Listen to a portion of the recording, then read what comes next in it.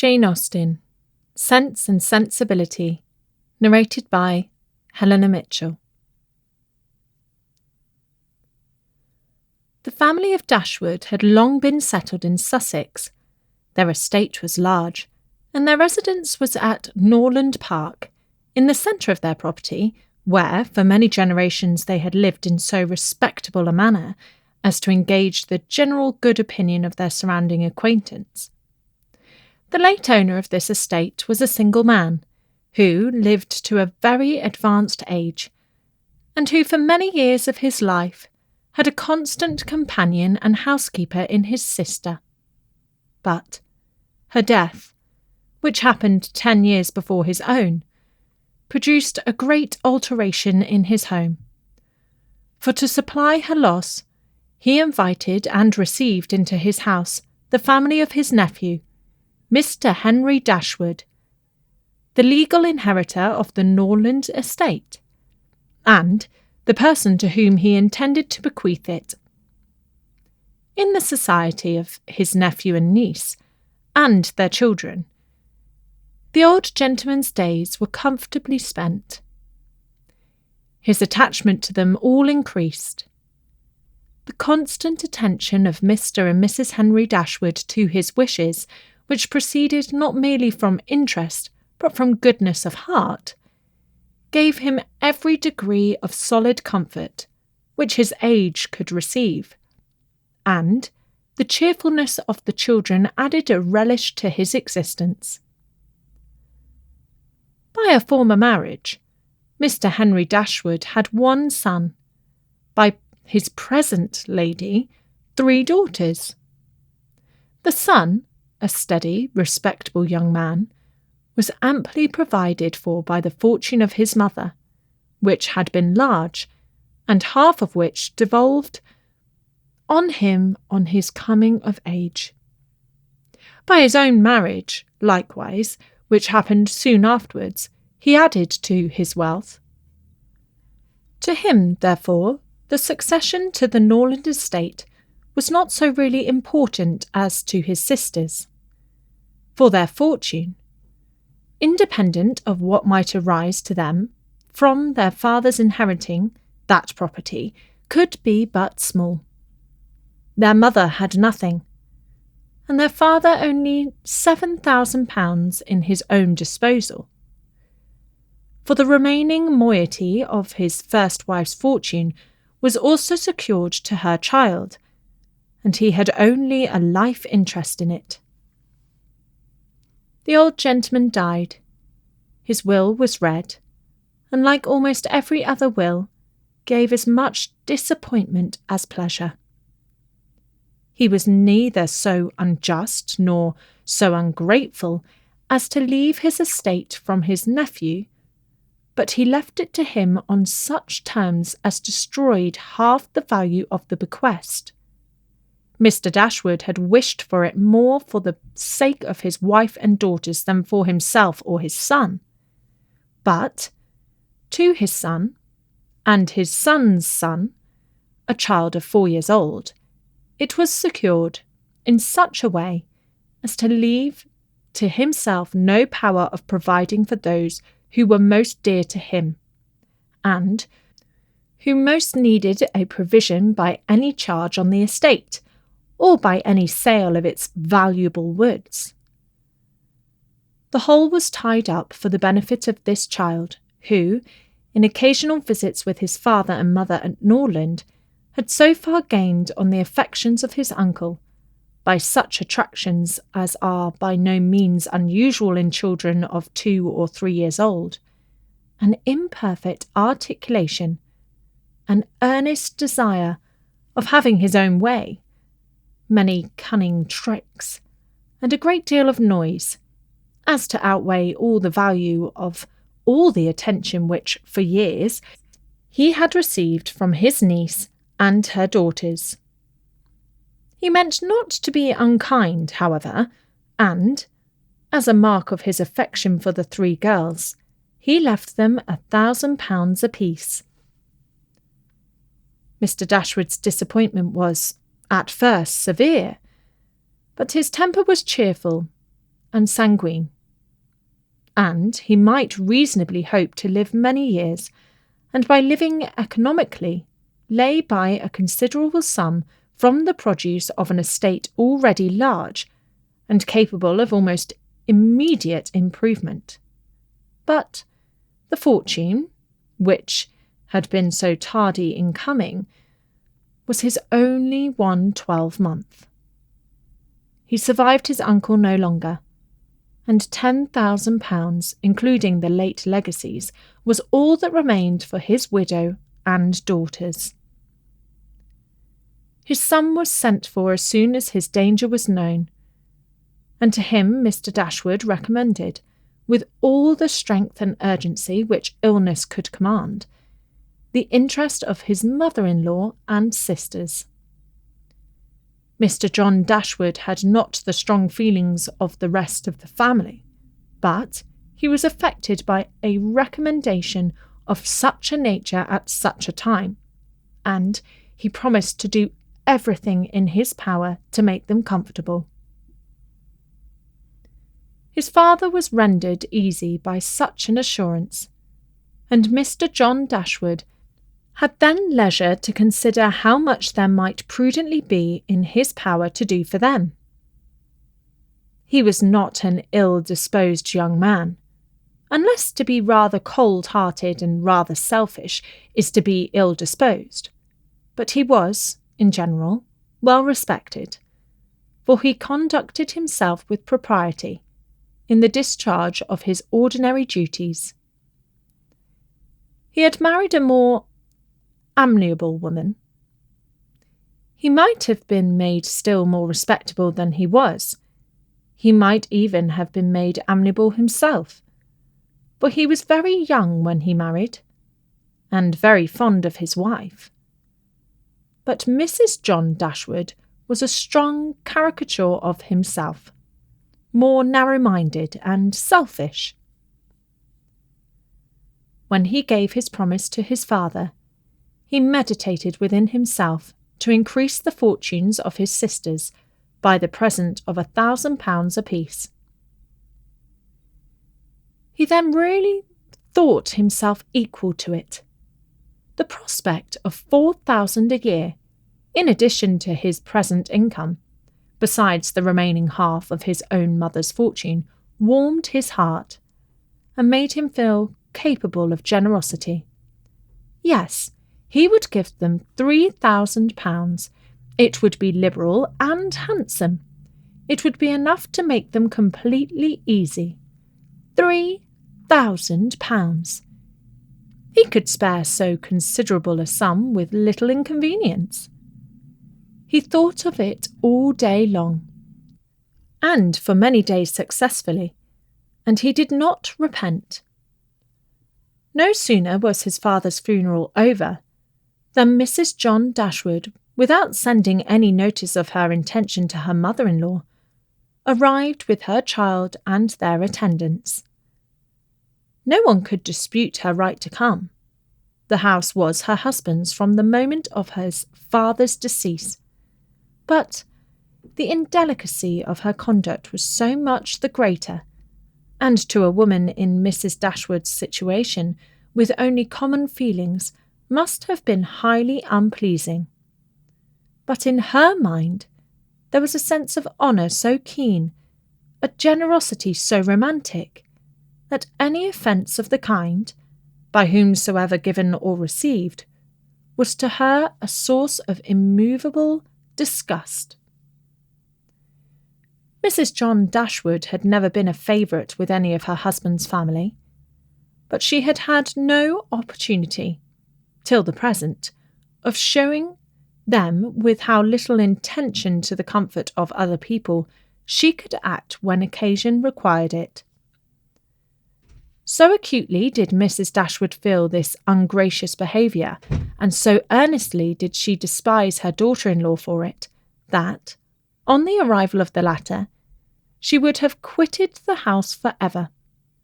Not the entreaty of her eldest girl induced her first to reflect on the propriety of going, and her own tender love for all her 3 children determined her afterwards to stay, and for their sakes avoid a breach with their brother. Elinor, this eldest daughter, whose advice was so effectual, possessed a strength of understanding and coolness of judgment, which qualified her, though only 19, to be the counsellor of her mother, and enabled her frequently to counteract, to the advantage of them all, that eagerness of mind in Mrs. Dashwood which must generally have led to imprudence. She had an excellent heart, her disposition was affectionate, and her feelings were strong, but she knew how to govern them. It was a knowledge which her mother had yet to learn, and which one of her sisters had resolved never to be taught.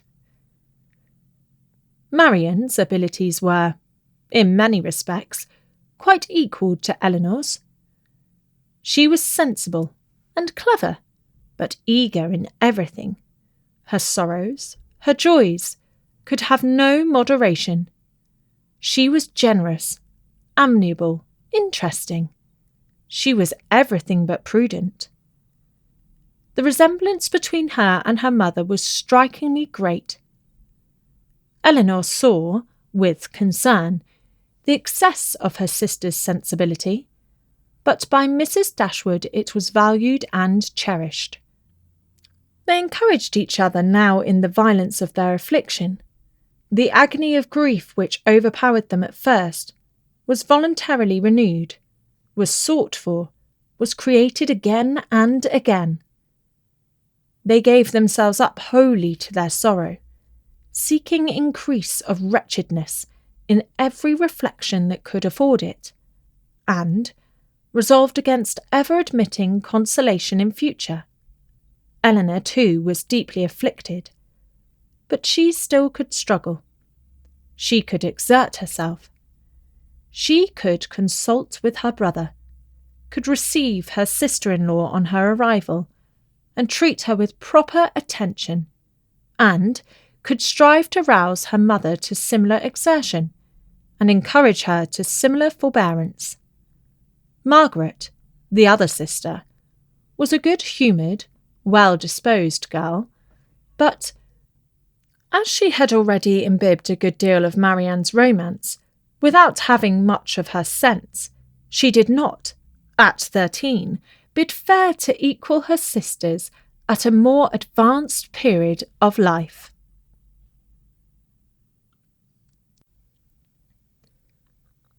Mrs. John Dashwood now installed herself mistress of Norland, and her mother and sisters-in-law were degraded to the condition of visitors. As such, however, they were treated by her with quiet civility, and by her husband with as much kindness as he could feel towards anybody beyond himself, his wife, and their child. He really pressed them, with some earnestness, to consider Norland as their home, and, as no plan appeared so eligible to Mrs. Dashwood as remaining there till she could accommodate herself with a house in the neighbourhood, his invitation was accepted. A continuance in a place where everything reminded her of former delight was exactly what suited her mind. In seasons of cheerfulness, no temper could be more cheerful than hers, or possess, in a greater degree, that sanguine expectation of happiness which is happiness itself. But in sorrow she must be equally carried away by her fancy, and as far beyond consolation as in pleasure, she was beyond alloy. Mrs. John Dashwood did not at all approve of what her husband intended to do for his sisters. To take £3,000 from the fortune of their dear little boy would be impoverishing him to the most dreadful degree. She begged him to think again on the subject. How could he answer it to himself to rob his child, and his only child too, of so large a sum? And what possible claim could the Miss Dashwood, who were related to him only by half-blood, which she considered as no relationship at all, have on his generosity to so large an amount? It was very well known that no affection was ever supposed to exist between the children of any man by different marriages. And why was he to ruin himself and their poor little Harry by giving away all his money to his half-sisters? "It was my father's last request to me," replied her husband, "that I should assist his widow and daughters." He did not know what he was talking of, I dare say, 10 to 1. But he was light-headed at the time. He had been in his right senses. He could not have thought of such a thing as begging you to give away half your fortune from your own child. He did not stipulate for any particular sum, my dear Fanny. He only requested me, in general terms, to assist them, and to make their situation more comfortable than it was in his power to do. Perhaps it would have been as well if he had left it wholly to myself. He could hardly suppose I should neglect them. But as he required the promise, I could not do less than give it. At least I thought so at the time. The promise, therefore, was given, and must be performed. Something must be done for them whenever they leave Norland and settle in a new home. Well then, let something be done for them, but that something need not be £3,000. Consider, she added, that when the money is once parted with, it can never return. Your sisters will marry, and it will be gone for ever, if, indeed, it could be restored to our poor little boy. Why, to be sure, said her husband, very gravely, that would make great difference. The time may come when Harry will regret that so large a sum was parted with. If he should have a numerous family, for instance, it would be a very convenient addition. To be sure it would. Perhaps, then, it would be better for all parties if the sum were diminished 1/2. £500 would be a prodigious increase to their fortunes. Oh, beyond anything great! What brother on earth would do half so much for his sisters, even if really his sisters?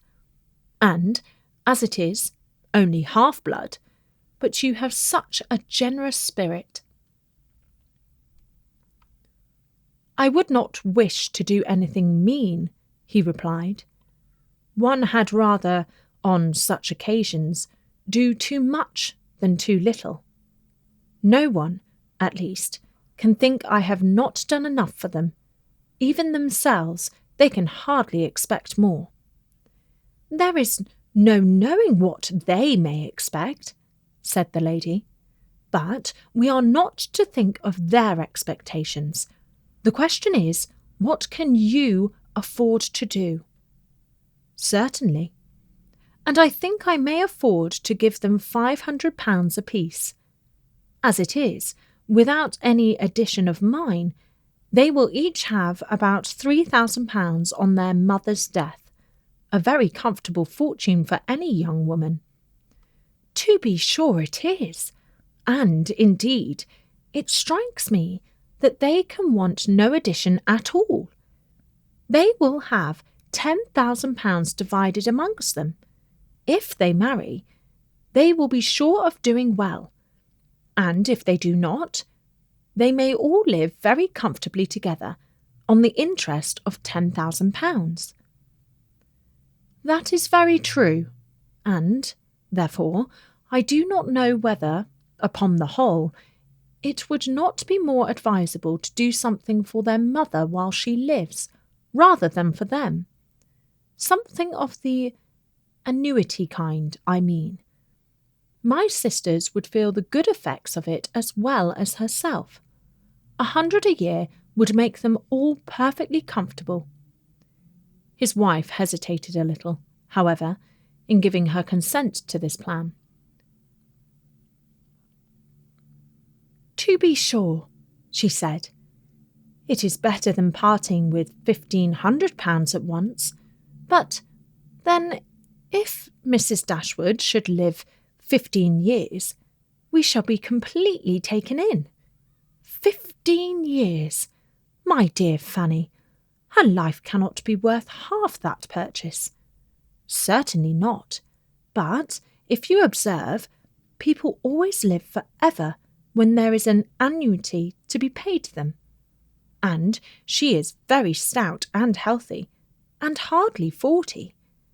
An annuity is a very serious business. It comes over and over every year, and there is no getting rid of it. You are not aware of what you are doing. I have known a great deal of the trouble of annuities, for my mother was clogged with the payment of 3 to old superannuated servants by my father's will, and it is amazing how disagreeable she found it. Twice every year these annuities were to be paid, and then there was the trouble of getting it to them, and then one of them who was said to have died, and afterwards it turned out to be no such thing. My mother was quite sick of it. Her income was not her own, she said, with such perpetual claims on it. And it was the more unkind in my father because otherwise the money would have been entirely at my mother's disposal, without any restriction whatsoever. It has given me such abhorrence of annuities that I am sure I would not pin myself down to the payment of one for all the world." "It is certainly an unpleasant thing," replied Mr. Dashwood, "to have those kind of yearly drains on one's income. One's fortune, as your mother justly says, is not one's own. To be tied down to the regular payment of such a sum on every rent day is by no means desirable. It takes away one's independence." "Undoubtedly. And after all, you have no thanks for it. They think themselves secure. You do no more than what is expected, and it raises no gratitude at all. If I were you, whatever I did should be done at my own discretion entirely. I would not bind myself to allow them anything yearly. It may be very inconvenient some years to spare 100 or even £50 from our own expenses." "I believe you are right, my love. It will be better that there should be no annuity in the case. Whatever I may give them occasionally will be of far greater assistance than a yearly allowance, because they would only enlarge their style of living if they felt sure of a larger income, and would not be sixpence the richer for it at the end of the year. It will certainly be much the best way.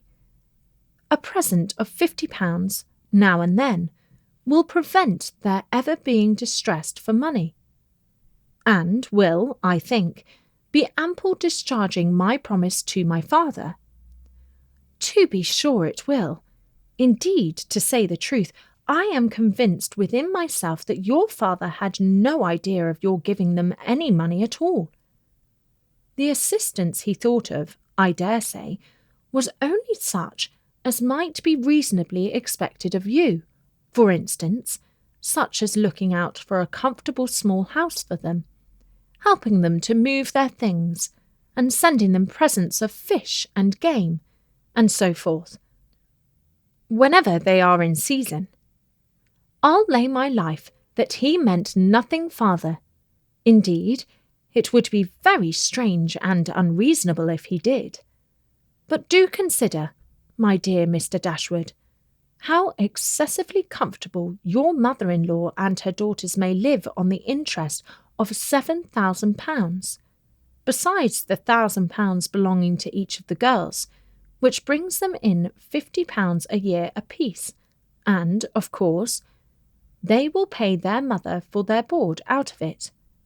Altogether, they will have £500 a year amongst them, and what on earth can 4 women want for more than that? They will live so cheap. Their housekeeping will be nothing at all. They will have no carriage, no horses, and hardly any servants. They will keep no company, and can have no expenses of any kind. Only conceive how comfortable they will be. 500 a year. I am sure I cannot imagine how they will spend half of it. And as to your giving them more, it is quite absurd to think of it. They will be much more able to give you something. Upon my word, said Mr. Dashwood, I believe you are perfectly right. My father certainly could mean nothing more by his request to me than what you say. I clearly understand it now, and I will strictly fulfil my engagement by such acts of assistance and kindness to them as you have described. When my mother removes into another house, my services shall be readily given to accommodate her as far as I can. Some little present of furniture too may be acceptable then. Certainly, returned Mrs. John Dashwood. But, however, one thing must be considered. When your father and mother moved to Norland, though the furniture of Stanhill was sold, all the china plate and linen was saved, and is now left to your mother. Her house will therefore be almost completely fitted up as soon as she takes it. That is a material consideration, undoubtedly, a valuable legacy indeed, and yet some of the plate would have been a very pleasant addition to our own stock here. Yes, and the set of breakfast china is twice as handsome as what belongs to this house. A great deal too handsome, in my opinion, for any place they can ever afford to live in. But, however, so it is.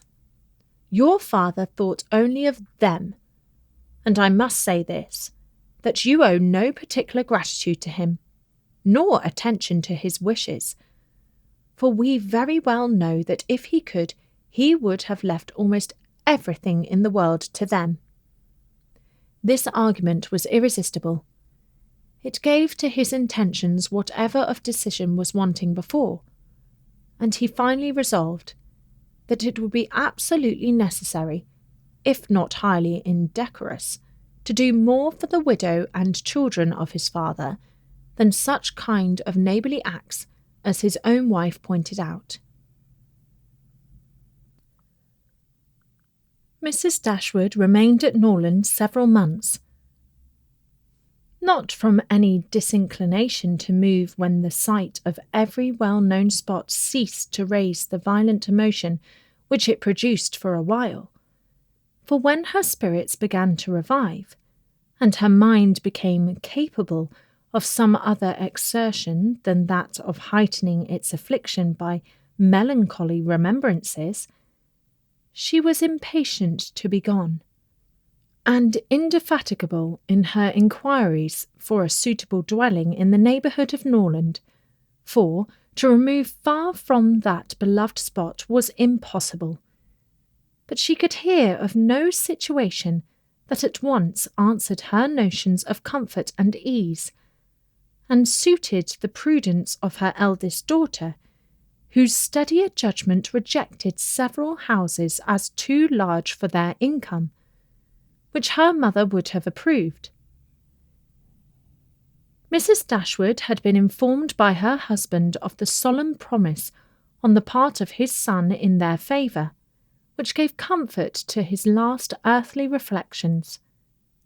She doubted the sincerity of this assurance no more than he had doubted it himself, and she thought of it for her daughter's sake with satisfaction, though as for herself she was persuaded that a much smaller provision than 7,000 would support her in affluence.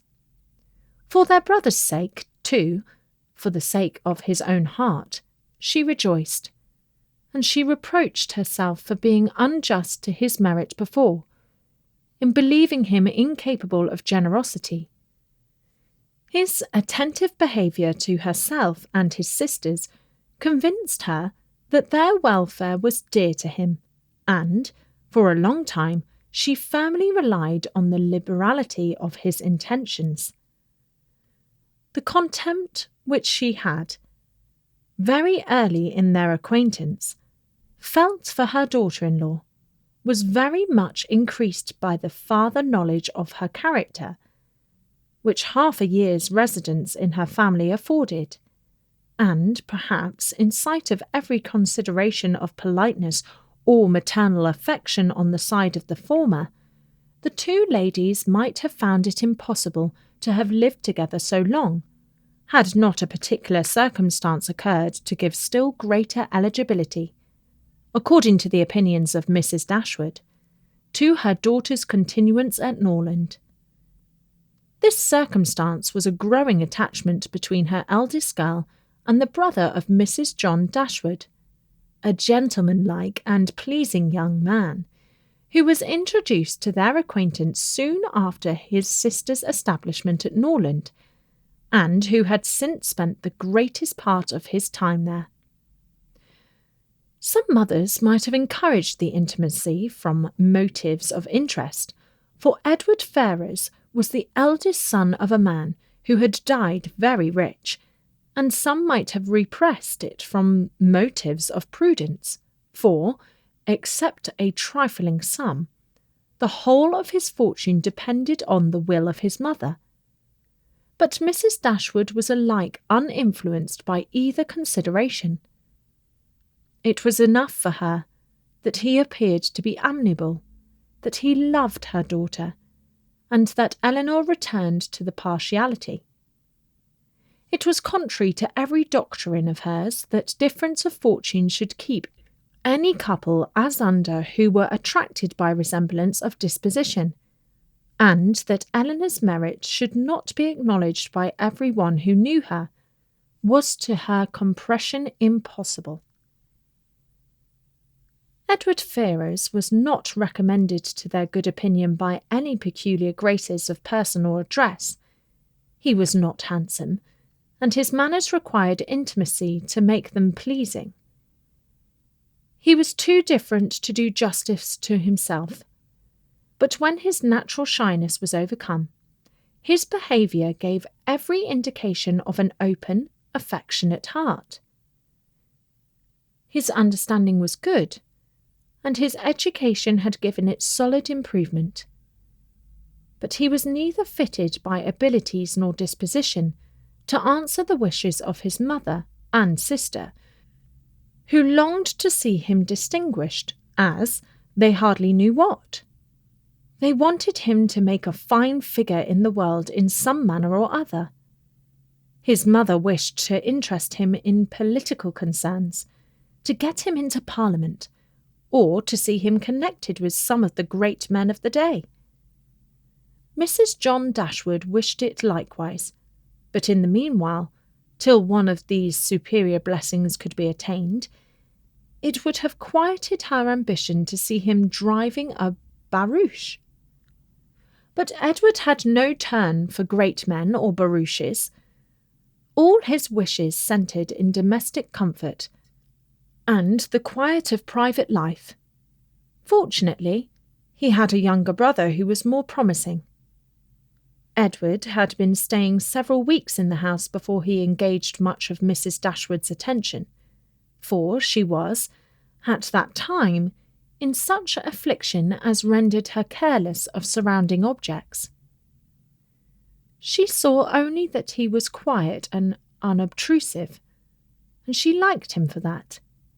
He did not disturb the wretchedness of her mind by ill-timed conversation. She was first called to observe and approve him farther by a reflection which Elinor chanced one day to make on the difference between him and his sister.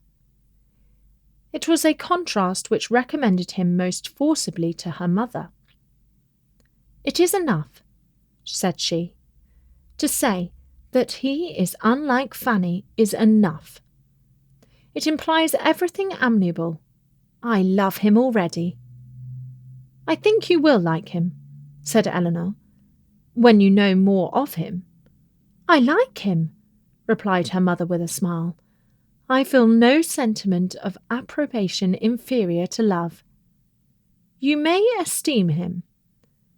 "I have never yet known what it was to separate esteem and love." Mrs. Dashwood now took pains to get acquainted with him. Her manners were attaching, and soon banished his reserve. She speedily comprehended all his merits. The persuasion of his regard for Elinor perhaps assisted her penetration, but she really felt assured of his worth, and even that quietness of manner, which militated against all her established ideas of what a young man's address ought to be, was no longer uninteresting when she knew his heart to be warm and his temper affectionate. No sooner did she perceive any symptom of love in his behaviour to Elinor than she considered their serious attachment as certain, and looked forward to their marriage as rapidly approaching. "In a few months, my dear Marian," said she, "Elinor will, in all probability, be settled for life. We shall miss her, but she will be happy."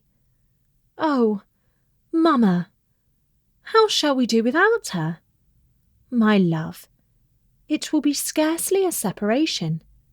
We shall live within a few miles of each other, and shall meet every day of our lives. You will gain a brother, a real, affectionate brother. I have the highest opinion in the world of Edward's heart. But you look grave, Marian. Do you disapprove of your sister's choice?" "Perhaps," said Marian. "I may consider it with some surprise. Edward is very amiable, and I love him tenderly, but yet he is not the kind of young man. There is something wanting. His figure is not striking. It has none of that grace which I should expect in the man who could seriously attach my sister. His eyes want all that spirit, that fire, which at once announce virtue and intelligence. And besides all this, I'm afraid, mamma, he has no real taste. Music seems scarcely to attract him, and though he admires Elinor's drawings very much, it is not the admiration of a person who can understand their worth. It is evident, in spite of his frequent attention to her while she draws, that in fact he knows nothing of the matter. He admires as a lover, but not as a connoisseur. To satisfy me, those characters must be united. I could not be happy with a man whose taste did not in every point coincide with my own. He must enter into all my feelings. The same books, the same music must charm us both. Oh, mamma, how spiritless, how tame was Edward's manner in reading to us last night!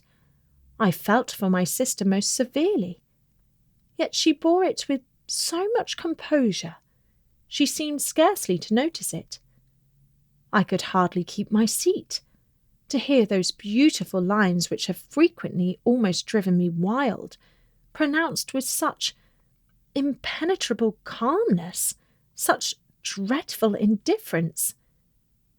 He would certainly have done more justice to simple and elegant prose. I thought so at the time. But you would give him Cowper. Nay, mamma, if he is not to be animated by Cowper, but we must allow for difference of taste. Elinor has not my feelings, and therefore she may overlook it and be happy with him. But it would have broke my heart, had I loved him, to hear him read with so little sensibility. Mamma, the more I know of the world, the more am I convinced that I shall never see a man whom I can really love. I require so much. He must have all Edward's virtues, and his person and manners must ornament his goodness with every possible charm.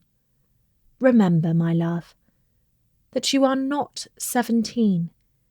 It is yet too early in life to despair of such a happiness. Why should you be less fortunate than your mother? In one circumstance only, my Marian, may your destiny be different from hers.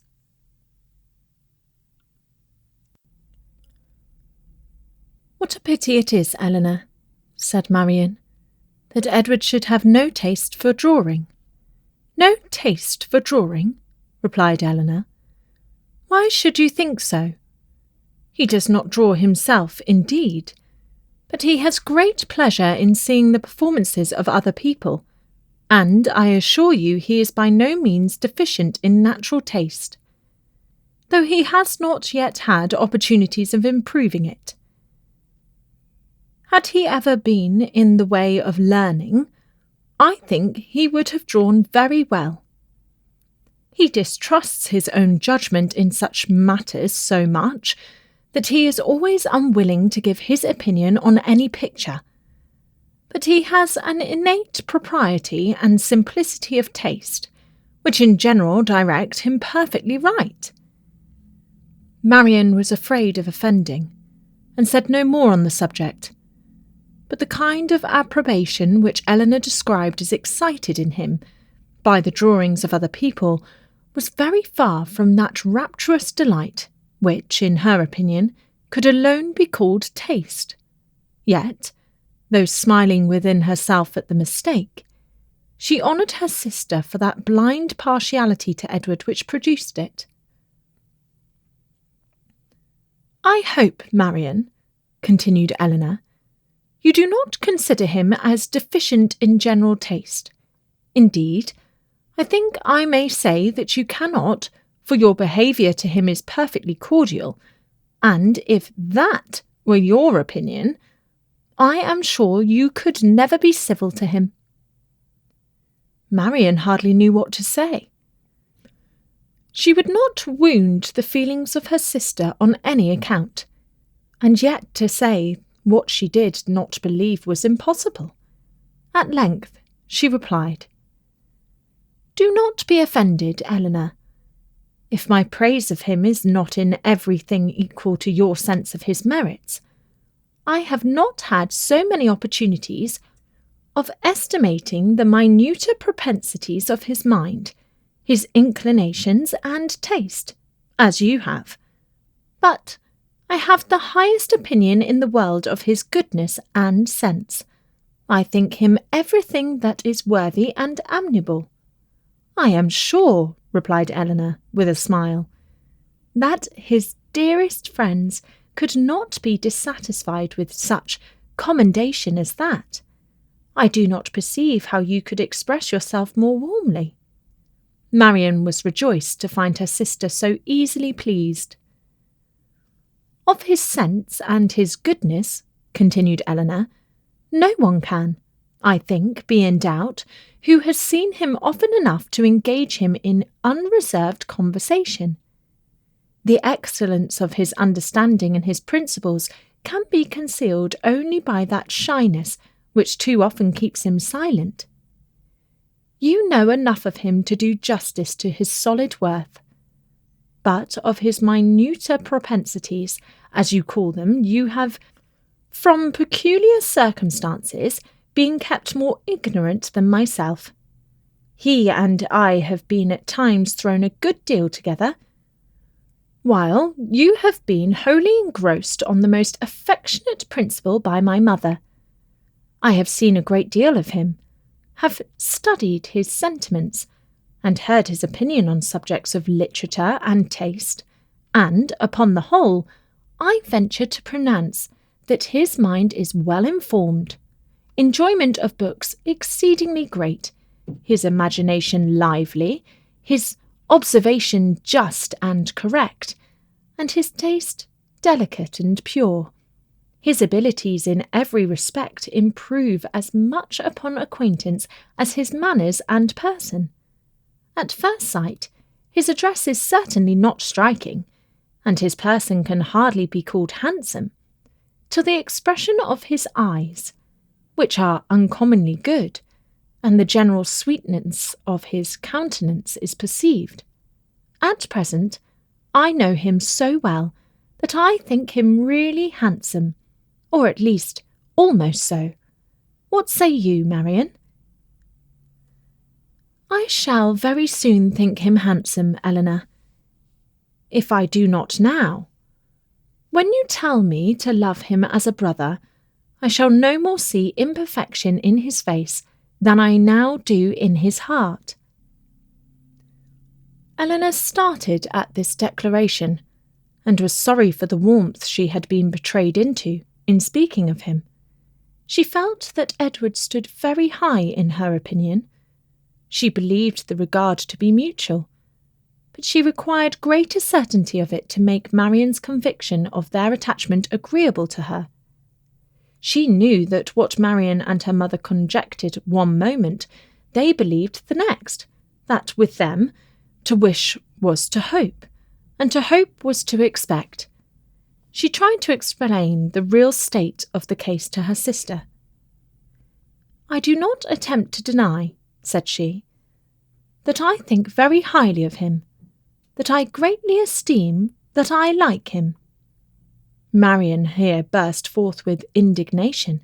Esteem him! Like him! Cold-hearted Eleanor! Oh! Worse than cold-hearted! Ashamed of being otherwise! Use those words again, and I will leave the room this moment. Eleanor could not help laughing. Excuse me, she said, and be assured that I meant no offence to you by speaking in so quiet a way of my own feelings. Believe them to be stronger than I have declared. Believe them, in short, to be such as his merit, and the suspicion, the hope of his affection for me may warrant, without imprudence or folly. But farther than this you must not believe. I am by no means assured of his regard for me.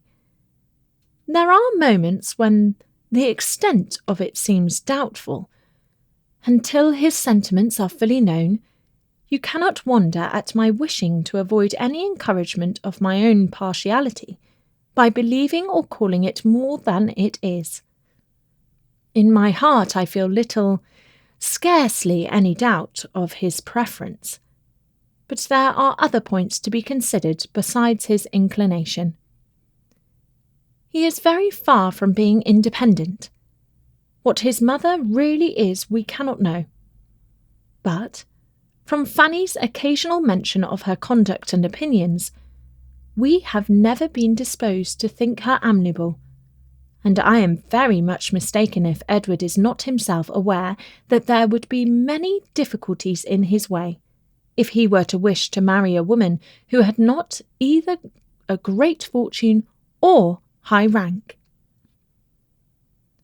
Marian was astonished to find how much of the imagination of her mother and herself had outstripped the truth. And you really are not engaged to him, said she.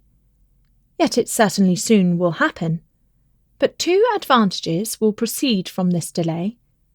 I shall not lose you so soon, and Edward will have greater opportunity of improving that natural taste for your favourite pursuit, which must be so indispensably necessary to your future felicity. Oh, if he should be so far stimulated by your genius as to learn to draw himself, how delightful it would be! Eleanor had given her real opinion to her sister. She could not consider her partiality for Edward in so prosperous a state as Marian had believed it. There was, at times, a want of spirits about him which, if it did not denote indifference, spoke of something almost as unpromising. A doubt of her regard supposing him to feel it, need not give him more than inquietude. It would not be likely to produce that dejection of mind which frequently attended him. A more reasonable cause might be found in the dependent situation which forbade the indulgence of his affection. She knew that his mother neither behaved to him so as to make his home comfortable at present, nor to give him any assurance that he might form a home for himself, without strictly attending to her views for his aggrandizement. With such a knowledge as this, it was impossible for Eleanor to feel easy on the subject. She was far from depending on that result of his preference of her, which her mother and sister still considered as certain. Nay, the longer they were together, the more doubtful seemed the nature of his regard, and sometimes, for a few painful minutes, she believed it to be no more than friendship. But, whatever might really be its limits, it was enough, when perceived by his sister, to make her uneasy, and at the same time, which was still more common, to make her uncivil. She took the first opportunity of affronting her mother-in-law on the occasion, talking to her so expressively of her brother's great expectations, of Mrs. Farrar's resolution that both her sons should marry well, and of the danger attending any young woman who attempted to draw him in, that Mrs. Dashwood could neither pretend to be unconscious nor endeavour to be calm. She gave her an answer which marked her contempt, and instantly left the room, resolving that, whatever might be the inconvenience or expense of so sudden a removal, her beloved Eleanor should not be exposed another week to such insinuations. In this state of her spirits, a letter was delivered to her from the post, which contained a proposal particularly well timed. It was the offer of a small house, on very easy terms, belonging to a relation of her own, a gentleman of consequence, a property in Devonshire.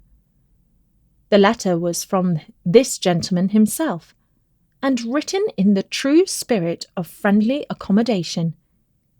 He understood that she was in need of a dwelling, and though the house he now offered her was merely a cottage, he assured her that everything should be done to it which she might think necessary, if the situation pleased her. He earnestly pressed her, after giving the particulars of the house and garden, to come with her daughters to Barton Park, the place of his own residence, from whence she might judge herself whether Barton Cottage, for the houses were in the same parish, could, by any alteration, be made comfortable to her. He seemed really anxious to accommodate them, and the whole of his letter was written in so friendly a style as could not fail of giving pleasure to his cousin, more especially at a moment when she was suffering under the cold and unfeeling behaviour of her nearer connections. She needed no time for deliberation or inquiry. Her resolution was formed as she read. The situation of Barton, in a county so far distant from Sussex as Devonshire, which, but a few hours before, would have been a sufficient objection to outweigh every possible advantage belonging to the place, was now its first recommendation. To quit the neighbourhood of Norland was no longer an evil. It was an object of desire. It was a blessing, in comparison of the misery of continuing her daughter-in-law's guest. And to remove for ever from that beloved place would be less painful than to inhabit or visit it while such a woman was its mistress. She instantly wrote Sir John Middleton her acknowledgment of his kindness, and her acceptance of his proposal, and then hastened to strew both letters to her daughters, that she might be secure of their approbation before her answer was sent. Eleanor had always thought it would be more prudent for them to settle at some distance from Norland than immediately amongst their present acquaintance. On that head, therefore, It was not for her to oppose her mother's intention of removing into Devonshire. The house, too, as described by Sir John, was on so simple a scale, and the rent so uncommonly moderate, as to leave her no right of objection on either point, and, therefore, though it was not a plan which brought any charm to her fancy, though it was a removal from the vicinity of Norland beyond her wishes, she made no attempt to dissuade her mother from sending a letter of acquiescence.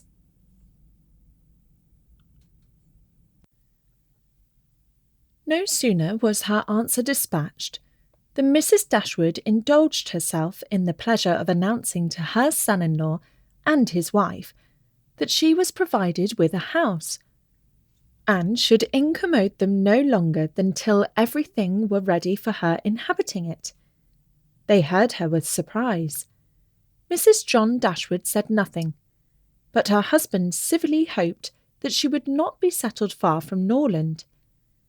She had great satisfaction in replying that she was going into Devonshire. Edward turned hastily towards her, on hearing this, and, in a voice of surprise and concern, which required no explanation to her, repeated, "Devonshire? Are you indeed going there? So far from hence? And to what part of it?" She explained the situation. It was within 4 miles northward of Exeter.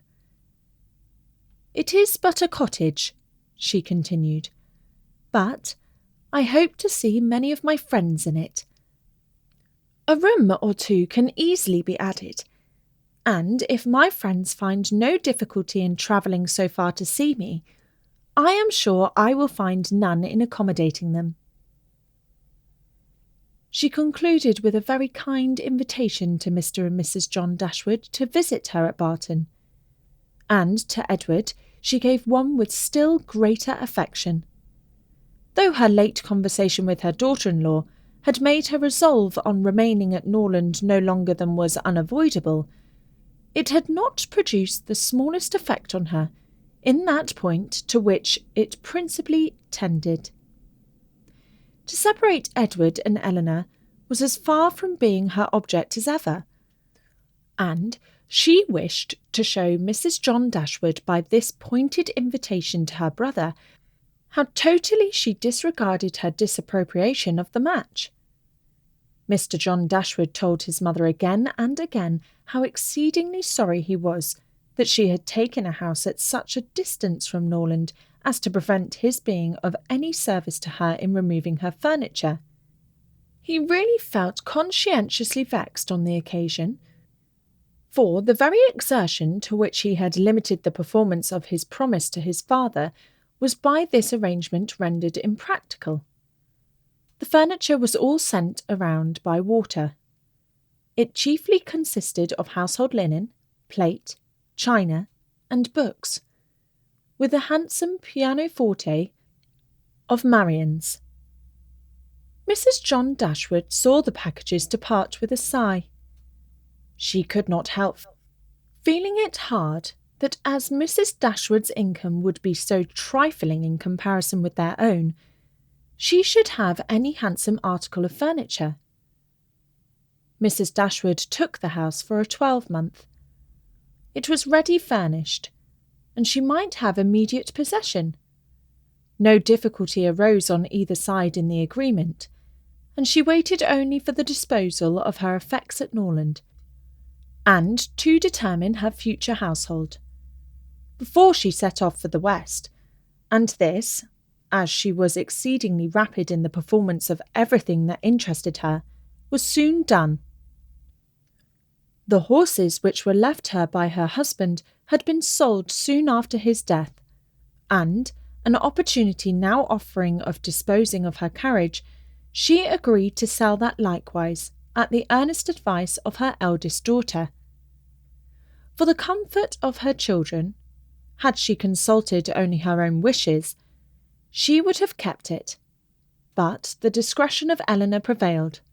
Her wisdom too limited the number of their servants to 3, 2 maids and a man, with whom they were speedily provided from amongst those who had formed their establishment at Norland.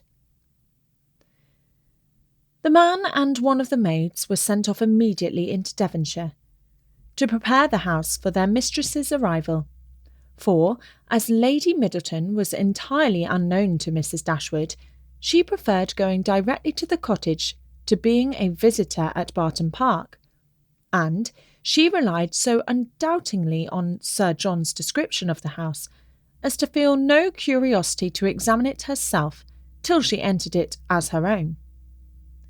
Her eagerness to be gone from Norland was preserved from diminution by the evident satisfaction of her daughter-in-law in the prospect of her removal, a satisfaction which was but feebly attempted to be concealed under a cold invitation to her to defer her departure.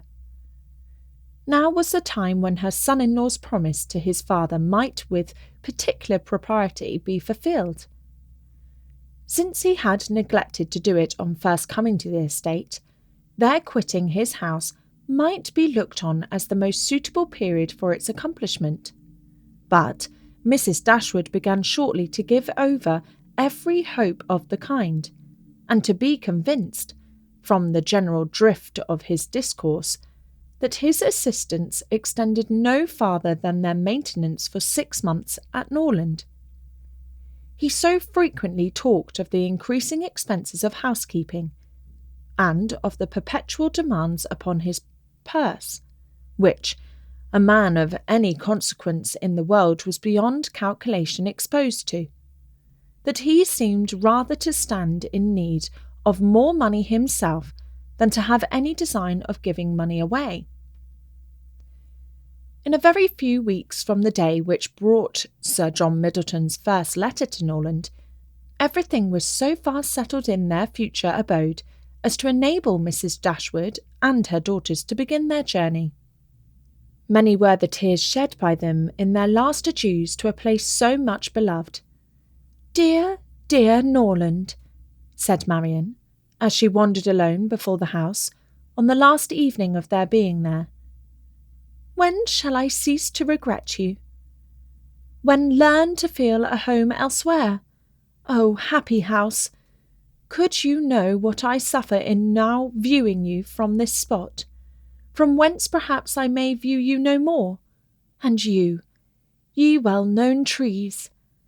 But you will continue the same. No leaf will decay because we are removed, nor any branch become motionless, although we can observe you no longer. No, you will continue the same, unconscious of the pleasure or the regret you occasion, and insensible of any change in those who walk under your shade.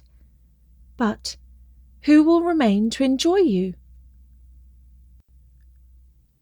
The first part of their journey was performed in too melancholy a disposition to be otherwise than tedious and unpleasant, but, as they drew towards the end of it, their interest in the appearance of a country which they were to inhabit overcame their dejection, and a view of Barton Valley as they entered it gave them cheerfulness.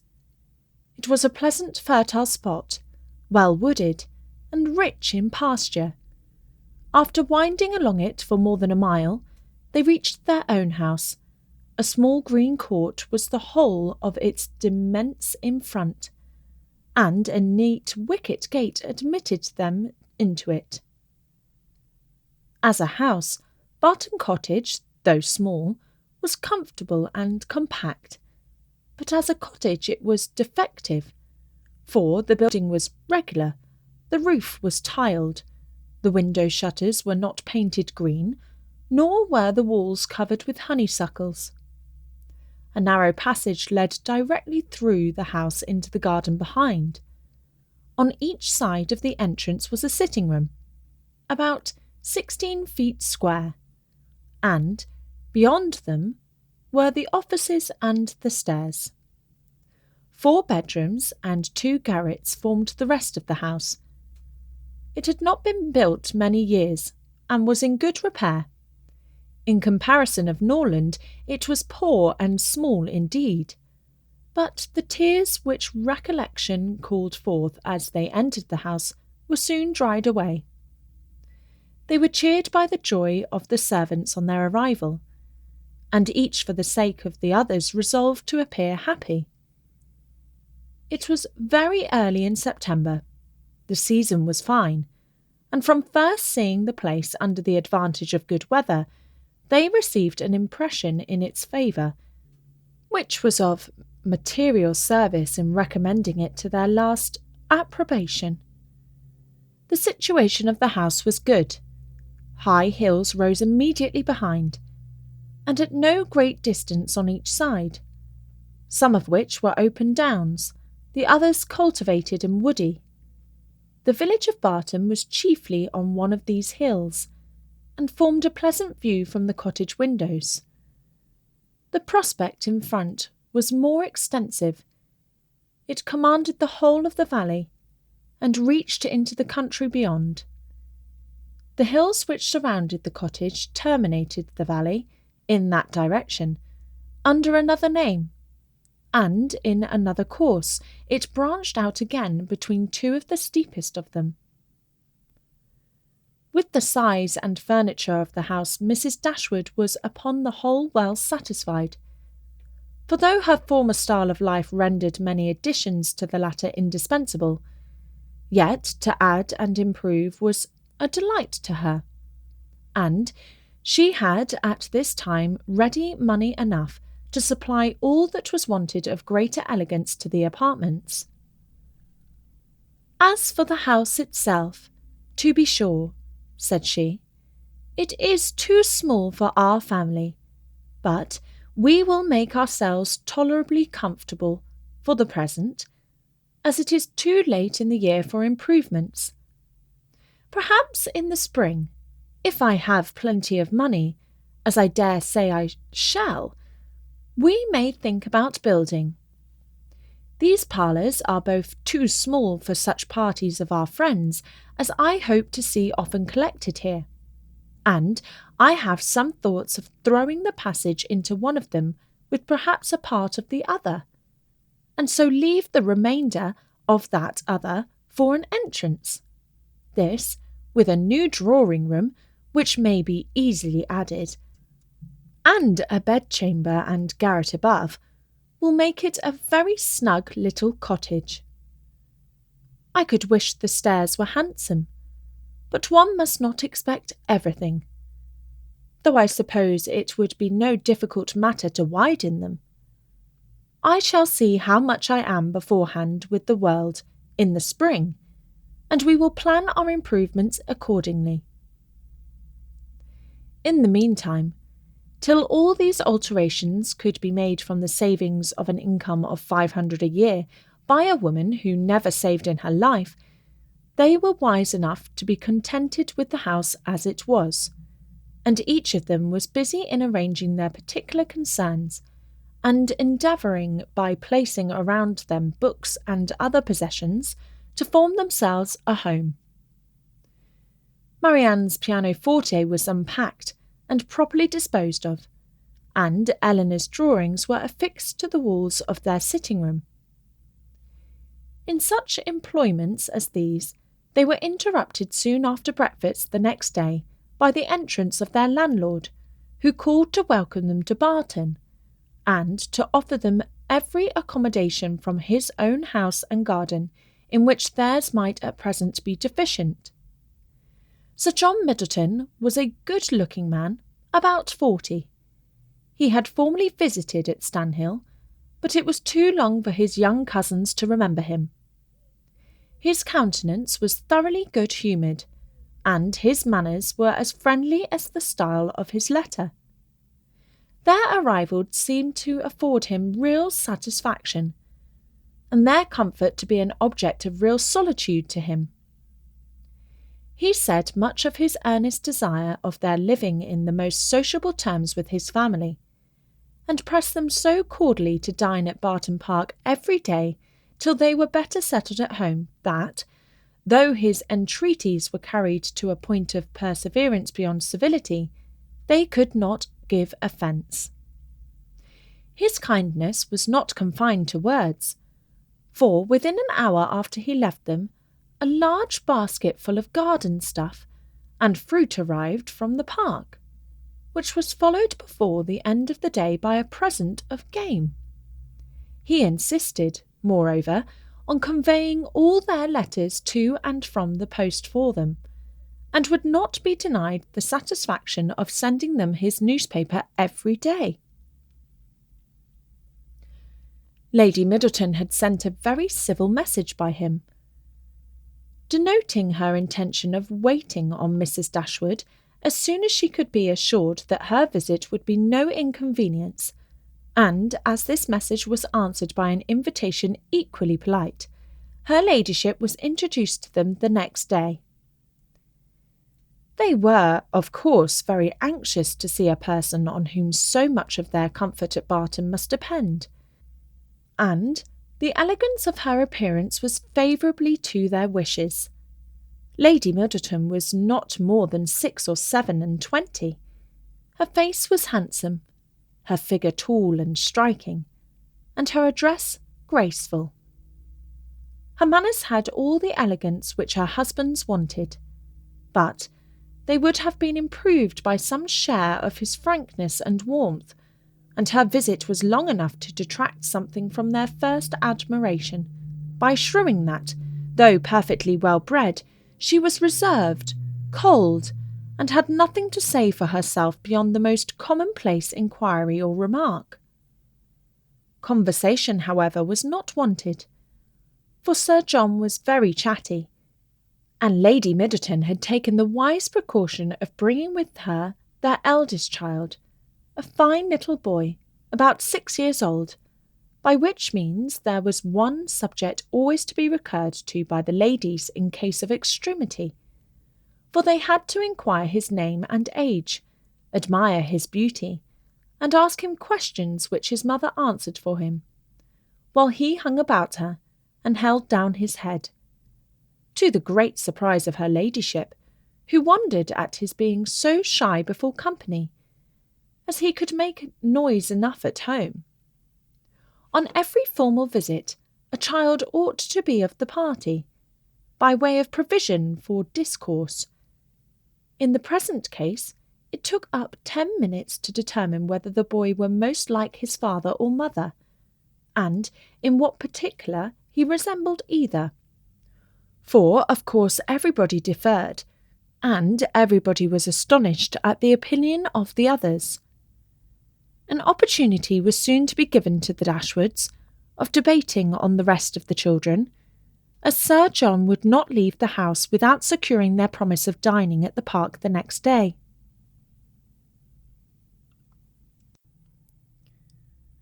Barton Park was about half a mile from the cottage.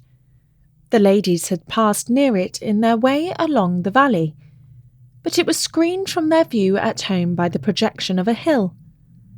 The house was large and handsome, and the Middletons lived in a style of equal hospitality and elegance. The former was for Sir John's gratification, the latter for that of his lady. They were scarcely ever without some friends staying with them in the house, and they kept more company of every kind than any other family in the neighbourhood. It was necessary to the happiness of both, for however dissimilar in temper and outward behaviour, they strongly resembled each other in that total want of talent and taste which confined their employments, unconnected with such a society produced, within a very narrow compass. Sir John was a sportsman, Lady Middleton a mother. He hunted and shot, and she humoured her children, and these were their only resources. Lady Middleton had the advantage of being able to spoil her children all year round, while Sir John's independent employments were in existence only half the time. Continual engagements at home and abroad, however, supplied all the deficiencies of nature and education, supported the good spirits of Sir John, and gave exercise to the good breeding of his wife. Lady Middleton piqued herself upon the elegance of her table, and of all her domestic arrangements, and from this kind of vanity was her greatest enjoyment in any of their parties. But Sir John's satisfaction in society was much more real. He delighted in collecting about him more young people than his house would hold, and the noisier they were, the better was he pleased. He was a blessing to all the juvenile part of the neighbourhood, for in summer he was for ever forming parties to eat cold ham and chicken out of doors, and in winter his private balls were numerous enough for any young lady who was not suffering under the unsatiable appetite of 15.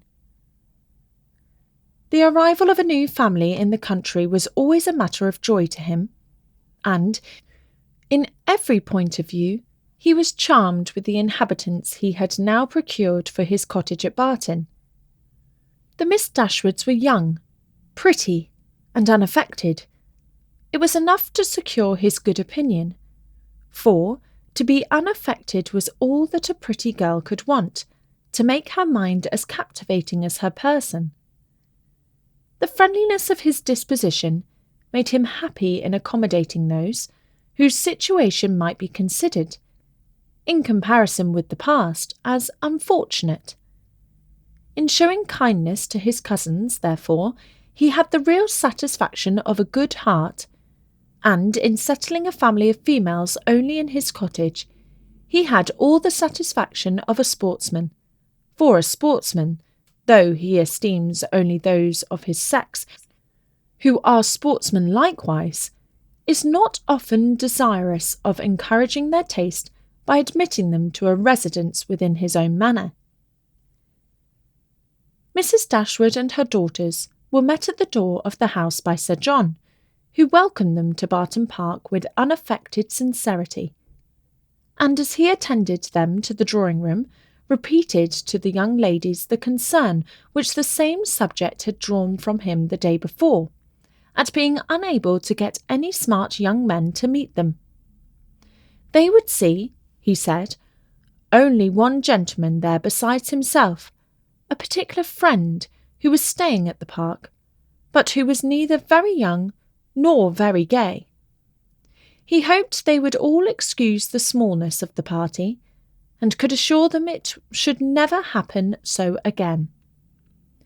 He had been to several families that morning in hopes of procuring some addition to their number, but it was moonlight, and everybody was full of engagements.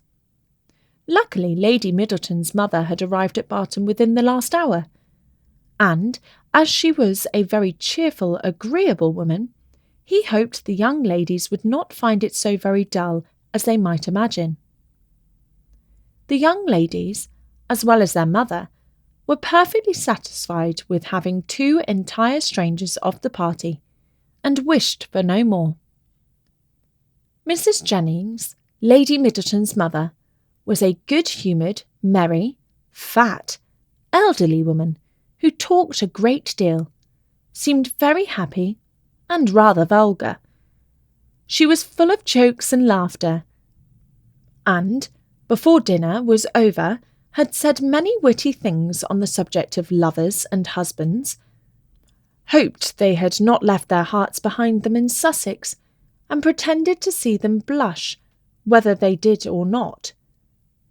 Marian was vexed at it for her sister's sake, and turned her eyes towards Eleanor, to see how she bore these attacks, with an earnestness which gave Eleanor far more pain than could arise from such commonplace raillery as Mrs. Jennings.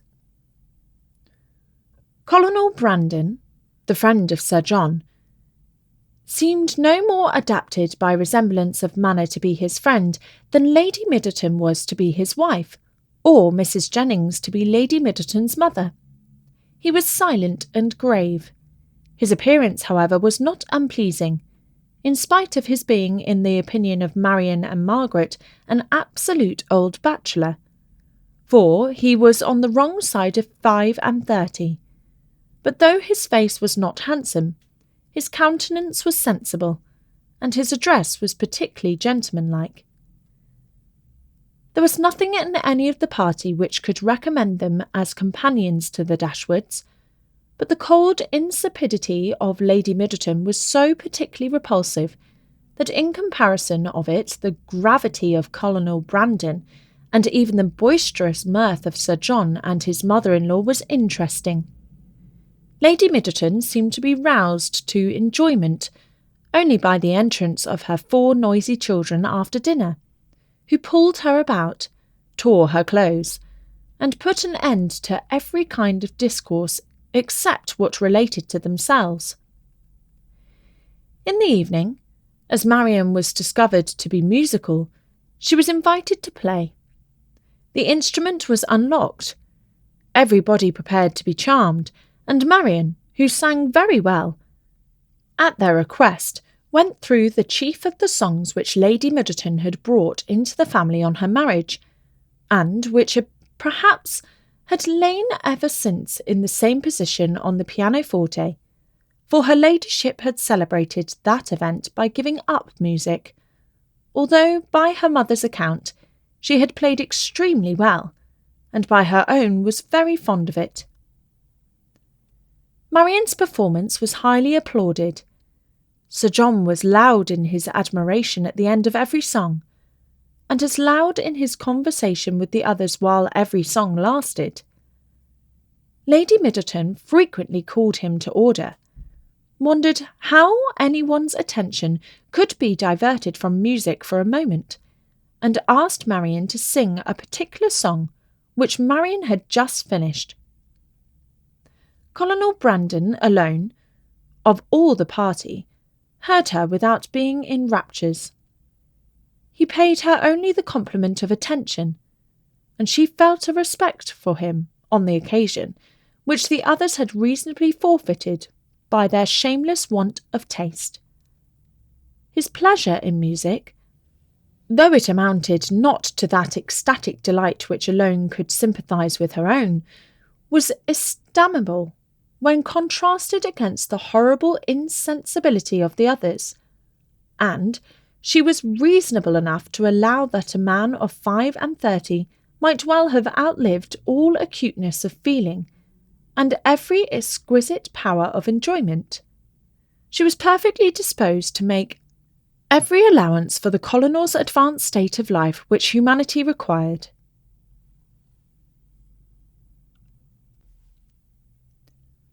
Mrs. Jennings was a widow with ample jointure. She had only 2 daughters, both of whom she had lived to see respectfully married, and she had now therefore nothing to do but to marry all the rest of the world.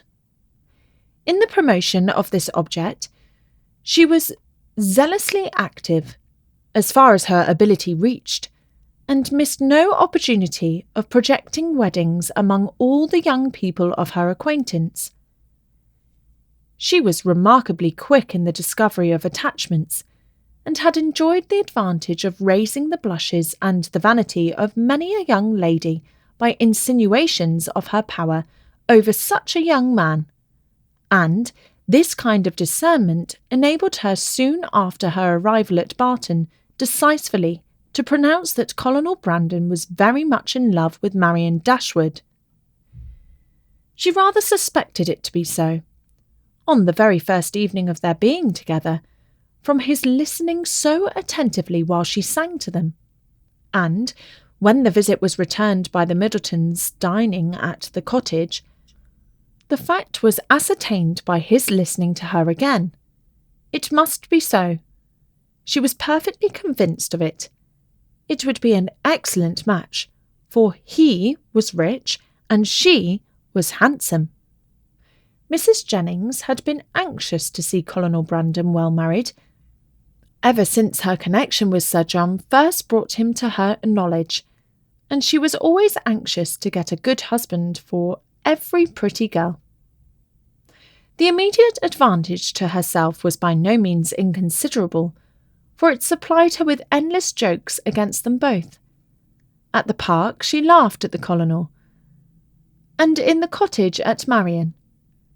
To the former her raillery was probably, as far as it regarded only himself, perfectly indifferent, but to the latter it was at first incomprehensible, and when its object was understood, she hardly knew whether most to laugh at its absurdity or censure its impertinence, for she considered it as unfeeling reflection on the colonel's advanced years, and on his forlorn condition as an old bachelor. Mrs. Dashwood, who could not think a man 5 years younger than herself so exceedingly ancient as he appeared to the youthful fancy of her daughter, ventured to clear Mrs. Jennings from the probability of wishing to throw ridicule on his age. "But at least, mamma, you cannot deny the absurdity of the accusation, though you may not think it intentionally ill-natured. Colonel Brandon is certainly younger than Mrs. Jennings, but he is old enough to be my father, and if he were ever animated enough to be in love, must have long outlived every sensation of the kind. It is too ridiculous. When is a man to be safe from such wit, if age and infirmity will not protect him?" "Infirmity!" said Elinor. "Do you call Colonel Brandon infirm? I can easily suppose that his age may appear much greater to you than to my mother, but you can hardly deceive yourself as to his having the use of his limbs. Did not you hear him complain of the rheumatism? And is not that commonest infirmity of declining life?" "My dearest child," said her mother, laughing, "at this rate you must be in continual terror of my decay, and it must seem to you a miracle that my life has been extended to the advanced age of 40. Mamma, you are not doing me justice. I know very well that Colonel Brandon is not old enough to make his friends yet apprehensive of losing him in the course of nature. He may live 20 years longer, but 35 has nothing to do with matrimony." "Perhaps," said Elinor, 35 and 17 had better not have anything to do with matrimony together. But if there should by any chance happen to be a woman who is single at 27 and 20, I should not think Colonel Brandon's being 35 any objection to his marrying her." "A woman of 27, Marian said, after pausing a moment, "can never hope to feel or inspire affection again, and if her home be uncomfortable or her fortune small, I can suppose that she might bring herself to submit to the offices of a nurse, for the sake of the provision and security of a wife.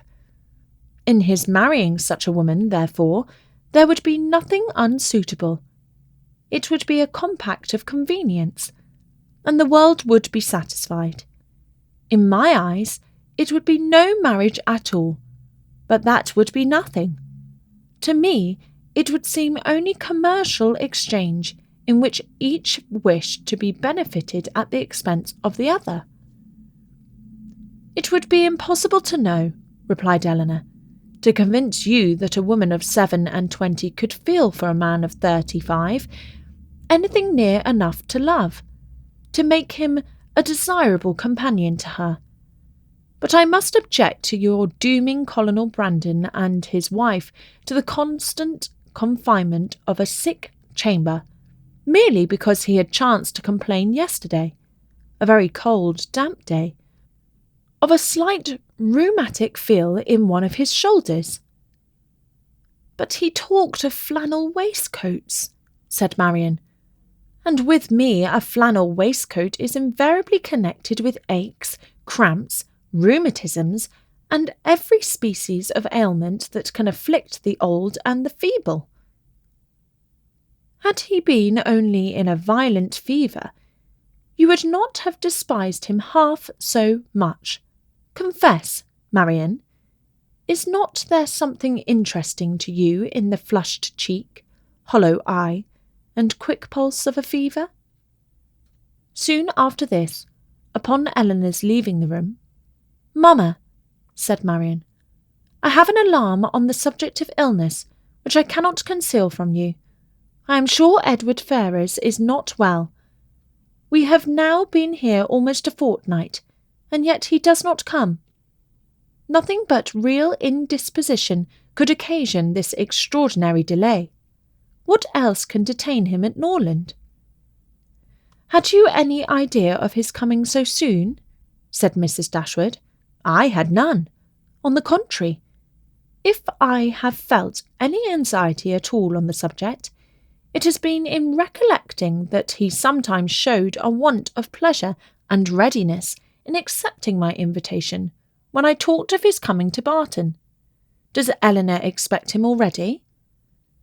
"I have never mentioned it to her, but of course she must."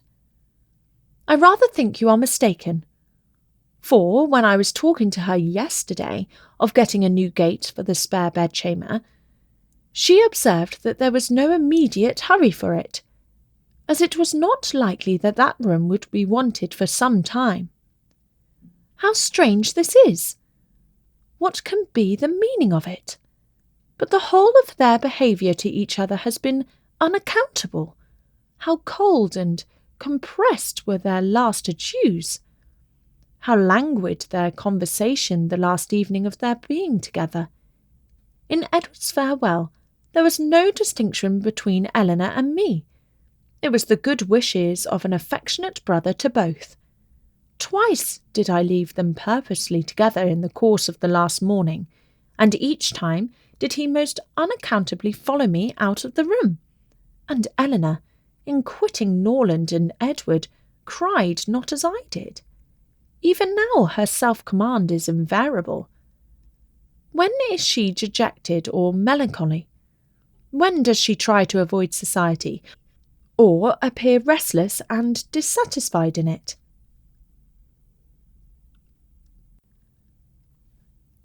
The Dashwoods were now settled at Barton, with tolerable comfort to themselves. The house and the garden, with all the objects surrounding them, were now become familiar, and the ordinary pursuits which had given to Norland half its charms were engaged in again with far greater enjoyment than Norland had been able to afford since the loss of their father. Sir John Middleton, who called on them every day for the first fortnight, and who was not in the habit of seeing much occupation at home, could not conceal his amazement on finding them always employed. Their visitors, except those from Barton Park, were not many, for, in spite of Sir John's urgent entreaties that they would mix more in the neighbourhood, and repeated assurances of his carriage being always at their service, the independence of Mrs. Dashwood's spirit overcame the wish of society for her children, and she was resolute in declining to visit any family beyond the distance of a walk. There were but few who could be so classed, and it was not all of them that were attainable. About 1.5 miles from the cottage, along the narrow winding valley of Allium, which issued from that of Barton, as formerly described, the girls had, in one of their earliest walks, discovered an ancient respectable-looking mansion which, by reminding them a little of Norland, interested their imagination, and made them wish to be better acquainted with it. But they learnt, on inquiry, that its possessor, an elderly lady of very good character, was unfortunately too infirm to mix with the world, and never stirred from home. The whole country about them abounded in beautiful walks. The high downs which invited them from almost every window of the cottage to seek the exquisite enjoyment of air on their summits were a happy alternative when the dirt of the valleys beneath shut up their superior beauties, and towards one of these hills did Marian and Margaret one memorable morning direct their steps, attracted by the partial sunshine of a showery sky, and unable longer to bear the confinement which the settled rain of the 2 preceding days had occasioned. The weather was not tempting enough to draw the 2 others from their pencil and their book, in spite of Marian's declaration that the day would be lastingly fair, and that every threatening cloud would be drawn off from their hills, and the two girls set off together. They gaily ascended the downs, rejoicing in their own penetration at every glimpse of blue sky, and when they caught in their faces the animating gales of a high southwesterly wind, they pitied the fears which had prevented their mother and Eleanor from sharing such delightful sensations. "Is there a felicity in the world," said Marian, "superior to this? Margaret, we will walk here at least 2 hours." Margaret agreed, and they pursued their way against the wind, resisting it with laughing delight for about 20 minutes longer, when suddenly the clouds united over their heads, and a driving rain set full in their face. Chagrined and surprised, they were obliged, though unwillingly, to turn back, for no shelter was nearer than their own house. One consolation, however, remained for them, to which the exigence of the moment gave more than usual propriety. It was that of running with all possible speed down the steep side of the hill which led immediately to their garden gate. They set off.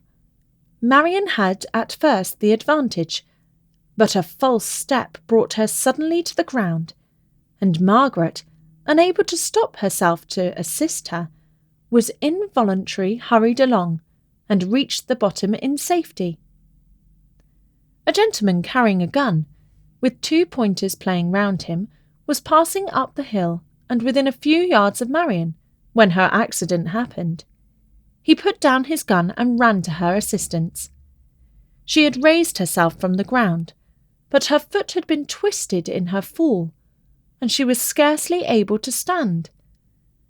The gentleman offered his services, and, perceiving that her modesty declined what her situation rendered necessary, took her up in his arms without farther delay, and carried her down the hill.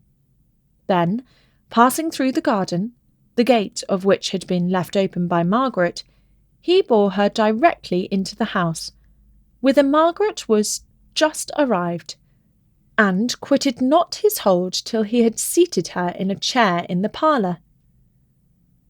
Eleanor and her mother rose up in amazement at their entrance, and while the eyes of both were fixed on him with an evident wonder and a secret admiration, which equally sprung from his appearance, he apologised for his intrusion by relating its cause, in a manner so frank and so graceful that his person, which was uncommonly handsome, received additional charms from his voice and expression. Had he been even old, ugly, and vulgar, the gratitude and kindness of Mrs. Dashwood would have been secured by any act of attention to her child, but the influence of youth, beauty, and elegance gave an interest to the action which came home to her feelings. She thanked him again and again, and, with a sweetness of address which always attended her, invited him to be seated. But this he declined, as he was dirty and wet. Mrs. Dashwood then begged to know to whom she was obliged. His name, he replied, was Willoughby, and his present home was at Allium, from whence he hoped she would allow him the honour of calling to-morrow to inquire after Miss Dashwood. The honour was readily granted, and he then departed, to make himself still more interesting in the midst of a heavy rain. His manly beauty and more than common gracefulness were instantly the theme of general admiration, and the laugh which his gallantry raised against Marian received particular spirit from his exterior attractions. Marian herself had seen less of his person than the rest, for the confusion which crimsoned over her face, on his lifting her up, had robbed her of the power of regarding him after their entering the house. but she had seen enough of him to join in all the admiration of the others, and with an energy which always adorned her praise. His person and air were equally to what her fancy had ever drawn for the hero of a favourite story, and in his carrying her into the house with so little previous formality, there was a rapidity of thought which particularly recommended the action to her. Every circumstance belonging to him was interesting. His name was good. His residence was in their favourite village, and she soon found out that of all manly dresses a shooting jacket was the most becoming. Her imagination was busy, her reflections were pleasant, and the pain of a sprained ankle was disregarded. Sir John called on them as soon as the next interval of fair weather that morning allowed him to get out of doors, and Marian's accident being related to him, he was eagerly asked whether he knew any gentleman of the name of Willoughby at Allium. "Willoughby!" cried Sir John. "What, is he in the country? That is good news, however. I will ride over tomorrow and ask him to dinner on Thursday." "You know him, then?" said Mrs. Dashwood. "Know him? To be sure I do. Why, he is down here every year." "And what sort of young man is he?" "As good a kind of fellow as ever lived, I assure you. A very decent shot, and there is not a bolder rider in England." "And is that all you can say for him?" cried Marian, indignantly. "But what are his manners on more intimate acquaintance? What his pursuits, his talents and genius?" Sir John was rather puzzled. "Upon my soul," said he, "I do not know much about him as to all that, but he is a pleasant, good-humoured fellow, and has got the nicest little black bitch of a pointer I ever saw. Was she out with him to-day?" But Marian could no more satisfy him as to the colour of Mr. Willoughby's pointer than he could describe to her the shades of his mind. "But who is he?" said Elinor. "Where does he come from? Has he a house at Allium?" On this point Sir John could give more certain intelligence, and he told them that Mr. Willoughby had no property of his own in the country, that he resided there only while he was visiting the old lady at Allium Court, to whom he was related, and whose possessions he was to inherit, adding, Yes, he is very well worth catching, I can tell you, Miss Dashwood. He has a pretty little estate of his own in Somersetshire besides, and if I were you, I would not give him up to my younger sister, in spite of all this tumbling down hills. Miss Marian must not expect to have all the men to herself. Brandon will be jealous, if she does not take care." "I do not believe," said Mrs. Dashwood, with a good-humoured smile, "that Mr. Willoughby will be incommended by the attempts of either of my daughters towards what you call catching him. It is not an employment to which they have been brought up. Men are very safe with us, let them be ever so rich. I am glad to find, however, from what you say, that he is a respectable young man, and one whose acquaintance will not be ineligible." "He is as good a sort of fellow, I believe, as ever lived," repeated Sir John. "I remember last Christmas at a little hop at the park. He danced from 8 o'clock till 4, without once sitting down." "Did he indeed?" cried Marian with sparkling eyes. "And with elegance, with spirit?" "Yes, and he was up again at 8 to ride to Covert." "That is what I like. That is what a young man ought to be. Whatever be his pursuits, his eagerness in them should know no moderation, and leave him no sense of fatigue." "Ay, I see how it will be," said Sir John. "I see how it will be. You will be setting your cap at him now, and never think of poor Brandon." "That is an expression, Sir John," said Marian warmly, "which I particularly dislike. I abhor every commonplace phrase by which wit is intended, and setting one's cap at a man or making a conquest are the most odious of all. Their tendency is gross and illiberal, and if their construction could ever be deemed clever, time has long ago destroyed all its ingenuity." Sir John did not much understand this reproof, but he laughed as heartily as if he did, and then replied, "Ay, you will make conquests enough, I dare say, one way or other.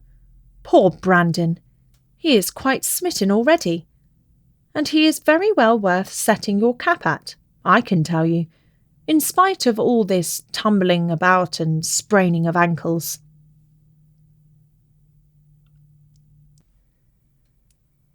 Marian's preserver, as Margaret, with more elegance than precision, styled Willoughby, called at the cottage early the next morning to make his personal inquiries. He was received by Mrs. Dashwood with more than politeness, with a kindness which Sir John's account of him and her own gratitude prompted, and everything that passed during the visit tended to assure him of the sense, elegance, mutual affection, and domestic comfort of the family to whom accident had now introduced him. Of their personal charms he had not required a second interview to be convinced. Miss Dashwood had a delicate complexion, regular features, and a remarkably pretty figure. Marian was still handsomer. Her form, though not so correct as her sister's, in having the advantage of height, was more striking, and her face was so lovely that when in the common cant of praise, she was called a beautiful girl. Truth was less violently outraged than usually happens.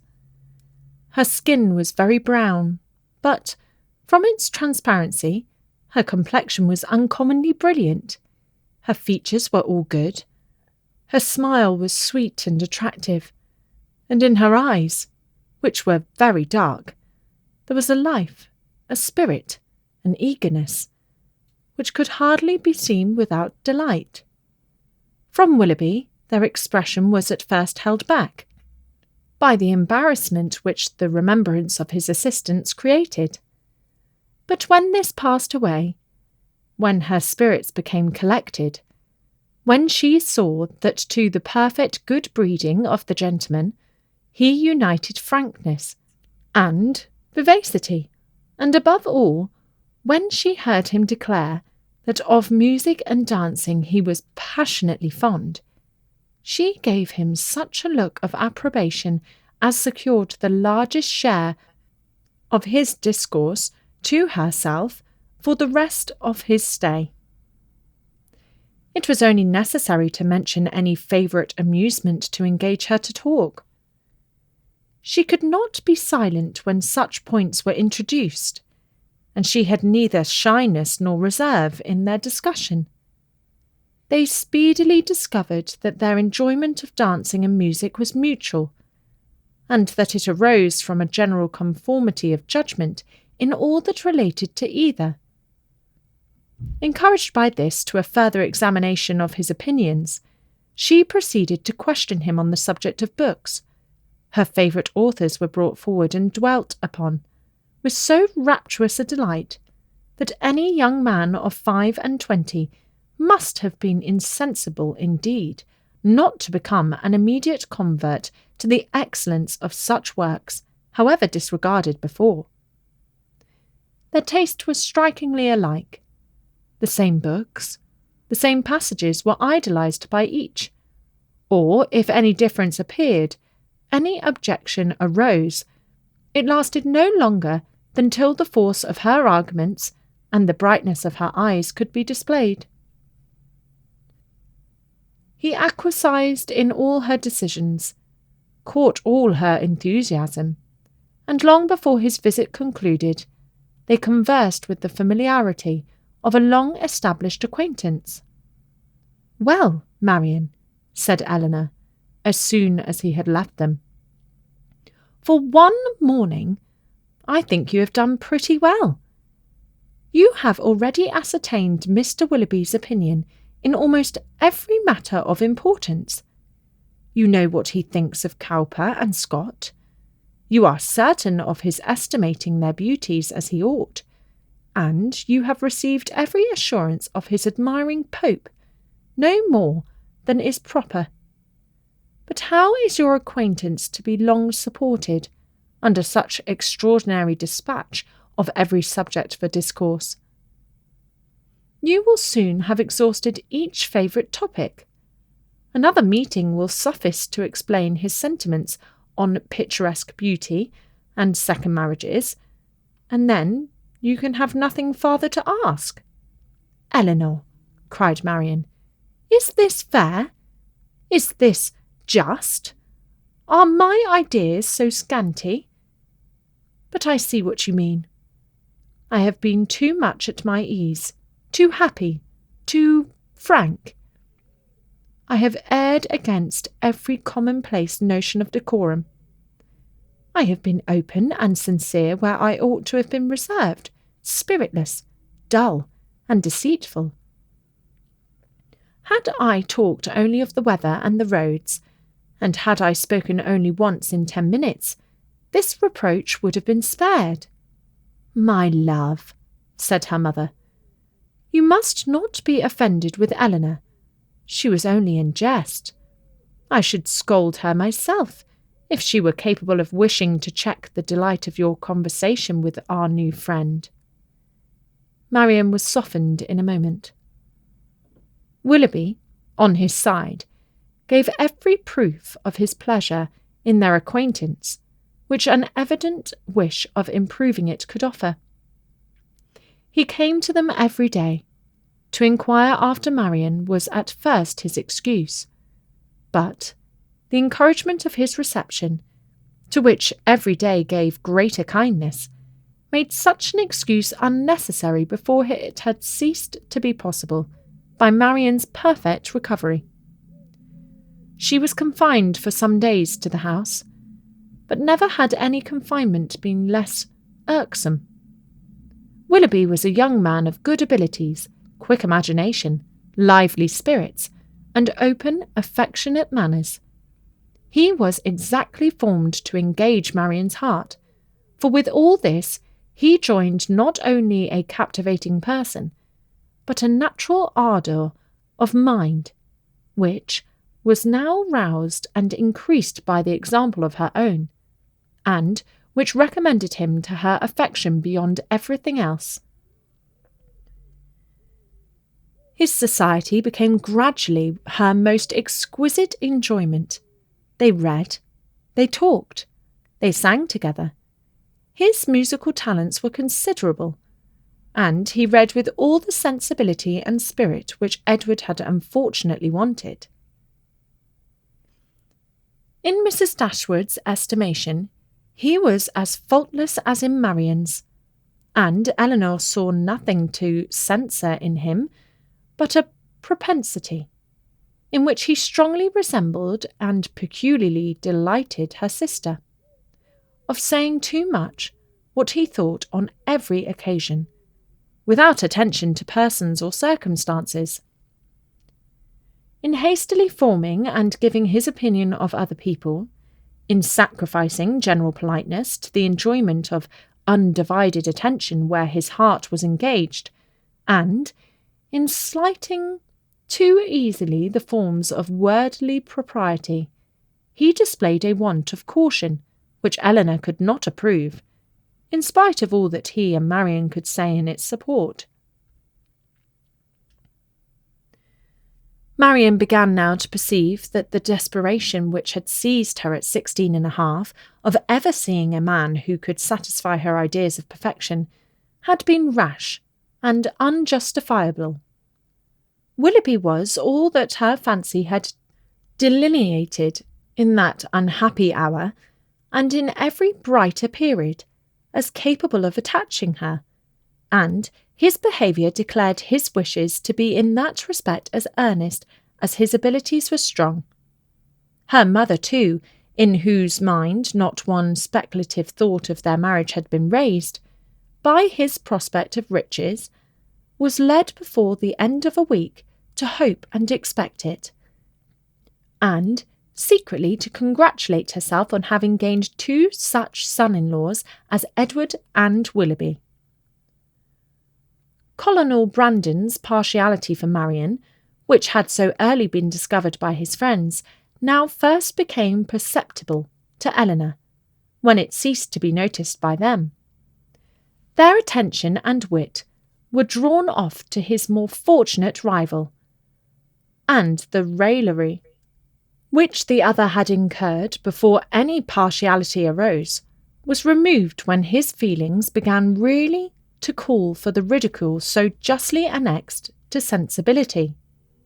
Eleanor was obliged, though unwillingly, to believe that the sentiments which Mrs. Jennings had assigned him for her own satisfaction were now actually excited by her sister, and that however a general resemblance of disposition between the parties might forward the affection of Mr. Willoughby, an equally striking opposition of character was no hindrance to the regard of Colonel Brandon.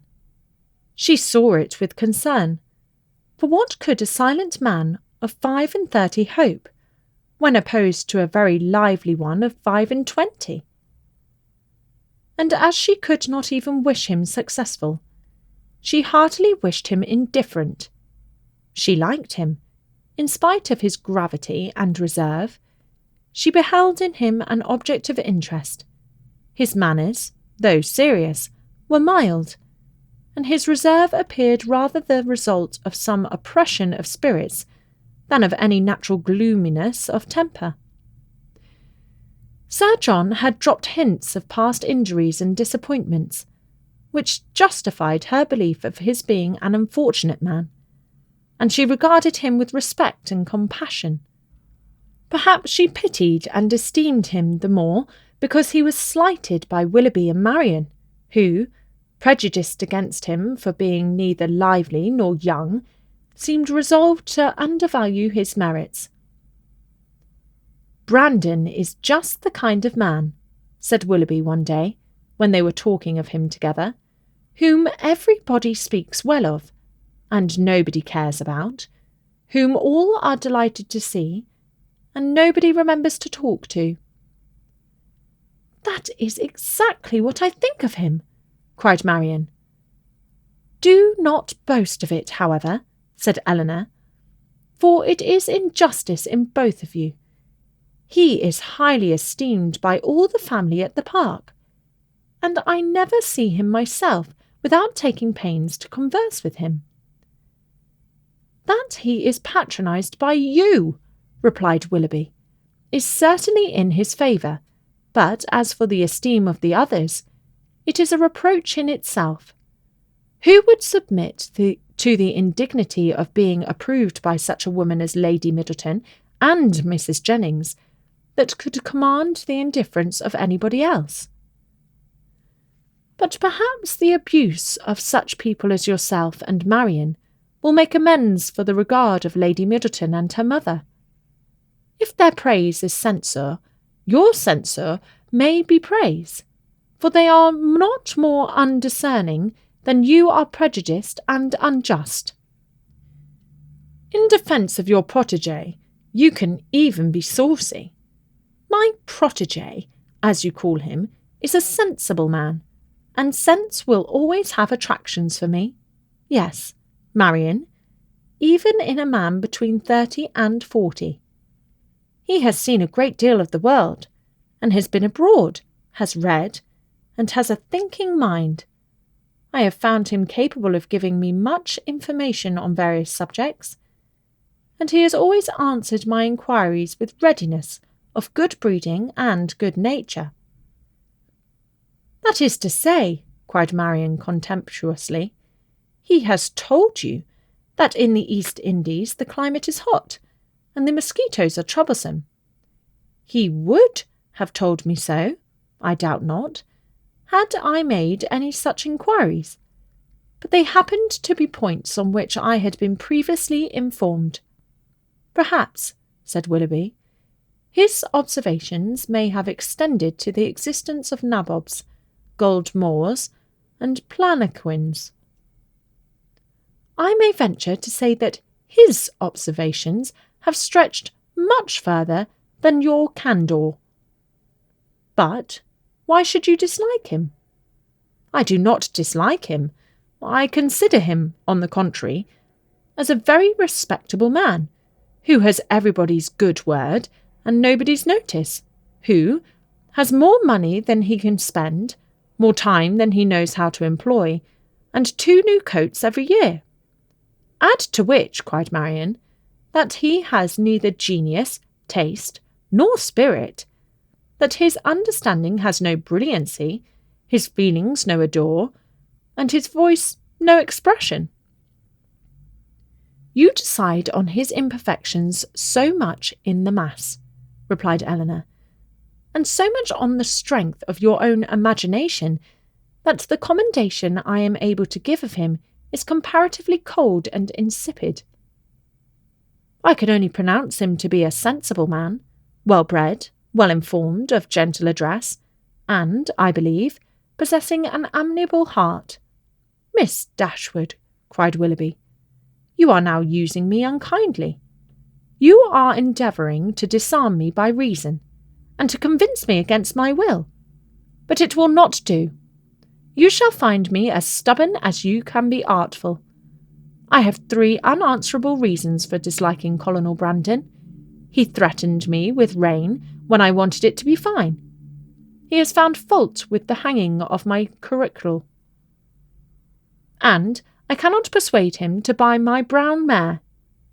If it will be any satisfaction to you, however, to be told, that I believe his character to be in other respects irreproachable, I am ready to confess it. And, in return for an acknowledgment, which must give me some pain, you cannot deny me the privilege of disliking him as much as ever.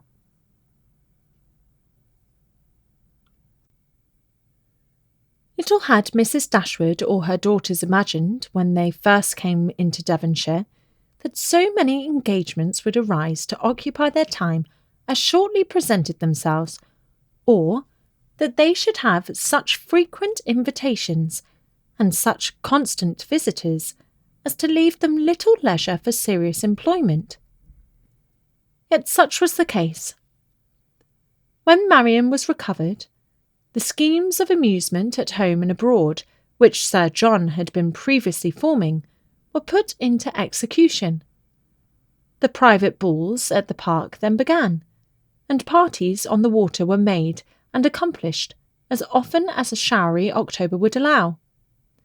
In every meeting of the kind, Willoughby was included, and the ease and familiarity which naturally attended these parties were exactly calculated to give increasing intimacy to his acquaintance with the Dashwoods, to afford him opportunity of witnessing the excellencies of Marian, of marking his animated admiration of her, and of receiving, in her behaviour to himself, the most pointed assurance of her affection. Eleanor could not be surprised at their attachment. She only wished that it were less openly strewn, and once or twice did venture to suggest the propriety of some self-command to Marian. But Marian abhorred all concealment, when no real disgrace could attend under reserve, and to aim at the restraint of sentiments, which were not in themselves ill-audible, appeared to her not merely an unnecessary effort, but a disgraceful subjection of reason to commonplace and mistaken notions. Willoughby thought the same, and their behaviour at all times was an illustration of their opinions. When he was present, she had no eyes for anyone else. Everything he did was right. Everything he said was clever. If their evenings at the park were concluded with cards, he cheated himself and all the rest of the party to get her a good hand. If dancing formed the amusement of the night, they were partners for half the time, and when obliged to separate for a couple of dances, were careful to stand together, and scarcely spoke a word to anybody else. Such conduct made them, of course, most exceedingly laughed at, but ridicule could not shame, and seemed hardly to provoke them. Mrs. Dashwood entered into all their feelings with a warmth which left her no inclination for checking this excessive display of them. To her, it was but the natural consequence of a strong affection in a young and ardent mind. This was the season of happiness to Marian. Her heart was devoted to Willoughby, and the fond attachment to Norland, which she brought with her from Sussex, was more likely to be softened than she had thought it possible before, by the charms which his society bestowed on her present home. Elinor's happiness was not so great. Her heart was not so much at ease, nor her satisfaction in their amusement so pure. They afforded her no companion that could make amends for what she had left behind, nor that could teach her to think of Norland with less regret than ever. Neither Lady Middleton nor Mrs. Jennings could supply to her the conversation she missed, although the latter was an everlasting talker, and from the first had regarded her with a kindness which ensured her a large share of her discourse. She had already repeated her own history to Elinor 3 or 4 times, and had Elinor's memory been equal to her means of improvement, she might have known very early in their acquaintance all the particulars of Mr. Jennings' last illness, and what he had said to his wife a few minutes before he died. Lady Middleton was more agreeable than her mother, only in being more silent. Elinor needed little observation to perceive that her reserve was a mere calmness of manner, with which sense had nothing to do. Towards her husband and mother, she was the same as to them, and intimacy was therefore neither to be looked for nor desired. She had nothing to say one day that she had not said the day before. Her insipidity was invariable, for even her spirits were always the same, and though she did not oppose the parties arranged by her husband, provided everything were conducted in style, and her 2 eldest children attended her, she never appeared to receive more enjoyment from them than she might have experienced in sitting at home. And so little did her presence add to the pleasure of the others, by any share in their conversation, that they were sometimes only reminded of her being amongst them by her solitude about her troublesome boys. In Colonel Brandon alone, of all her new acquaintance, did Elinor find a person who could in any degree claim the respect of abilities, excite the interest of friendship, or give pleasure as a companion. Willoughby was out of the question. Her admiration and regard, even her sisterly regard, was all his own. But he was a lover. His attentions were wholly Marian's, and a far less agreeable man might have been more generally pleasing. Colonel Brandon, unfortunately for himself, had no such encouragement to think only of Marian, and in conversing with Elinor, he found the greatest consolation for the indifference of her sister. Elinor's comparison for him increased, as she had reason to suspect that the misery of disappointed love had already been known to him.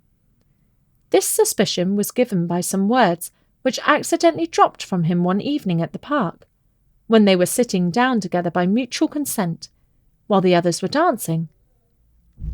His eyes were fixed on Marian, and, after a silence of some minutes, he said, with a faint smile, "Your sister, I understand, does not approve of second attachments." "No," replied Elinor. "Her opinions are all romantic. Or rather, as I believe, she considers them impossible to exist." "I believe she does.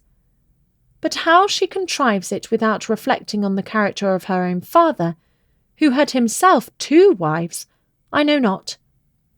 A few years, however, will settle her opinions on the reasonable basis of common sense and observation, and then they may be more easy to define and to justify than they are now, by anybody but herself.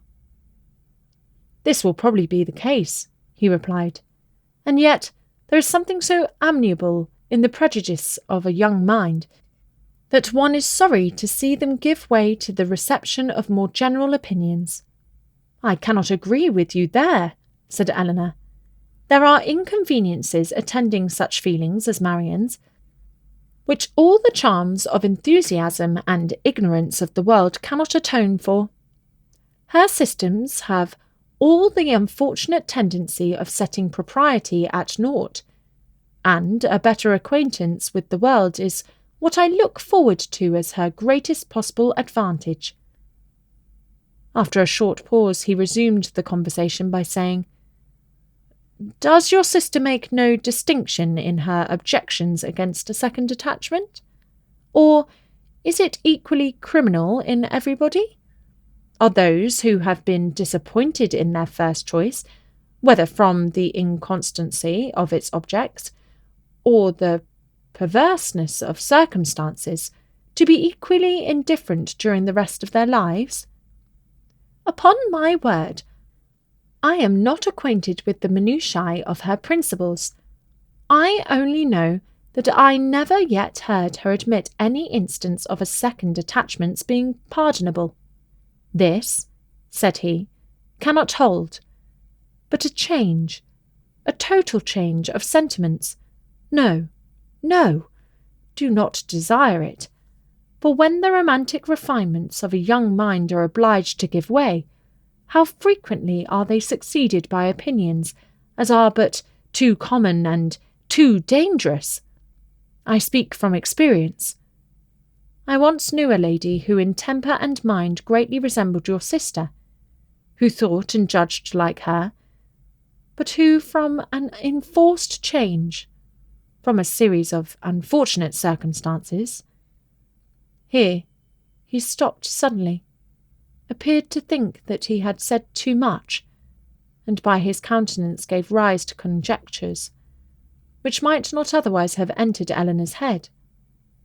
The lady would probably have passed without suspicion, had he not convinced Miss Dashwood that what concerned her ought not to escape his lips. As it was, it required but a slight effort of fancy to connect his emotion with the tender recollection of past regard. Eleanor attempted no more, but Marian, in her place, would not have done so little. The whole story would have been speedily formed under her active imagination, and everything established in the most melancholy order of disastrous love.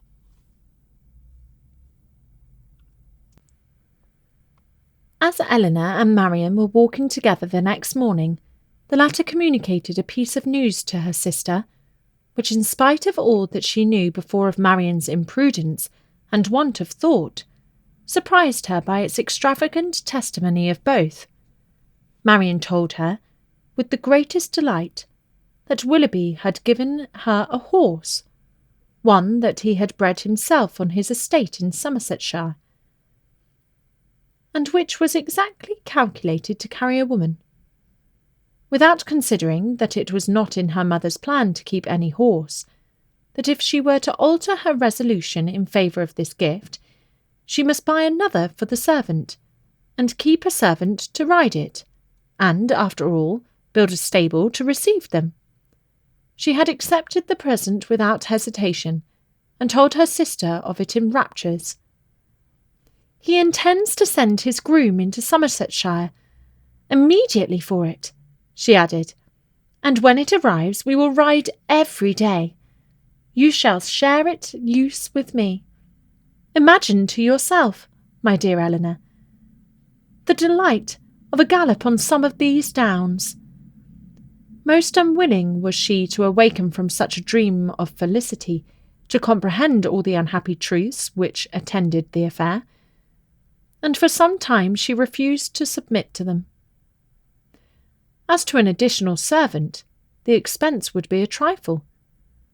Mamma, she was sure, would never object to it, and any horse would do for him. He might always get one at the park. As to a stable, the merest shed would be sufficient. Eleanor then ventured to doubt the propriety of her receiving such a present from a man so little, or at least so lately known to her. This was too much. "You are mistaken, Eleanor," said she warmly, "in supposing I know very little of Willoughby. I have not known him long indeed, but I am much better acquainted with him than I am with any other creature in the world, except yourself and mamma. It is not time nor opportunity that is to determine intimacy. It is disposition alone. 7 years would be insufficient to make some people acquainted with each other, and 7 days are more than enough for others. I should hold myself guilty of greater impropriety in accepting a horse from my brother than from Willoughby. Of John I know very little, though we have lived together for years, but of Willoughby my judgment has long been formed." Eleanor thought it wisest to touch that point no more. She knew her sister's temper. Opposition on so tender a subject would only attach her the more to her own opinion.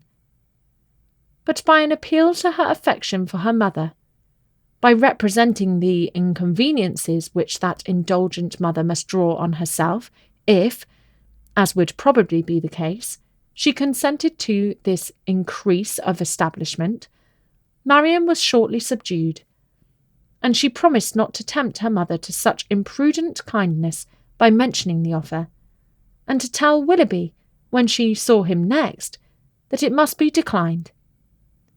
She was faithful to her word, and when Willoughby called at the cottage the same day, Eleanor heard her express her disappointment to him in a low voice on being obliged to forego the acceptance of his present. The reasons for this alteration were at the same time related, and they were such as to make further entreaty on his side impossible. His concern, however, was very apparent, and after expressing it with earnest, he added in the same low voice, "But, Marian, the horse is still yours, though you cannot use it now. I shall keep it only till you can claim it. When you leave Barton to form your own establishment in a more lasting home, Queen Mab shall receive you." This was all overheard by Miss Dashwood, and in the whole of the sentence, in his manner of pronouncing it, and in his addressing her sister by her Christian name alone, she instantly saw an intimacy so decided, a meaning so direct, as marked a perfect agreement between them. From that moment she doubted not of their being engaged to each other, and the belief of it created no other surprise than that she, or any of their friends, should be left by tempers so frank, to discover it by accident. Margaret related something to her the next day, which placed this matter in a still clearer light. Willoughby had spent the preceding evening with them, and Margaret, by being left some time in the parlour with only him and Marian, had had opportunity for observations, which, with a most important face, she communicated to her elder sister. When they were next by themselves, "Oh, Eleanor," she cried, "I have such a secret to tell you about Marian. I am sure she will be married to Mr. Willoughby very soon." "You have said so," replied Eleanor, "almost every day since they first met on High Church Down, and they had not known each other a week, I believe, before you were certain that Marian wore his picture round her neck, but it turned out only to be the miniature of our great-uncle. But indeed, this is quite another thing. I am sure they will be married very soon, for he has got a lock of her hair. Take care, Margaret. It may be only the hair of some great-uncle of his. But Indeed, Eleanor, it is Marian's. I am almost sure it is, for I saw him cut it off. Last night after tea, when you and Mamma went out of the room, they were whispering and talking together as fast as could be. And he seemed to be begging something of her. And presently he took up her scissors and cut off a long lock of her hair, for it was all tumbled down her back, and he kissed it, and folded it up in a piece of white paper, and put it into his pocket-book. For such particulars, stated on such authority, Eleanor could not withhold her credit, nor was she disposed to it, for the circumstance was in perfect unison with what she had heard and seen herself. Margaret's sagacity was not always displayed in a way so satisfactory to her sister. When Mrs. Jennings attacked her one evening at the park, to give the name of the young man who was Eleanor's particular favourite, which had been long a matter of great curiosity to her, Margaret answered by looking at her sister and saying, "I must not tell, may I, Eleanor?" This, of course, made everybody laugh, and Eleanor tried to laugh too, but the effort was painful. She was convinced that Margaret had fixed on a person whose name she could not bear with composure to become a standing joke with Mrs. Jennings. Marian felt for her most sincerely, but she did more harm than good to the cause by turning very red and saying in an angry manner to Margaret, "Remember that whatever your conjectures may be, you have no right to repeat them." "I never had any conjectures about it," replied Margaret. "It was you who told me of it yourself." This increased the mirth of the company, and Margaret was eagerly pressed to say something more. "Oh, pray, Miss Margaret, let us all know about it," said Mrs. Jennings. "What is the gentleman's name?" "I must not tell, ma'am, but I know very well what it is, and I know where he is too." Yes, we can guess where he is, at his own house at Norland, to be sure. He is the curate of the parish, I dare say." "No, that he is not. He is of no profession at all." "Margaret," said Marian with great warmth, "you know that all this is an invention of your own, and that there is no such person in existence." "Well, then, he is lately dead, Marian, for I am sure there was such a man once, and his name begins with an F." Most grateful did Eleanor feel to Lady Middleton for observing, at this moment, "It rained very hard," though she believed the interruption to proceed less from any attention to her than from her ladyship's great dislike of such inelegant subjects of raillery as delighted her husband and mother. The idea, however, started by her, was immediately pursued by Colonel Brandon, who was on every occasion mindful of the feelings of others, and much was said on the subject of rain by both of them. Willoughby opened the pianoforte and asked Marian to sit down to it, and thus, amidst the various endeavours of different people to quit the topic, it fell to the ground. But not so easily did Eleanor recover from the alarm into which it had thrown her. A party was formed this evening for going on the following day to see a very fine place about 12 miles from Barton, belonging to a brother-in-law of Colonel Brandon, without whose interest it could not be seen, as the proprietor, who was then abroad, had left strict orders on that head. The grounds were declared to be highly beautiful, and Sir John, who was particularly warm in their praise, might be allowed to be a tolerable judge, for he had formed parties to visit them, at least twice every summer for the last 10 years. They contained a noble piece of water, a sail, on which was to form a great part of the morning's amusement. Cold provisions were to be taken, open carriages only to be employed, and everything conducted in the usual style of a complete party of pleasure. To some, few of the company, it appeared rather a bold undertaking, considering the time of year, and that it had rained every day for the last fortnight, and Mrs. Dashwood, who had already a cold, was persuaded by Elinor to stay at home. Their intended excursion to Whitwell turned out very different from what Elinor had expected. She was prepared to be wet through, fatigued and frightened, but the event was still more unfortunate, for they did not go at all. By 10 o'clock the whole party was assembled at the park, where they were to have breakfast. The morning was rather favourable, though it rained all night, as the clouds were then dispersing across the sky, and the sun frequently appeared. They were all in high spirits and good humour, eager to be happy, and determined to submit to the greatest inconveniences and hardships rather than be otherwise. While they were at breakfast, the letters were brought in. Among the rest, there was one for Colonel Brandon. He took it, looked at the direction, changed colour, and immediately left the room. "What is the matter with Brandon?" said Sir John.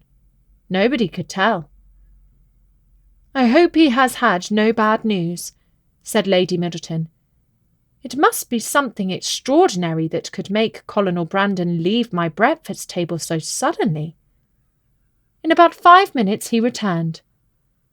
"No bad news, Colonel, I hope?" said Mrs. Jennings as soon as he entered the room. "None at all, ma'am, I thank you." "Was it from Avigon?" "I hope it is not to say that your sister is worse." "No, ma'am, it came from town, and is merely a letter of business." "But how came the hand to discompose you so much, if it was only a letter of business? Come, this won't do, Colonel, so let us hear the truth of it." "My dear madam," said Lady Middleton, "recollect what you were saying." "Perhaps it is to tell you that your cousin Fanny is married," said Mrs. Jennings, without attending to her daughter's reproof. "No, indeed it is not." "Well, then, I know who it is from, Colonel, and I hope she is well." "Whom do you mean, ma'am?" he said, colouring a little. "Oh, you know who I mean." "I am particularly sorry, ma'am," said he, addressing Lady Middleton, "that I should receive this letter today, for it is on business which requires my immediate attendance in town." "In town!" cried Mrs. Jennings. "What can you have to do in town at this time of year?" "My own loss is great," he continued, "in being obliged to leave so agreeable a party, but I am the more concerned, as I fear my presence is necessary to gain your admittance at Whitwell." What a blow upon them all this was! "But if you write a note to the housekeeper, Mr. Brandon," said Marian eagerly, "will it not be sufficient?" He shook his head. "We must go," said Sir John. "It shall not be put off when we are so near it. You cannot go to town till tomorrow, Brandon. That is all." "I wish it could be so easily settled, but it is not in my power to delay my journey for 1 day." "If you would but let us know what your business is," said Mrs. Jennings, "we might see whether it could be put off or not." "You would not be 6 hours later," said Willoughby, "if you were to defer your journey till our return. I cannot afford to lose 1 hour." Elinor then heard Willoughby say in a low voice to Marian, "There are some people who cannot bear a party of pleasure. Brandon is one of them. He was afraid of catching cold, I dare say, and invented this trick for getting out of it. I would lay 50 guineas the letter was of his own writing." "I have no doubt of it," replied Marian. "There is no persuading you to change your mind, Brandon. I know of old," said Sir John, "when once you are determined on anything. But, however, I hope you will think better of it. Consider, here are the 2 Miss Careys come over from Newton, the 3 Miss Dashwoods, walked up from the cottage, and Mr. Willoughby got up 2 hours before his usual time on purpose to go to Whitwell. Colonel Brandon again repeated his sorrow at being the cause of disappointing the party, but at the same time declared it to be unavoidable. "Well, then, when will you come back again?" "I hope we shall see you at Barton," added her ladyship, "as soon as you can conveniently leave town, and we must put off the party to Whitwell till you return. You are very obliging, but it is so uncertain when I may have it in my power to return, that I dare not engage for it at all." "Oh, he must and shall come back," cried Sir John. "If he is not here by the end of the week, I shall go after him." "Ay, so do, Sir John," cried Mrs. Jennings, "and then perhaps you may find out what his business is." "I do not want to pry into other men's concerns. I suppose it is something he is ashamed of." Colonel Brandon's horses were announced. "You do not go to town on horseback, do you?" added Sir John. "No, only to Honiton. I shall then go post." "Well, as you are resolved to go, I wish you a good journey, but you had better change your mind. I assure you it is not in my power." He then took to leave of the whole party. "Is there no chance of my seeing you and your sisters in town this winter, Miss Dashwood?"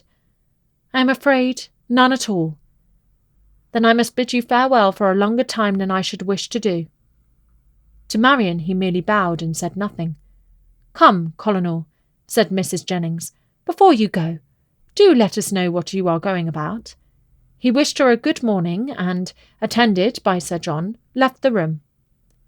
The complaints and lamentations which politeness had hitherto restrained, now burst forth universally, and they all agreed again and again how provoking it was to be so disappointed. "I can guess what his business is, however," said Mrs. Jennings exultingly. "Can you, ma'am?" said almost everybody. "Yes. It is about Miss Williams, I am sure." "And who is Miss Williams?" asked Marian. "What? Do not you know who Miss Williams is? I am sure you must have heard of her before. She is a relation of the Colonel's, my dear, a very near relation. We will not say how near, for fear of shocking the young ladies." Then, lowering her voice a little, she said to Eleanor, "She is his natural daughter." "Indeed." "Oh, yes, and as like him as she can stare. I dare say the Colonel will leave her all his fortune."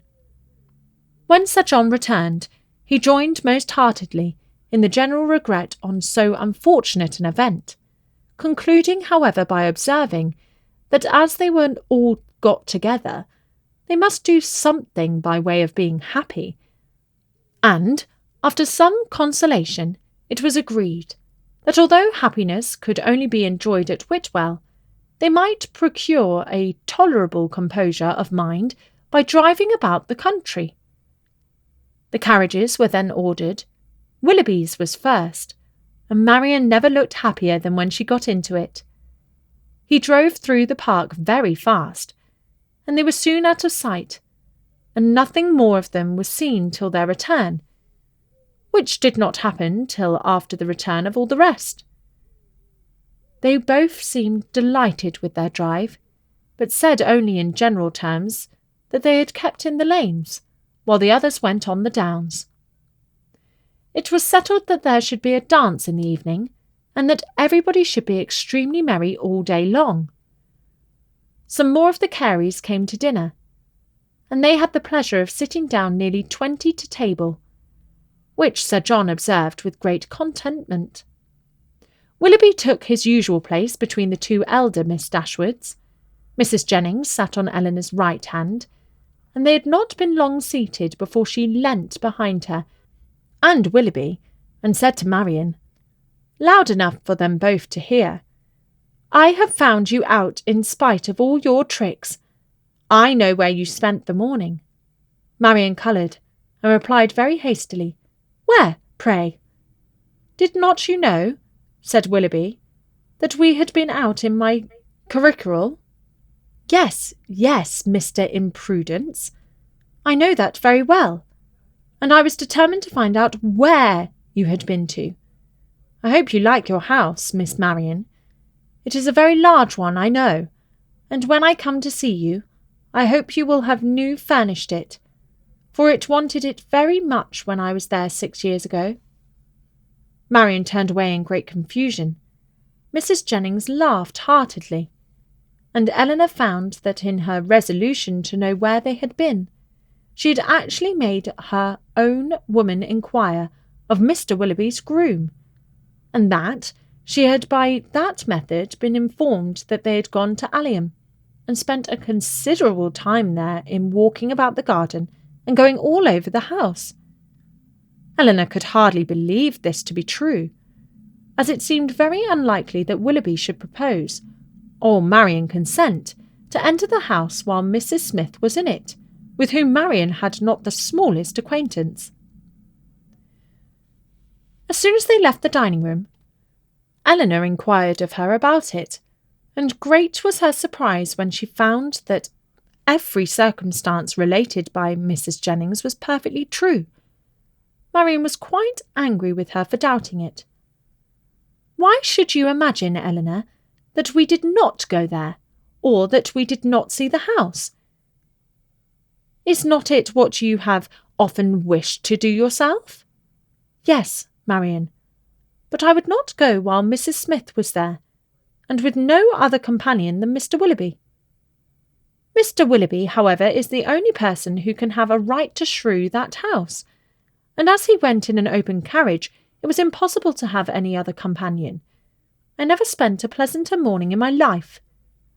"I am afraid," replied Eleanor, "that the pleasantness of an employment does not always evince its propriety. On the contrary, nothing can be a stronger proof of it, Eleanor, for, if there had been any real impropriety in what I did, I should have been sensible of it at the time, for we always know when we are acting wrong, and with such a conviction I could have had no pleasure. But, my dear Marian, as it has already exposed you to some very impertinent remarks, do you not now begin to doubt the discretion of your own conduct? If the impertinent remarks of Mrs. Jennings are to be the proof of impropriety in conduct, we are all offending every moment of our lives. I value not to censure any more than I should do her commendation. I am not sensible of having done anything wrong in walking over Mrs. Smith's grounds, or seeing in her house. They will one day be Mr. Willoughby's, and if they were one day to be your own, Marian, you would not be justified in what you have done." She blushed at this hint, but it was even visibly gratifying to her, and, after a 10 minutes' interval of earnest thought, she came to her sister again, and said with great good humour, "Perhaps, Eleanor, it was rather ill-judged in me to go to Allenham, but Mr. Willoughby wanted particularly to shew me the place, and it is a charming house, I assure you. There is one remarkably pretty sitting-room upstairs, of a nice, comfortable size, for constant use, and with modern furniture it would be delightful. It is a corner room, and has windows on 2 sides.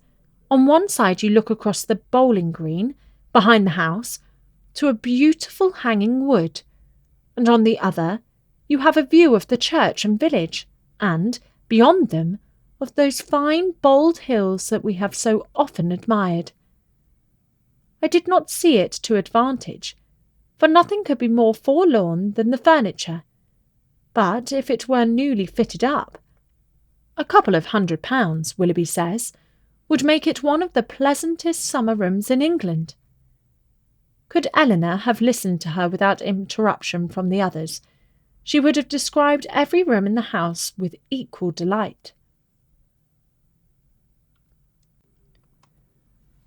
The sudden termination of Colonel Brandon's visit at the park, with his steadiness in concealing its cause, filled the mind and raised the wonder of Mrs. Jennings for 2 or 3 days, She was a great wanderer, as everyone must be who takes a very lively interest in all the comings and goings of all their acquaintance. She wondered, with little intermission, what could be the reason of it. Was sure there must be some bad news, and thought over every kind of distress that could have befallen him, with a fixed determination that he should not escape them all. Something very melancholy must be the matter, I am sure, said she. I could see it in his face. Poor man! I am afraid his circumstances may be bad. The estate at Delaford was never reckoned more than 2,000 a year, and his brother left everything sadly involved. I do think he must have been sent for about money matters, for what else can it be? I wonder whether it is so. I would give anything to know the truth of it.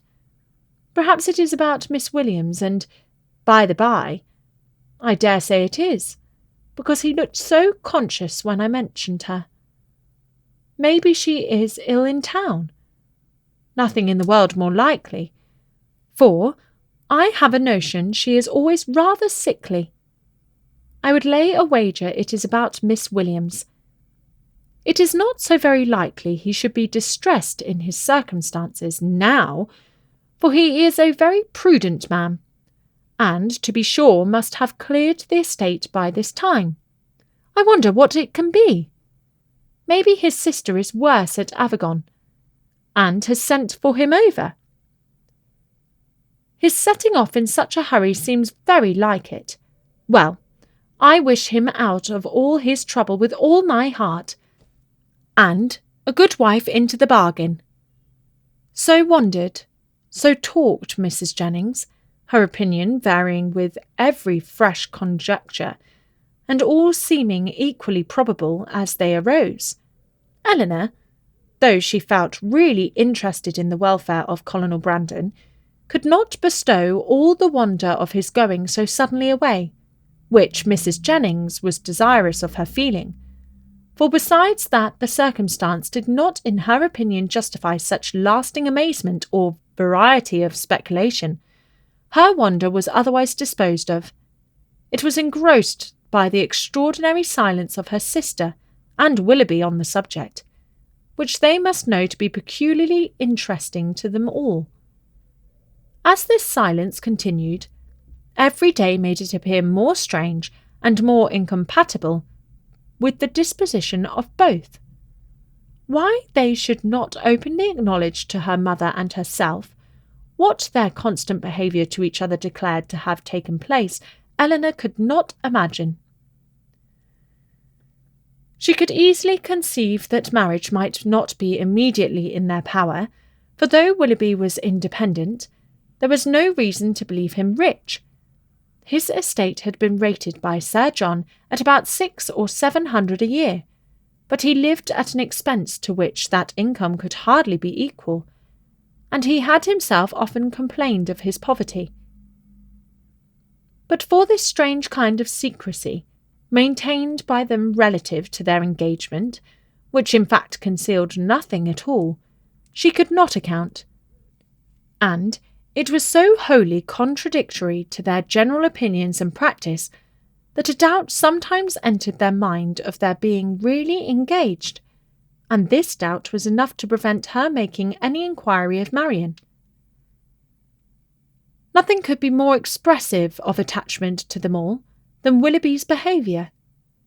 To Marian it had all the distinguishing tenderness which a lover's heart could give, and to the rest of the family it was the affectionate attention of a son and a brother.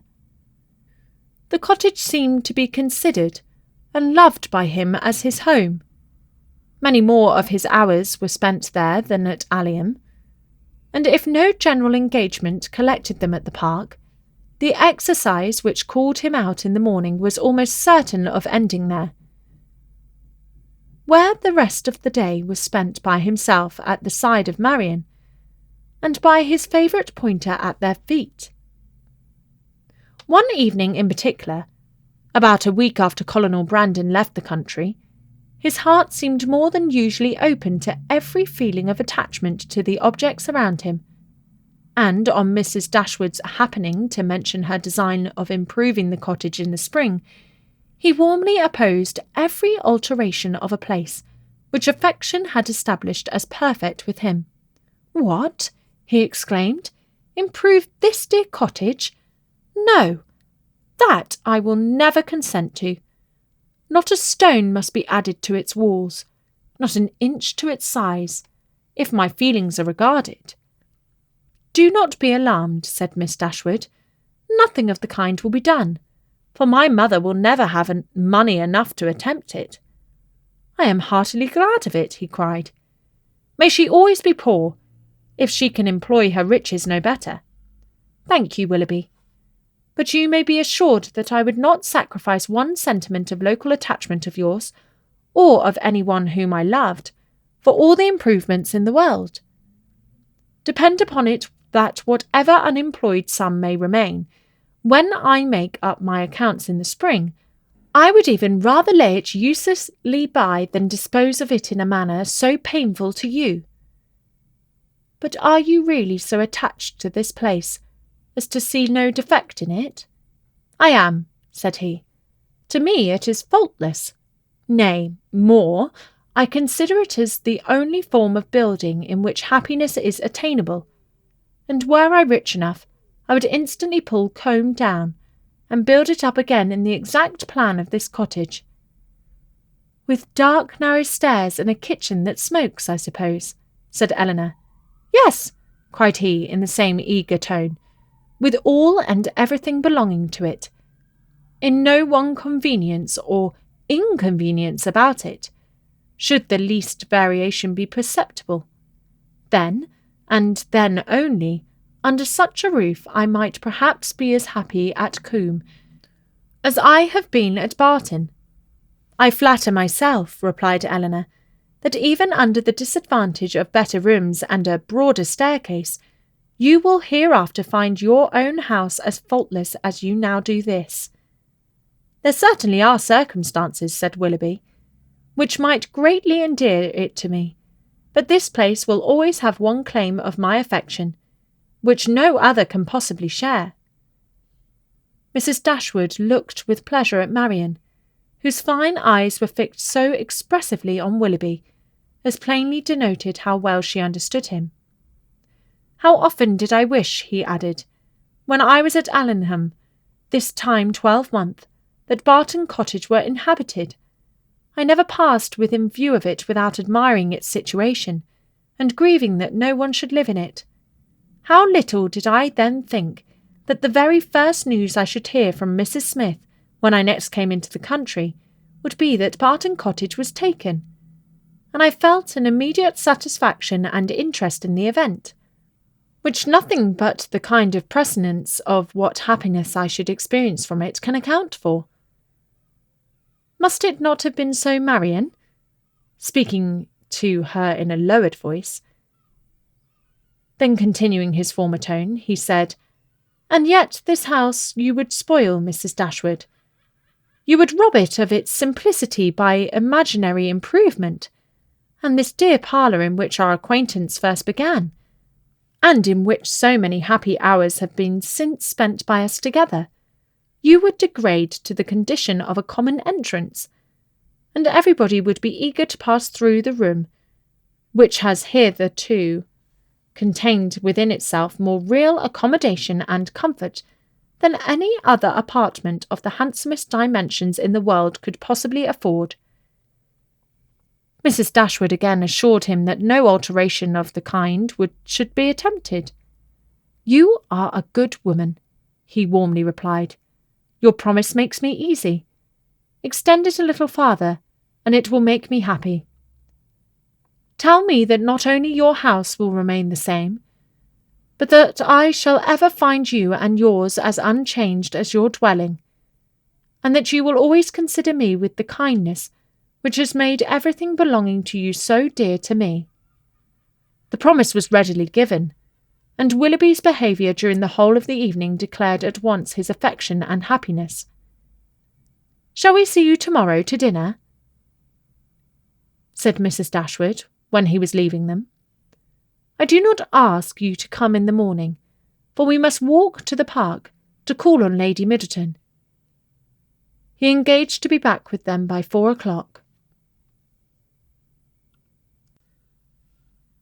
Mrs. Dashwood's visit to Lady Middleton took place the next day, and 2 of her daughters went with her, but Marian excused herself from being of the party under some trifling pretext of employment, and her mother, who concluded that a promise had been made by Willoughby the night before of calling on her while they were absent, was perfectly satisfied with her remaining at home. On their return from the park, they found Willoughby's curricle and servant in waiting at the cottage, and Mrs. Dashwood was convinced that her conjecture had been just. So far, it was all as she had foreseen. But on entering the house, she beheld what no foresight had taught her to expect. They were no sooner in the passage than Marian came hastily out of the parlour, apparently in violent affliction, with her handkerchief at her eyes, and without noticing them ran upstairs. Surprised and alarmed, they proceeded directly into the room she had just quitted, where they found only Willoughby, who was leaning against the mantelpiece with his back towards them. He turned round on their coming in, and his countenance shewed that he strongly partook of the emotion which overpowered Marian. "Is there anything the matter with her?" cried Mrs. Dashwood, as she entered. "Is she ill?" "I hope not," he replied, trying to look cheerful, and with a forced smile presently added, "It is I who may rather expect to be ill, for I am now suffering under a very heavy disappointment." "Disappointment?" "Yes, for I am unable to keep my engagement with you. Mrs. Smith has this morning exercised the privilege of riches upon a poor dependent cousin by sending me on business to London. I have just received my dispatches and taken my farewell of Allium, and by way of exhilaration I am now come to take my farewell of you." "To London? Are you going this morning?" "Almost this moment." "This is very unfortunate, but Mrs. Smith must be obliged, and her business will not detain you from us long, I hope." He coloured as he replied, "You are very kind, but I have no idea of returning into Devonshire immediately. My visits to Mrs. Smith are never repeated within the 12-month. "And is Mrs. Smith your only friend? Is Allenham the only house in the neighbourhood to which you will be welcome? For shame, Willoughby. Can you wait for an invitation here?" His colour increased, and with his eyes fixed on the ground he only replied, "You are too good." Mrs. Dashwood looked at Elinor with surprise. Elinor felt equal amazement. For a few moments every one was silent. Mrs. Dashwood spoke first. "I have only to add, my dear Willoughby, that at Barton Cottage you will always be welcome, for I will not press you to return here immediately, because you only can judge how far that might be pleasing to Mrs. Smith, and on this head I shall be no more disposed to question your judgment than to doubt your inclination." "My engagements at present," replied Willoughby confusedly, "are of such a nature that I dare not flatter myself." He stopped. Mrs. Dashwood was too much astonished to speak, and another pause succeeded. This was broken by Willoughby, who said with a faint smile, "It is folly to linger in this manner. I will not torment myself any longer by remaining among friends whose society it is impossible for me now to enjoy." He then hastily took leave of them all and left the room. They saw him step into his carriage, and in a minute it was out of sight. Mrs. Dashwood felt too much for speech, and instantly quitted the parlour to give way in solitude to the concern and alarm which this sudden departure occasioned.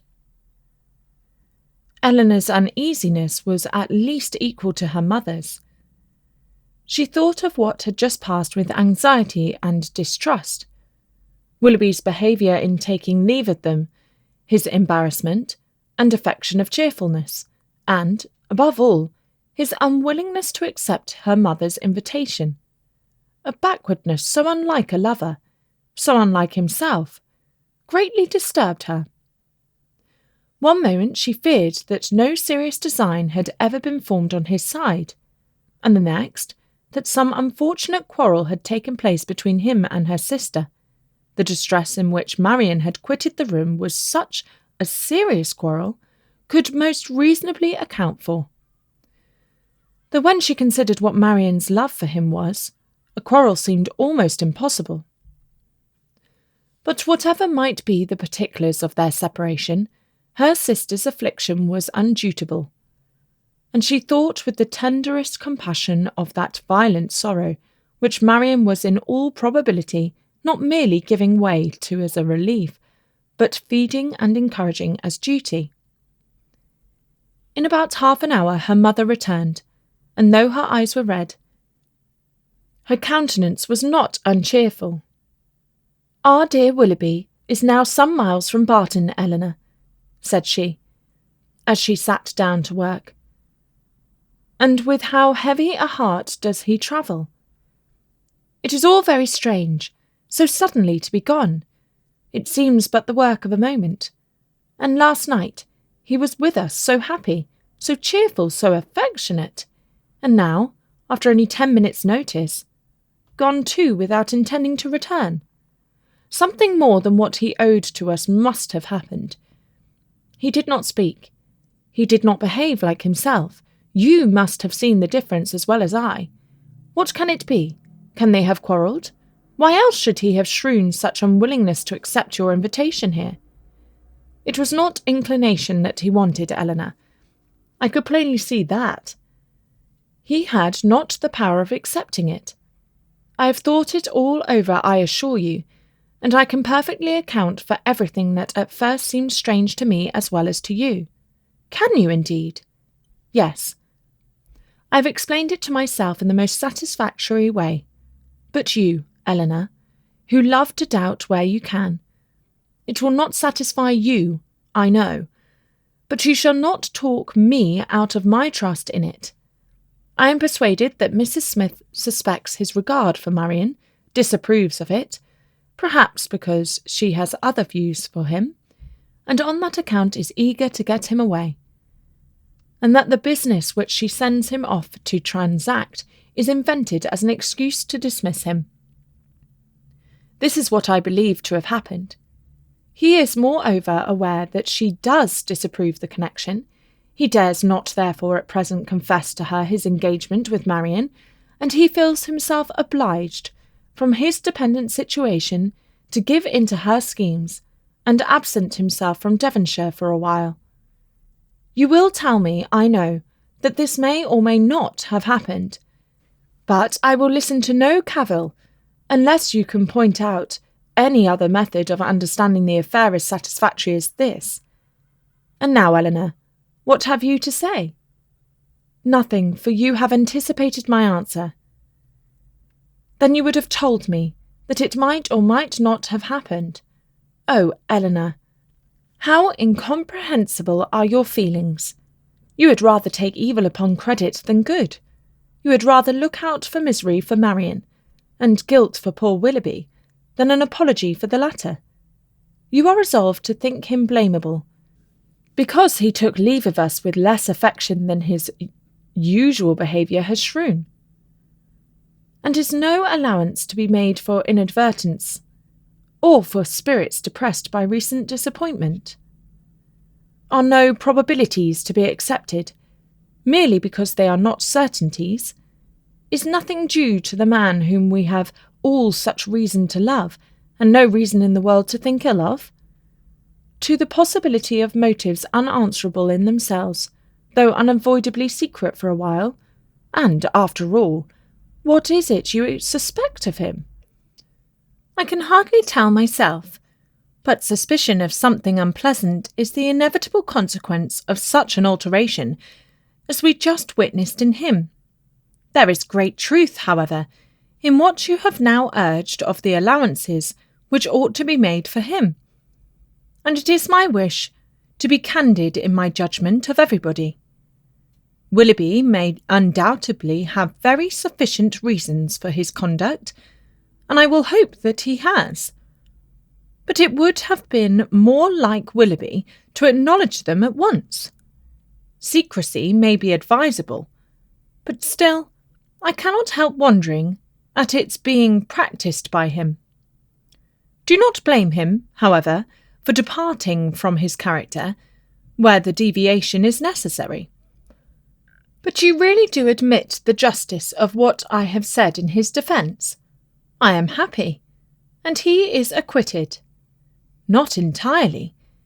It may be proper to conceal their engagement, if they are engaged, from Mrs. Smith, and if that is the case, it must be highly expedient for Willoughby to be but little in Devonshire at present. But this is no excuse for their concealing it from us. Concealing it from us? My dear child, do you accuse Willoughby and Marian of concealment? This is strange indeed, when your eyes have been reproaching them every day for incautiousness. I want no proof of their affection, said Eleanor, but of their engagement I do. I am perfectly satisfied of both. Yet not a syllable has been said to you on the subject by either of them. I have not wanted syllables where actions have spoken so plainly. Has not his behaviour to Marian and to all of us, for at least the last fortnight, declared that he loved and considered her as his future wife, and that he felt for us the attachment of the nearest relation? Have we not perfectly understood each other? Has not my consent been daily asked by his looks, his manner, his attentive and affectionate respect? My Eleanor, is it possible to doubt their engagement? How could such a thought occur to you? How is it to be supposed that Willoughby, persuaded as he must be of your sister's love, should leave her, and leave her perhaps for months, without telling her of his affection, that they should part without a mutual exchange of confidence? I confess, replied Eleanor, that every circumstance except one is in favour of their engagement, but that one is the total silence of both on the subject, and with me it almost outweighs every other. How strange this is! You must think wretchedly indeed of Willoughby, if, after all that has openly passed between them, you can doubt the nature of the terms on which they are together. Has he been acting a part in his behaviour to your sister at all this time? Do you suppose him really indifferent to her? No, I cannot think that. He must and does love her, I am sure. But with a strange kind of tenderness. If he can leave her with such indifference, such carelessness of the future, as you attribute to him. You must remember, my dear mother, that I have never considered this matter as certain. I have had my doubts, I confess, but they are fainter than they were, and they may soon be entirely done away. If we find they correspond, every fear of mine will be removed. A mighty concession indeed. If you were to see them at the altar, you would suppose they were going to be married. Ungracious girl! But I require no such proof. Nothing in my opinion has ever passed to justify doubt. No secrecy has been attempted. All has been uniformly open and unreserved. You cannot doubt your sister's wishes. It must be Willoughby, therefore, whom you suspect. But why? Is he not a man of honour and feeling? Has there been any inconsistency on his side to create alarm? Can he be deceitful?" "I hope not. I believe not," cried Eleanor. "I love Willoughby, sincerely love him, and suspicion of his integrity cannot be more painful to yourself than to me." "It has been involuntary, and I will not encourage it. I was startled, I confess, by the alteration in his manners this morning. He did not speak like himself, and did not return your kindness with any cordiality. But all this may be explained by such a situation of his affairs as you have supposed. He had just parted from my sister, had seen her leave him in the greatest affliction, and if he felt obliged, from a fear of offending Mrs. Smith, to resist the temptation of returning here soon, and yet aware that by declining your invitation, by saying that he was going away for some time, he should seem to act an ungenerous, a suspicious part by our family, he might well be embarrassed and disturbed. In such a case, a plain and open avowal of his difficulties would have been more to his honour, I think, as well as more consistent with his general character. But I will not raise objections against anyone's conduct on so illiberal a foundation as a difference in judgment from myself, or a deviation from what I may think right and consistent. You speak very properly. Willoughby certainly does not deserve to be suspected. Though we have not known him long, he is no stranger in this part of the world, and who has ever spoken to his disadvantage? Had he been in a situation to act independently and marry immediately, it might have been odd that he should leave us without acknowledging everything to me at once, but this is not the case. It is an engagement, in some respects, not prosperously begun, for their marriage must be at a very uncertain distance, and even secrecy, as far as it can be observed, may now be very advisable. They were interrupted by the entrance of Margaret, and Eleanor was then at liberty to think over the representations of her mother, to acknowledge the probability of many, and hope for the justice of all. They saw nothing of Marian till dinner-time, when she entered the room and took her place at the table without saying a word. Her eyes were red and swollen, and it seemed as if her tears were even then restrained with difficulty. She avoided the looks of them all, could neither eat nor speak, and after some time, on her mother's silently pressing her hand with tender compassion, her small degree of fortitude was quite overcome. She burst into tears and left the room. This violent oppression of spirits continued the whole evening. She was without any power, because she was without any desire of command over herself.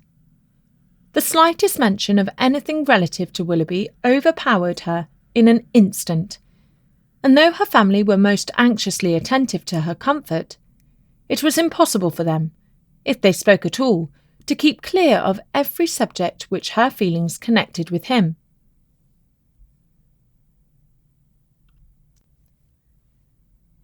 Marian would have thought herself very inexcusable had she been able to sleep at all the first night after parting from Willoughby.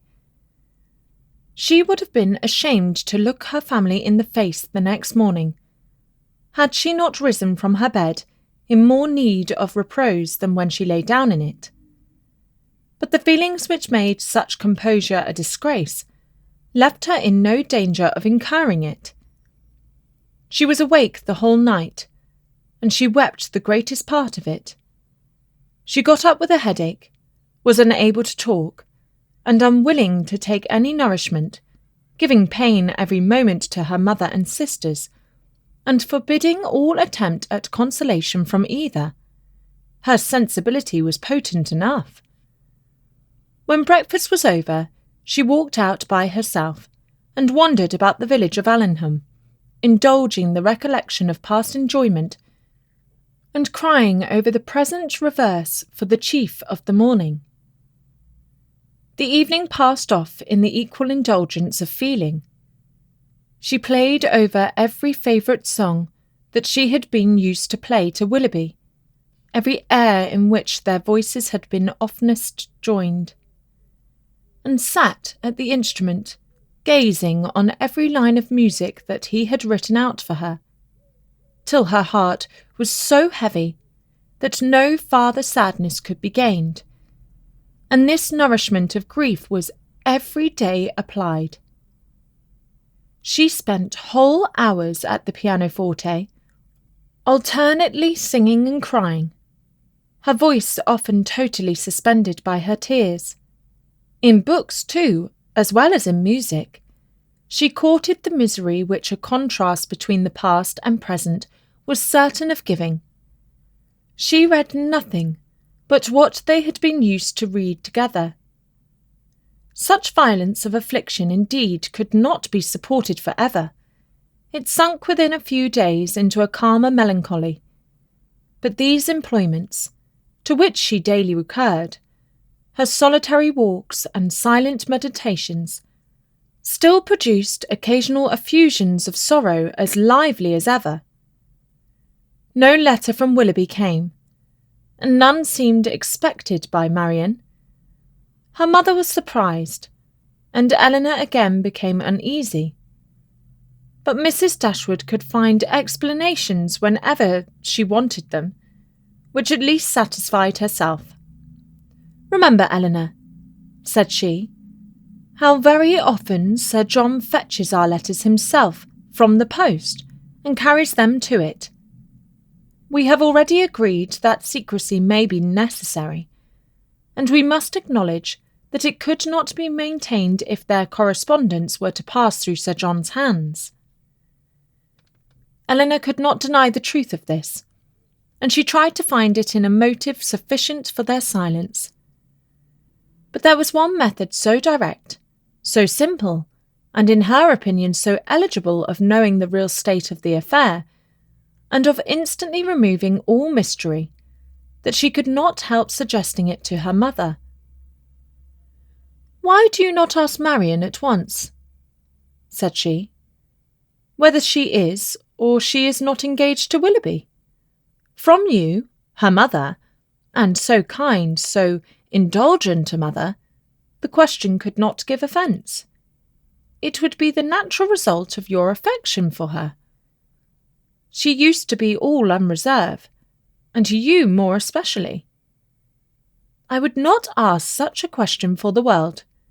Supposing it possible that they were not engaged, what distress would not such an inquiry inflict? At any rate, it would be most ungenerous.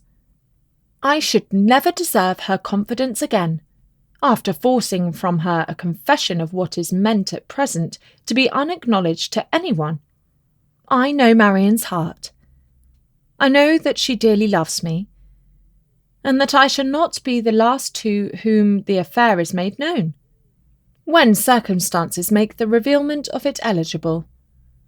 I would not attempt to force the confidence of anyone, of a child much less, because a sense of duty would prevent the denial which her wishes might direct." Eleanor thought this generosity overstrained, considering her sister's youth, and urged the matter farther, but in vain. Common sense, common care, common prudence were all sunk in Mrs. Dashwood's romantic delicacy. It was several days before Willoughby's name was mentioned before Marian by any of her family. Sir John, and Mrs. Jennings, indeed, were not so nice. Their witticisms added pain to many a painful hour, but one evening, Mrs. Dashwood, accidentally taking up a volume of Shakespeare, exclaimed, "We have never finished Hamlet, Marian. Our dear Willoughby went away before we could get through it. We will put it by, that when he comes again. But it may be months, perhaps, before that happens." "Months!" cried Marian, with strong surprise. "No, nor many weeks." Mrs. Dashwood was sorry for what she had said, but it gave Eleanor pleasure, as it produced a reply from Marian so expressive of confidence in Willoughby and knowledge of his intentions. One morning, about a week after his leaving the country, Marian was prevailed on to join her sisters in their usual walk instead of wandering away by herself. Hitherto she had carefully avoided every companion in her rambles. If her sisters intended to walk on the downs, she directly stole away towards the lanes. If they talked of the valley, she was as speedy in climbing the hills, and could never be found when the others set off. But at length she was secured by the exertions of Eleanor, who greatly disapproved such continual seclusion. They walked along the road through the valley, and chiefly in silence, for Marian's mind could not be controlled, and Eleanor, satisfied with gaining one point, would not then attempt more. Beyond the entrance of the valley, where the country, though still rich, was less wild and more open, a long stretch of the road which they had travelled on first coming to Barton lay before them, and on reaching that point, they stopped to look around them, and examine a prospect which formed the distance of their view from the cottage, from a spot which they had never happened to reach in any of their walks before. Amongst the objects in the scene, they soon discovered an animated one. It was a man on horseback riding towards them. In a few minutes they could distinguish him to be a gentleman, and, in a moment afterwards, Marian rapturously exclaimed, "It is he! It is, indeed! I know it is!" and was hastening to meet him, when Eleanor cried out, "Indeed, Marian, I think you are mistaken. It is not Willoughby. The person is not tall enough for him, and has not his air." He has, cried Marian. "I am sure he has. His air, his coat, his horse. I knew how soon he would come." She walked eagerly on as she spoke, and Eleanor, to screen Marian from particularity, as she felt almost certain of its not being Willoughby, quickened her pace and kept up with her. They were soon within 30 yards of the gentleman. Marian looked again. Her heart sank within her, and abruptly turning round, she was hurrying back, when the voices of both her sisters were raised to detain her. A third, almost as well known as Willoughby's, joined them in begging her to stop, and she turned round with surprise to see and welcome Edward Ferrars. He was the only person in the world who could at that moment be forgiven for not being Willoughby, the only one who could have gained a smile from her. But she dispersed her tears to a smile on him, and in her sister's happiness forgot for a time her own disappointment. He dismounted, and giving his horse to his servant, walked back with them to Barton, whither he was purposely coming to visit them. He was welcomed by them all with great cordiality, but especially by Marian, who showed more warmth of regard in her reception of him than even Eleanor herself. To Marian, indeed, the meeting between Edward and her sister was but a continuation of that unaccountable coldness which she had often observed at Norland in their mutual behaviour. On Edward's side, more particularly, there was a deficiency of all that a lover ought to look and say on such an occasion. He was confused, seemed scarcely sensible of pleasure in seeing them, looked neither rapturous nor gay, said little but what was forced from him by questions, and distinguished Eleanor by no mark of affection. Marian saw and listened with increasing surprise. She began almost to feel a dislike of Edward, and it ended, as every feeling must end with her, by carrying back her thoughts to Willoughby, whose manners formed a contrast sufficiently striking to those of his brother-elect. After a short silence, which succeeded the first surprise and inquiries of meeting, Marian asked Edward if he came directly from London. No, he had been in Devonshire a fortnight. "A fortnight?" she repeated, surprised at his being so long in the same county with Eleanor without seeing her before. He looked rather distressed as he added that he had been staying with some friends near Plymouth. "Have you been lately to Sussex?" asked Eleanor. "I was in Norland about a month ago." "And how does dear Norland look?" cried Marian. Dear Norland," said Eleanor, "probably looks much as it always does at this time of year. The woods and walks thickly covered with dead leaves." "Oh," cried Marian, "with what transporting sensation have I formerly seen them full! How have I delighted, as I walked, to see them driven in showers about me by the wind! What feelings have they, the season, the air altogether inspired! Now there is no one to regard them. They are seen only as a nuisance, swept hastily off, and driven as much as possible from sight." "It is not everyone," said Eleanor, "who has your passion for dead leaves. No, my feelings are not often shared, not often understood, but sometimes they are." As she said this, she sunk into a reverve for a few moments, but rousing herself again, "Now, Edward," said she, calling his attention to the prospect, "here is Barton Valley. Look up to it, and be tranquil if you can. Look at those hills. Did you ever see their equals? To the left is Barton Park, amongst those woods and plantations.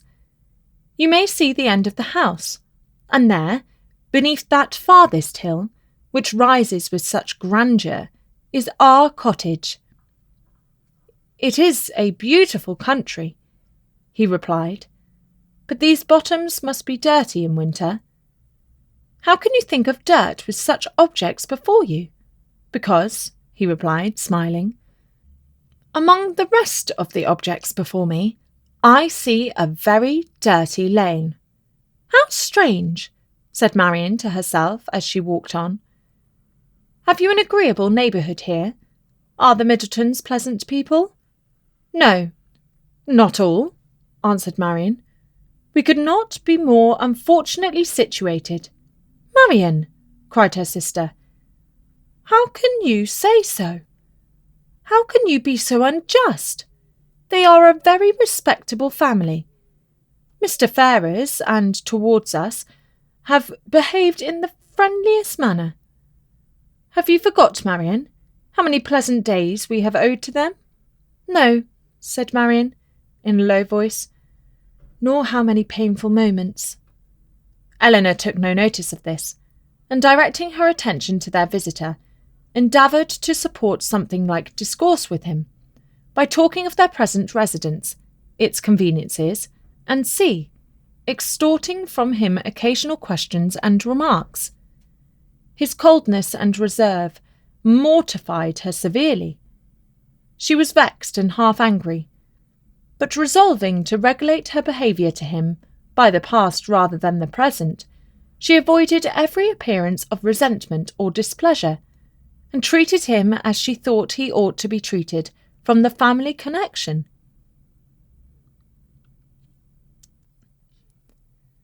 Mrs. Dashwood was surprised only for a moment at seeing him, for his coming to Barton was, in her opinion, of all things the most natural. Her joy and expression of regard long outlived her wonder. He received the kindest welcome from her, and shyness, coldness, reserve could not stand against such a reception. They had begun to fail him before he entered the house, and they were quite overcome by the captivating manners of Mrs. Dashwood. Indeed, a man could not very well be in love with either of her daughters without extending the passion to her, and Eleanor had the satisfaction of seeing him soon become more like himself. His affection seemed to reanimate towards them all, and his interest in their welfare again became perceptible. He was not in spirits, however. He praised their house, admired its prospect, was attentive and kind, but still he was not in spirits. The whole family perceived it, and Mrs. Dashwood, attributing it to some want of liberality in his mother, sat down to table, indignant against all selfish parents. "What are Mrs. Farrar's views for you at present, Edward?" said she, when dinner was over and they had drawn round the fire. "Are you still to be a great orator in spite of yourself?" "No. I hope my mother is now convinced that I have no more talents than inclination for a public life." "But how is your fame to be established? For famous you must be to satisfy all your family. And with no inclination for expense, no affection for strangers, no profession, and no assurance, you may find it a difficult matter." "I shall not attempt it. I have no wish to be distinguished, and have every reason to hope I never shall. Thank heaven! I cannot be forced into genius and eloquence. You have no ambition, I well know. Your wishes are all moderate. As moderate as those of the rest of the world, I believe. I wish as well as everybody else to be perfectly happy, but, like everybody else, it must be in my own way. Greatness will not make me so." "Strange that it would," cried Marian. "What have wealth or grandeur to do with happiness?"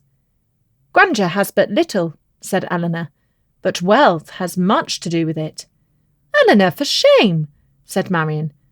"Money can only give happiness where there is nothing else to give it. Beyond a competence, it can afford no real satisfaction, as far as mere self is concerned." "Perhaps," said Eleanor, smiling, "we may come to the same point. Your competence and my wealth are very much alike, I dare say, and without them, as the world goes now, we shall both agree that every kind of external comfort must be wanting. Your ideas are only more noble than mine. Come, what is your competence?" "About 1,800 or 2,000 a year, not more than that." Eleanor laughed. 2,000 a year? One is my wealth. I guessed how it would end. "And yet 2,000 a year is a very moderate income," said Marian. "A family cannot well be maintained on a smaller. I am sure I am not extravagant in my demands. A proper establishment of servants, a carriage, perhaps two, and hunters cannot be supported on less." Eleanor smiled again. To hear her sister describing so accurately their future expenses at Combe Magna. "Hunters?" repeated Edward. "But why must you have hunters? Everybody does not hunt." Marian coloured as she replied, "But most people do." "I wish," said Margaret, striking out a novel thought, "that somebody would give us all a large fortune apiece." "Oh, that they would!" cried Marian, her eyes sparkling with animation, and her cheeks glowing with the delight of such imaginary happiness. "We are all unanimous in that wish, I suppose," said Eleanor, in spite of the insufficiency of wealth. "Oh dear," cried Margaret, "how happy I should be! I wonder what I should do with it." Marian looked as if she had no doubt on that point.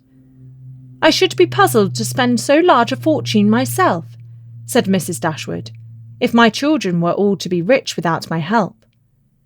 "You must begin your improvements on this house," observed Eleanor, "and your difficulties will soon vanish."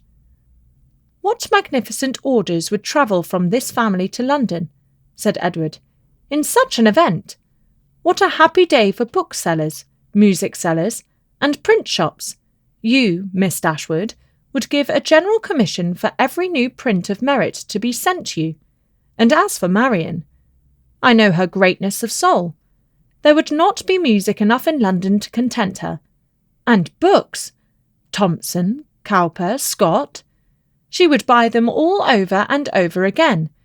She would buy up every copy, I believe, to prevent their falling into unworthy hands, and she would have every book that tells her how to admire an old twisted tree. Should not you, Marian? Forgive me, if I am very saucy, but I was willing to shew you that I had not forgot our old disputes." I love to be reminded of the past, Edward, whether it be melancholy or gay. I love to recall it. And you will never offend me by talking of former times. You are very right in supposing how my money would be spent.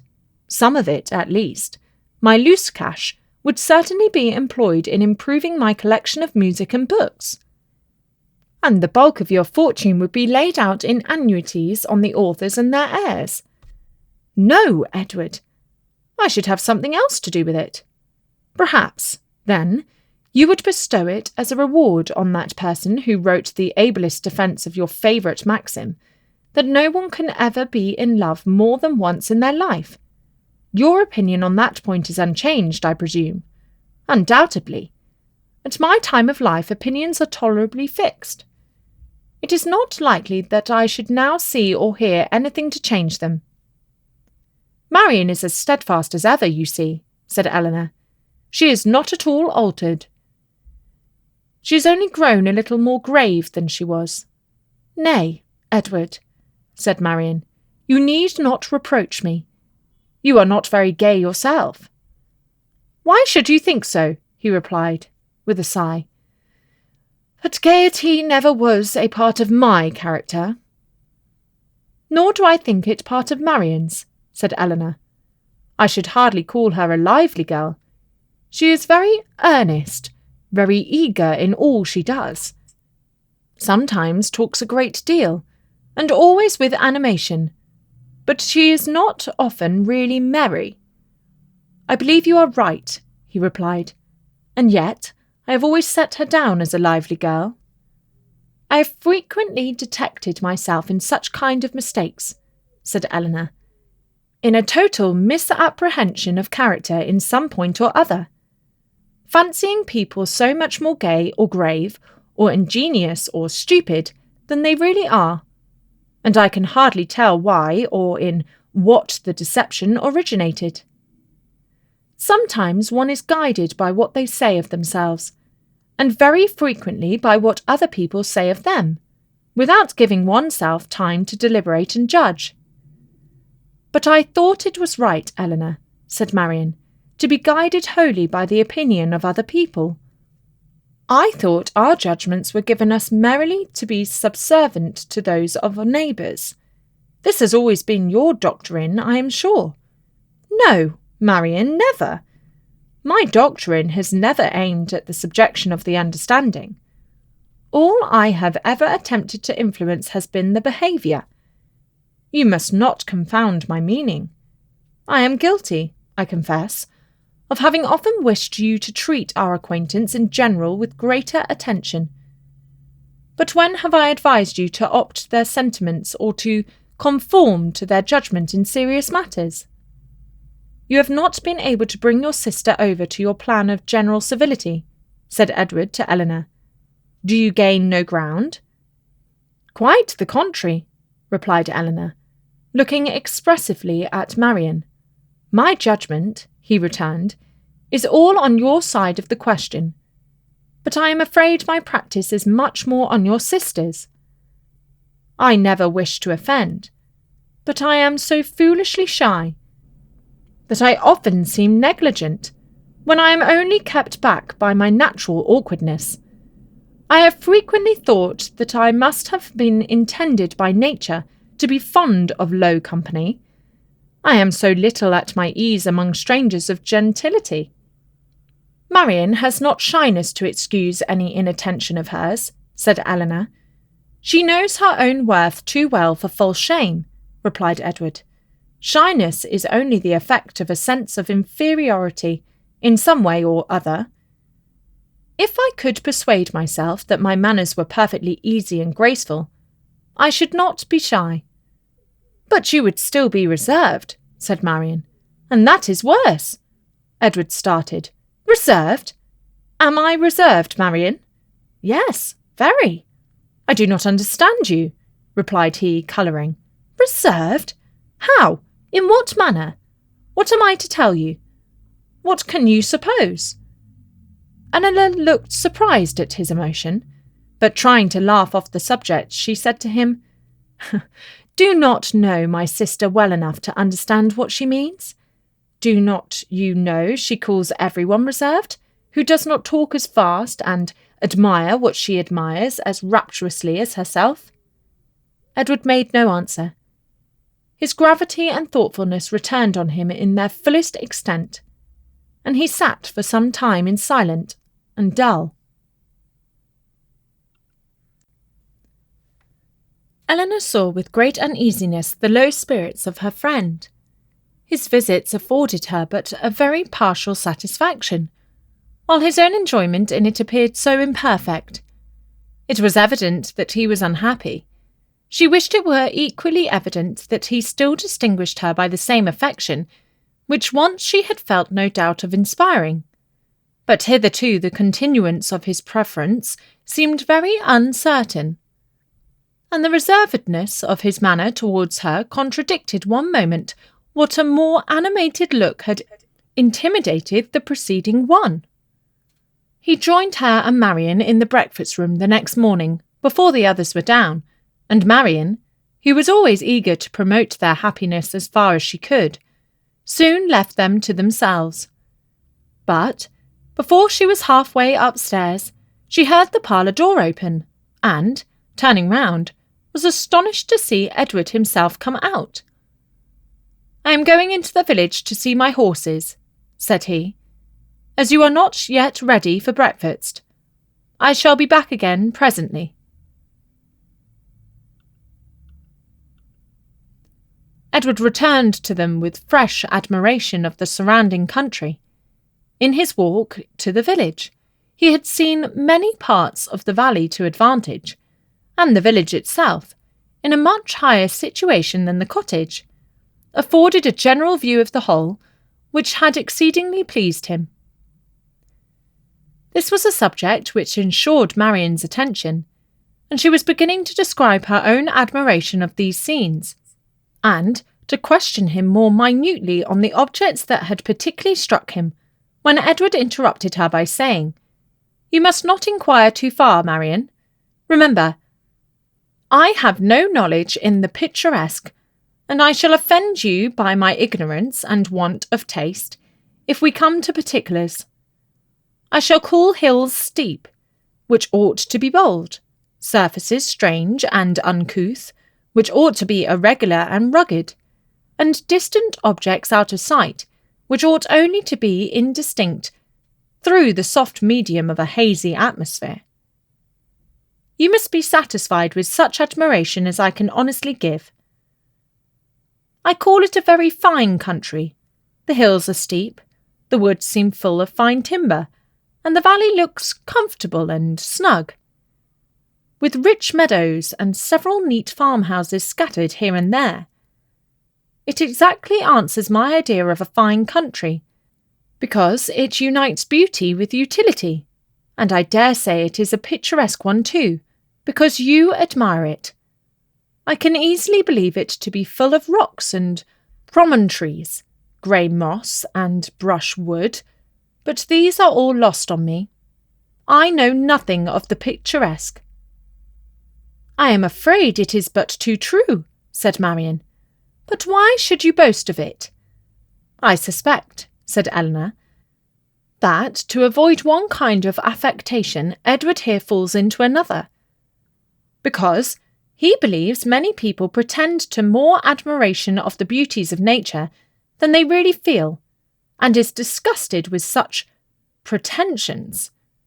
He affects greater indifference and less discrimination in viewing them himself than he possesses. He is fastidious, and will have an affectation of his own. It is very true," said Marian, "that admiration of landscape scenery is become a mere jargon. Everybody pretends to feel and tries to describe with the taste and elegance of him who first defined what picturesque beauty was. I detest jargon of every kind, and sometimes I have kept my feelings to myself, because I could find no language to describe them in, but what was worn and hackened out of all sense and meaning." "I am convinced," said Edward, that you really feel all the delight in a fine prospect which you profess to feel. But, in return, your sister must allow me to feel no more than I profess. I like a fine prospect, but not on picturesque principles. I do not like crooked, twisted, blasted trees.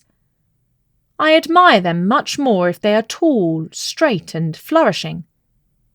I do not like ruined, tattered cottages. I am not fond of nettles or thistles, or heath blossoms. I have more pleasure in a snug farmhouse than a watchtower, and a troop of tidy, happy villages please me better than the finest banditti in the world. Marian looked with amazement at Edward. With compassion at her sister, Eleanor only laughed.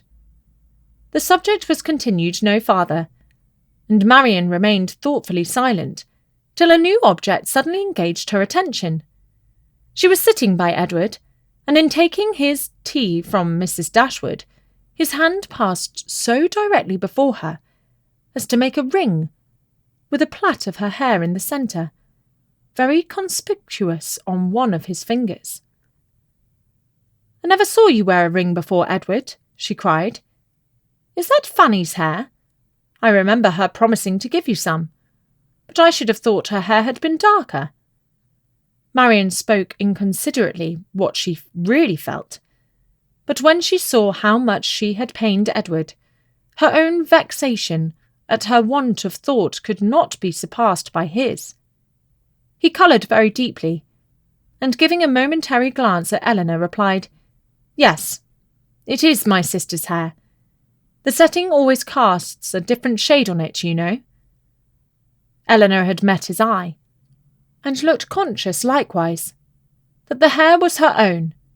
She instantaneously felt as well satisfied as Marian.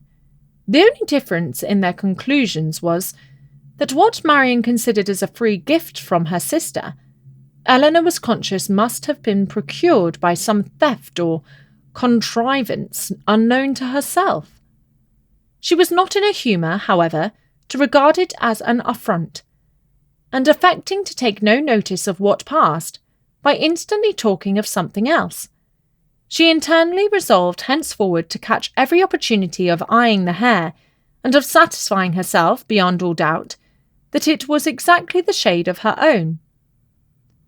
Edward's embarrassment lasted some time, and it ended in an absence of mind still more settled. He was particularly grave the whole morning. Marian severely censured herself for what she had said, but her own forgiveness might have been more speedy had she known how little offence it had given her sister.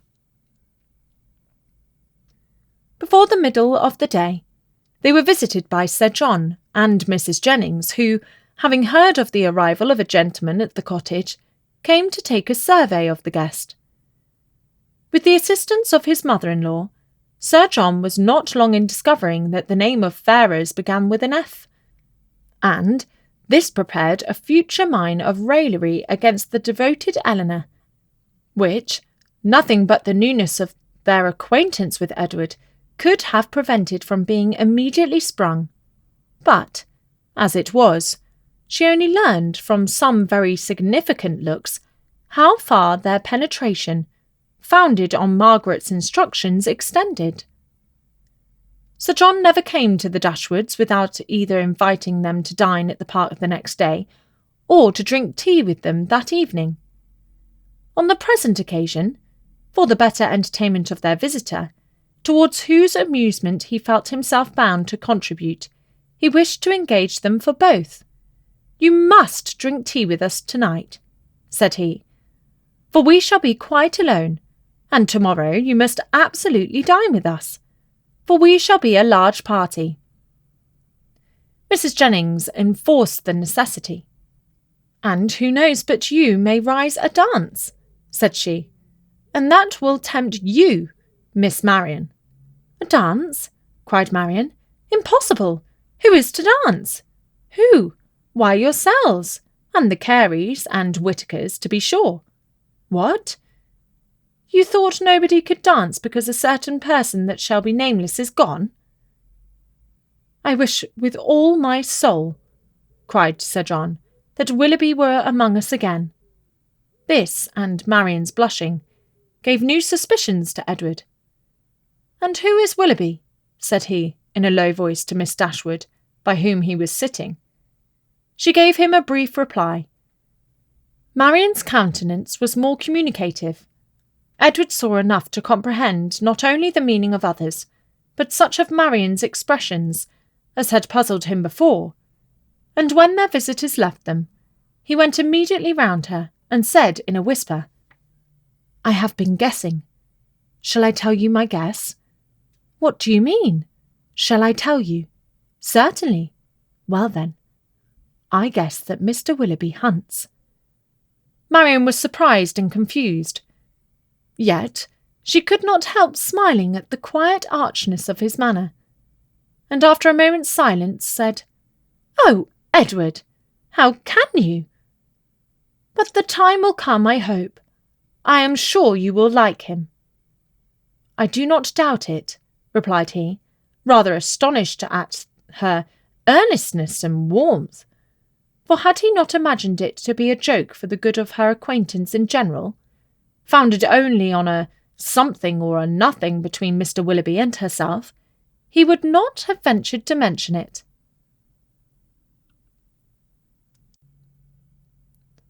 Edward remained a week at the cottage. He was earnestly pressed by Mrs. Dashwood to stay longer, but, as if he were bent only on self-mortification, he seemed resolved to be gone when his enjoyment among his friends was at the height. His spirits, during the last 2 or 3 days, though still very unequal, were greatly improved. He grew more and more partial to the house and environs, never spoke of going away without a sigh, declared his time to be wholly disengaged, even doubted to what place he should go when he left them. But still, go he must. Never had any week pass so quickly. He could hardly believe it to be gone. He said so repeatedly. Other things he said too, which marked the turn of his feelings and gave the lie to his actions. He had no pleasure at Norland. He detested being in town. But either to Norland or London he must go. He valued their kindness beyond anything, and his greatest happiness was in being with them. Yet he must leave them at the end of the week, in spite of their wishes and his own, and without any restraint on his time. Eleanor placed all that was astonishing in this way of acting to his mother's account, and it was happy for her that he had a mother whose character was so imperfectly known to her, as to be the general excuse for everything strange on the part of her son. Disappointed, however, and vexed as she was, and sometimes displeased with his uncertain behaviour to herself, she was very well disposed on the whole to regard his actions with all the candid allowances and generous qualifications which had been rather more painfully extorted from her, for Willoughby's service, by her mother. His want of spirits, of openness, and of consistency were most usually attributed to his want of independence, and his better knowledge of Mrs. Ferrars's disposition and designs. The shortness of his visit, the steadiness of his purpose in leaving them, originated in the same fettered inclination, the same inevitable necessity of temporizing with his mother. The old well-established grievance of duty against will, parent against child, was the cause of all. She would have been glad to know when these difficulties were to cease. This opposition was to yield. When Mrs. Ferrars would be reformed, and her son be at liberty to be happy. But from such vain wishes she was forced to turn for comfort to the renewal of her confidence in Edward's affection, to the remembrance of every mark of regard in look or word which fell from him while at Barton, and above all to the flattering proof of it which he consistently wore round his finger. "I think, Edward," said Mrs. Dashwood, as they were at breakfast the last morning, "you would be a happier man if you had any profession to engage your time and give an interest to your plans and actions. Some inconvenience to your friends, indeed, might result from it. You would not be able to give them so much of your time, but," with a smile, "you would be materially benefited in one particular at least. You would know where to go when you left them." "I do assure you," he replied, "that I have long thought on this point, as you think now. It has been, and is, and probably will always be a heavy misfortune to me, that I have had no necessary business to engage me, no profession to give me employment, or afford me anything like independence. But unfortunately my own nicety, and the nicety of my friends, have made me what I am, an idle, helpless being. We never could agree in our choice of a profession. I always preferred the church, as I still do, but that was not smart enough for my family. They recommended the army. That was a great deal too smart for me. The law was allowed to be genteel enough. Many young men, who had chambers in the Temple, made a very good appearance in the first circles, and drove about town in very knowing gigs. But I had no inclination for the law, even in this less abstruse study of it, which my family approved. As for the navy, it had fashion on its side, but I was too old when the subject was first started to enter it, and at length, as there was no necessity for my having any profession at all, as I might be as dashing and expensive without a red coat on my back as with one. Idleness was pronounced on the whole to be most advantageous and honourable, and a young man of 18 is not in general so earnestly bent on being busy as to resist the solicitations of his friends to do nothing. I was therefore entered at Oxford, and have been properly idle ever since. The consequence of which, I suppose, will be," said Mrs. Dashwood, "since leisure has not promoted your own happiness, that your sons will be brought up to as many pursuits, employments, professions, and trades as Columella's. They will be brought up," said he, in a serious accent, "to be as unlike myself as is possible, in feeling, in action, in condition, in everything. Come, come, this is all an effusion of immediate want of spirits, Edward. You are in a melancholy humour, and fancy that any one unlike yourself must be happy. But remember that the pain of parting from friends will be felt by everybody at times, whatever be their education or state. Know your own happiness. You want nothing but patience, or give it a more fascinating name, call it hope. Your mother will secure to you, in time, that independence you are so anxious for. It is her duty, and it must ere long become her happiness to prevent your whole youth from being wasted in discontent. How much may not a few months do?" "I think," replied Edward, "that I may defy many months to produce any good to me." This desponding turn of mind, though it could not be communicated to Mrs. Dashwood, gave additional pain to them all in the parting, which shortly took place, and left an uncomfortable impression on Elinor's feelings especially, which required some trouble and time to subdue. But as it was her determination to subdue it, and to prevent herself from appearing to suffer more than what all her family suffered on his going away, she did not opt the method so judiciously employed by Marian on a similar occasion, to augment and fix her sorrow, by seeking silence, solitude, and idleness. Their means were as different as their objects, and equally suited to the advancement of each. Elinor sat down to her drawing-table as soon as he was out of the house, busily employed herself the whole day, neither sought nor avoided the mention of his name, appeared to interest herself almost as much as ever in the general concerns of the family, and if, by this conduct, She did not lessen her own grief. It was at least prevented from unnecessary increase, and her mother and sisters were spared much solitude on her account. Such behaviour as this, so exactly the reverse of her own, appeared no more meritorious to Marian than her own had seemed faulty to her. The business of self-command she settled very easily. With strong affections it was impossible. With calm ones it would have no merit. That her sister's affections were calm, she dared not deny, though she blushed to acknowledge it. And of the strength of her own she gave a very striking proof, by still loving and respecting that sister, in spite of this mortifying conviction. Without shutting herself up from her family, or leaving the house in determined solitude to avoid them, or lying awake the whole night to indulge meditation, Eleanor found every day afforded her leisure enough to think of Edward, and of Edward's behaviour, in every possible variety which the different state of her spirits at different times could produce, with tenderness, pity, approbation, censure, and doubt.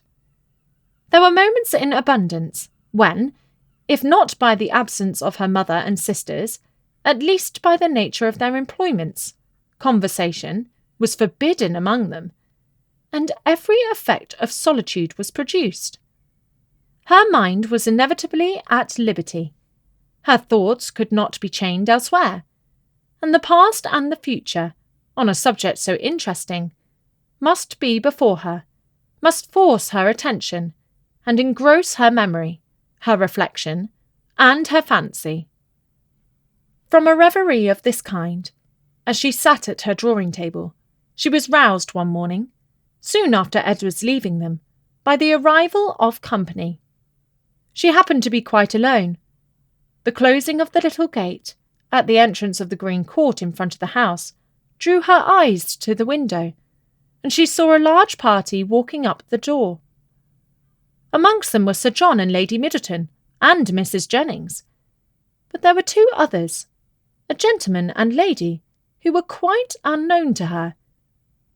She was sitting near the window, and as soon as Sir John perceived her, he left the rest of the party to the ceremony of knocking at the door, and stepping across the turf, obliged her to open the casement to speak to him, though the space was so short between the door and the window as to make it hardly possible to speak at one without being heard at the other.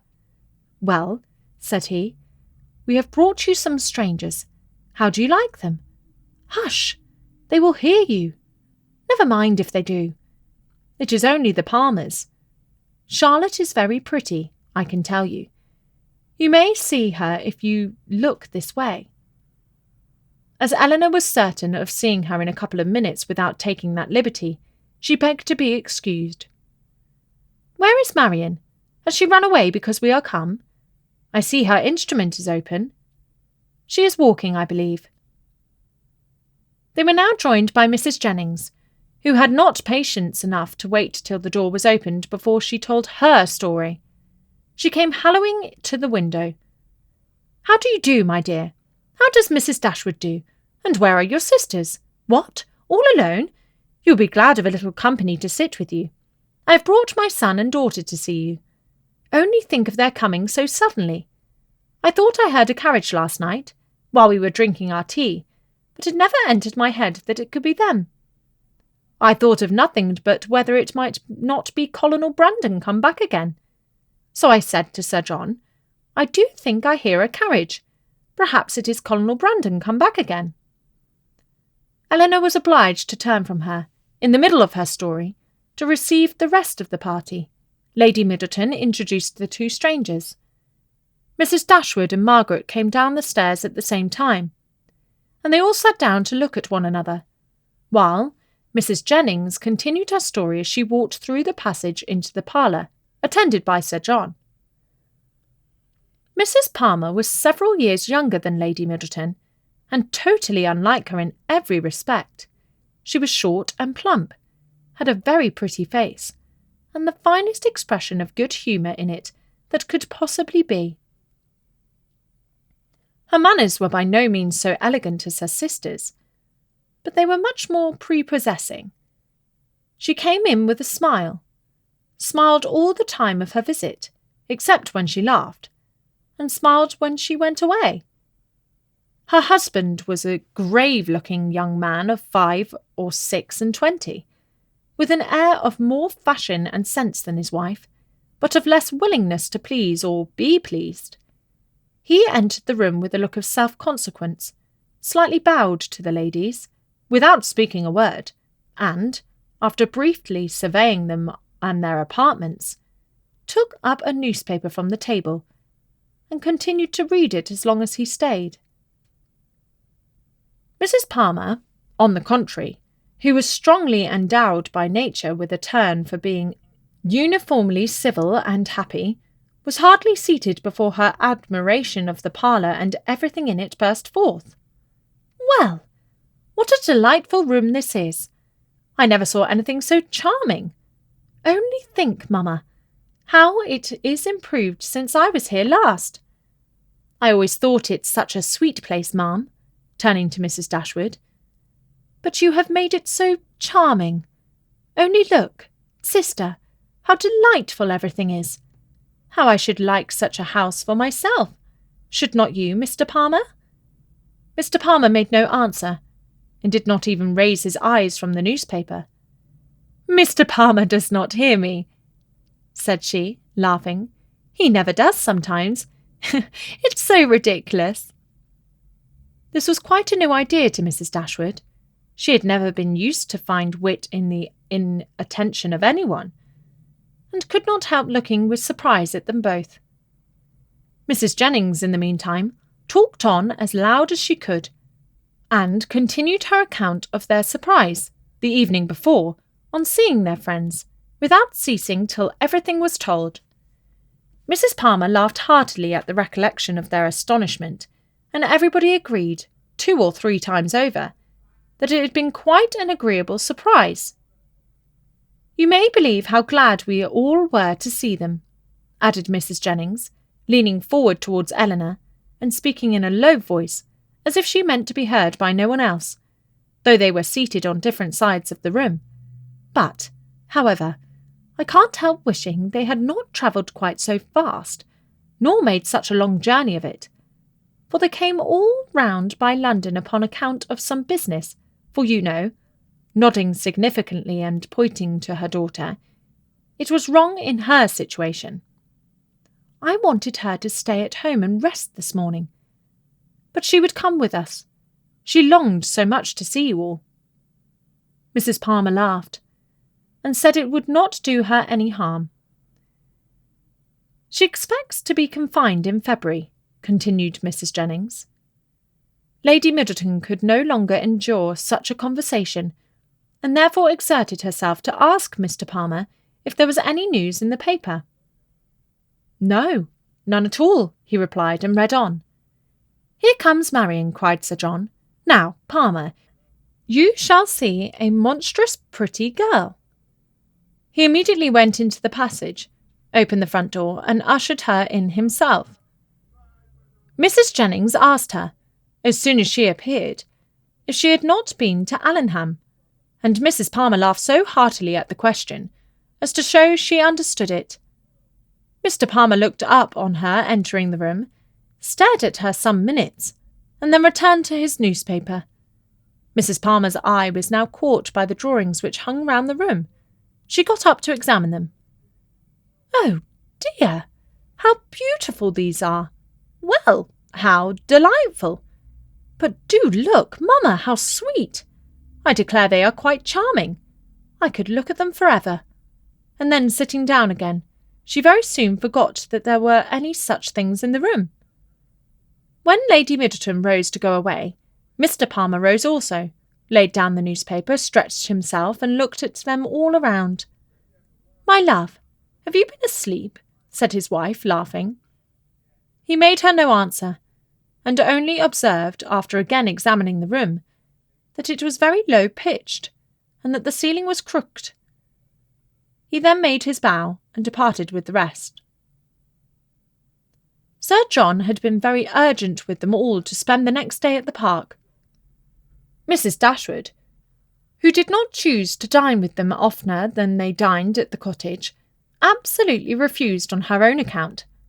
Her daughters might do as they pleased, but they had no curiosity to see how Mr. and Mrs. Palmer ate their dinner, and no expectation of pleasure from them in any other way.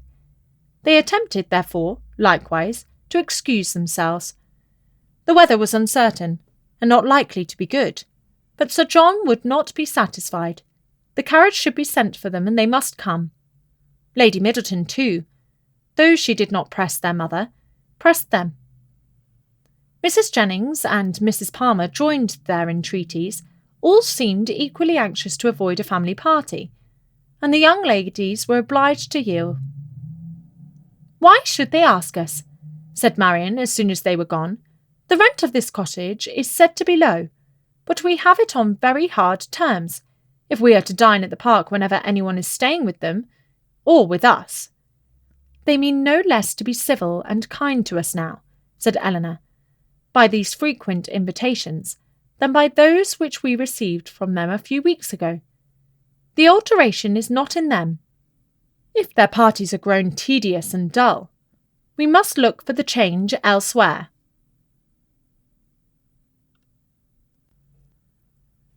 As the Miss Dashwoods entered the drawing-room of the park the next day, at one door Mrs. Palmer came running in at the other, looking as good-humoured and merry before. She took them all most affectionately by the hand, and expressed great delight in seeing them again. "I am so glad to see you," said she, seating herself between Eleanor and Marian, "for it is so bad a day as I was afraid you might not come, which would be a shocking thing, as we go away again tomorrow. We must go, for the Westons come to us next week, you know. It was quite a sudden thing, our coming at all, and I knew nothing of it till the carriage was coming to the door, and then Mr. Palmer asked me if I would go with him to Barton. He is so droll. He never tells me anything. I am so sorry we cannot stay longer. However, we shall meet again in town very soon, I hope." They were obliged to put an end to such an expectation. "Not go to town!" cried Mrs. Palmer with a laugh. "I shall be quite disappointed if you do not. I could get the nicest house in the world for you, next door to ours, in Hanover Square. You must come, indeed. I am sure I shall be very happy to chaperon you at all time I am confined, if Mrs. Dashwood should not like to go into public." They thanked her, but were obliged to resist all her entreaties. "Oh, my love!" cried Mrs. Palmer to her husband, who just then entered the room. "You must help me to persuade the Miss Dashwoods to go to town this winter." Her love made no answer, and after slightly bowing to the ladies, began complaining of the weather. "How horrid all this is," said he. "Such weather makes everything and everybody disgusting. Dullness is as much produced within doors as without by rain. It makes one detest all one's acquaintance. What the devil does Sir John mean by not having a billiard-room in his house? How few people know what comfort is. Sir John is as stupid as the weather." The rest of the company soon dropped in. "I am afraid, Miss Marian," said Sir John, "you have not been able to take your usual walk to Allenham today." Marian looked very grave and said nothing. "Oh, don't be so sly before us," said Mrs. Palmer, "for we know all about it, I assure you, and I admire your taste very much, for I think he is extremely handsome. We do not live a great way from him in the country, you know, not above 10 miles, I dare say." "Much nearer 30, said her husband. "Ah, well, there is not much difference. I never was at his house, but they say it is a sweet, pretty place."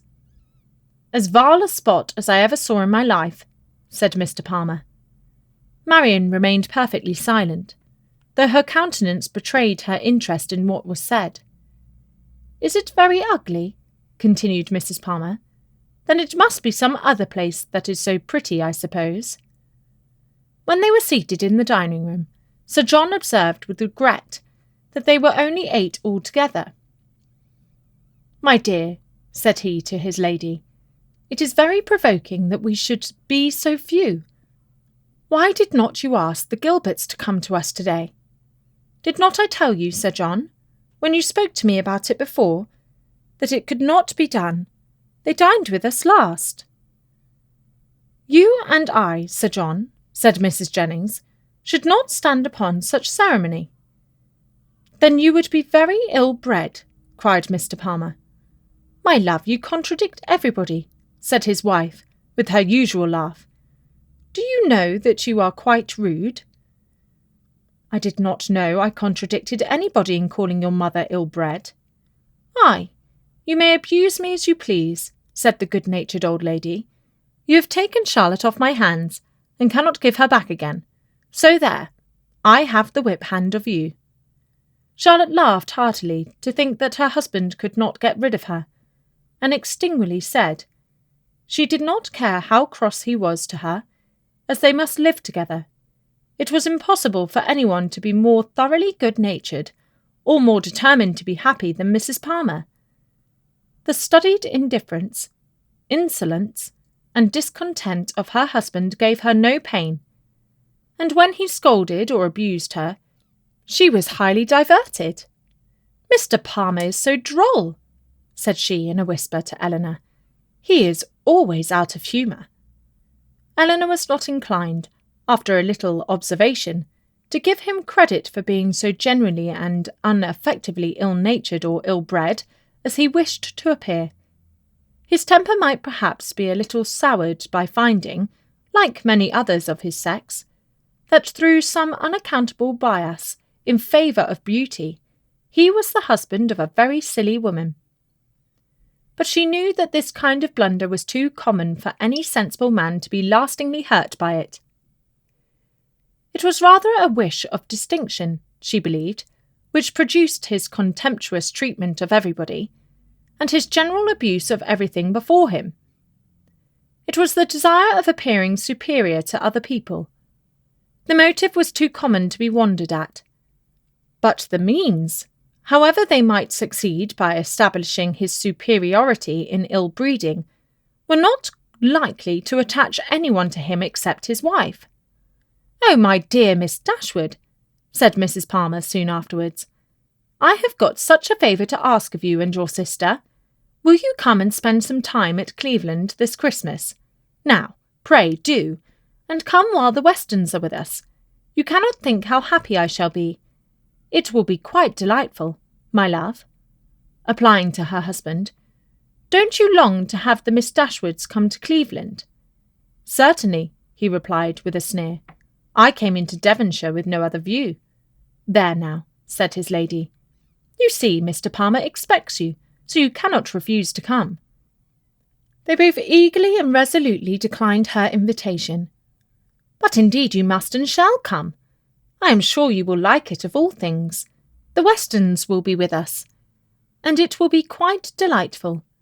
You cannot think what a sweet place Cleveland is, and we are so gay now, for Mr. Palmer is always going about the country canvassing against the election. And so many people came to dine with us that I never saw before. It is quite charming. But, poor fellow, it is very fatiguing to him, for he is forced to make everybody like him." Eleanor could hardly keep her countenance as she assented to the hardship of such an obligation. "How charming it will be," said Charlotte, "when he is in Parliament, won't it? How I shall laugh! It will be so ridiculous to see all his letters directed to him with an M.P. But do you know, he says he will never frank for me. He declares he won't. Don't you, Mr. Palmer?" Mr. Palmer took no notice of her. "He cannot bear writing, you know," she continued. "He says it is quite shocking." "No," said he, "I never said anything so irrational. Don't palm all your abuses of languages upon me. There now, you see how droll he is. This is always the way with him. Sometimes he won't speak to me for half a day together, and then he comes out with something so droll, all about anything in the world." She surprised Eleanor very much as they returned into the drawing-room by asking her whether she did not like Mr. Palmer excessively. "Certainly," said Eleanor. "He seems very agreeable." "Well, I am so glad you do. I thought you would. He is so pleasant, and Mr. Palmer is excessively pleased with you and your sisters, I can tell you. And you can't think how disappointed he will be if you don't come to Cleveland. I can't imagine why you should object to it." Eleanor was again obliged to decline her invitation, and by changing the subject, put a stop to her entreaties. She thought it probable that as they lived in the same county, Mrs. Palmer might be able to give some more particular account of Willoughby's general character than could be gathered from the Middletons' partial acquaintance with him. And she was eager to gain from anyone such a confirmation of his merits as might remove the possibility of fear from Marian. She began by inquiring if they saw much of Mr. Willoughby at Cleveland, and whether they were intimately acquainted with him. "Oh dear, yes, I know him extremely well," replied Mrs. Palmer. "Not that I ever spoke to him, indeed, but I have seen him for ever in town. Somehow or other, I never happened to be staying at Barton while he was at Allingham. Mamma saw him here once before, but I was with my uncle at Weymouth. However, I dare say we should have seen a great deal of him in Somersetshire, if it had not happened very unluckily that we should never have been in the country together. He is very little at Combe, I believe, but if he were ever so much there, I do not think Mr. Palmer would visit him, for he is in the opposition, you know, and besides it is such a way off. I know why you inquire about him, very well. Your sister is to marry him. I am monstrous glad of it, for then I shall have her for a neighbour, you know." "Upon my word," replied Eleanor, "you know much more of the matter than I do, if you have any reason to expect such a match. Don't pretend to deny it, because you know it is what everybody talks of. I assure you I heard of it in my way through town." "My dear Mrs. Palmer!" "Upon my honour, I did. I met Colonel Brandon Monday morning in Bond Street, just before we left town, and he told me of it directly." "You surprise me very much. Colonel Brandon tell you of it? Surely you must be mistaken. To give such intelligence to a person who could not be interested in it, even if it were true, is not what I should expect Colonel Brandon to do." "But I do assure you it was so, for all that, and I will tell you how it happened. When we met him, he turned back and walked with us, and so we began talking of my brother and sister, and one thing and another, and I said to him, 'So, Colonel, there is a new family come to Barton Cottage, I hear, and Mamma sends me word they are very pretty, and that one of them is going to be married to Mr. Willoughby of Combe Magna. Is it true, pray? For of course you must know, as you have been in Devonshire so lately.' And what did the Colonel say?" "Oh, he did not say much, but he looked as if he knew it to be true. So from that moment I set it down as certain. It will be quite delightful, I declare. When is it to take place? Mr. Brandon was very well, I hope?" "Oh, yes, quite well, and so full of your praises. He did nothing but say fine things of you." "I am flattered by his commendation. He seems an excellent man, and I thank him, uncommonly pleasing." "So do I. He is such a charming man, that it is quite a pity he should be so grave and so dull. Mamma says he was in love with your sister too. I assure you, it was a great compliment if he was, for he hardly ever falls in love with anybody." "Is Mr. Willoughby much known in your part of Somersetshire?" said Eleanor. "Oh, yes, extremely well, that is. I do not believe many people are acquainted with him, because Combe Magna is so far off.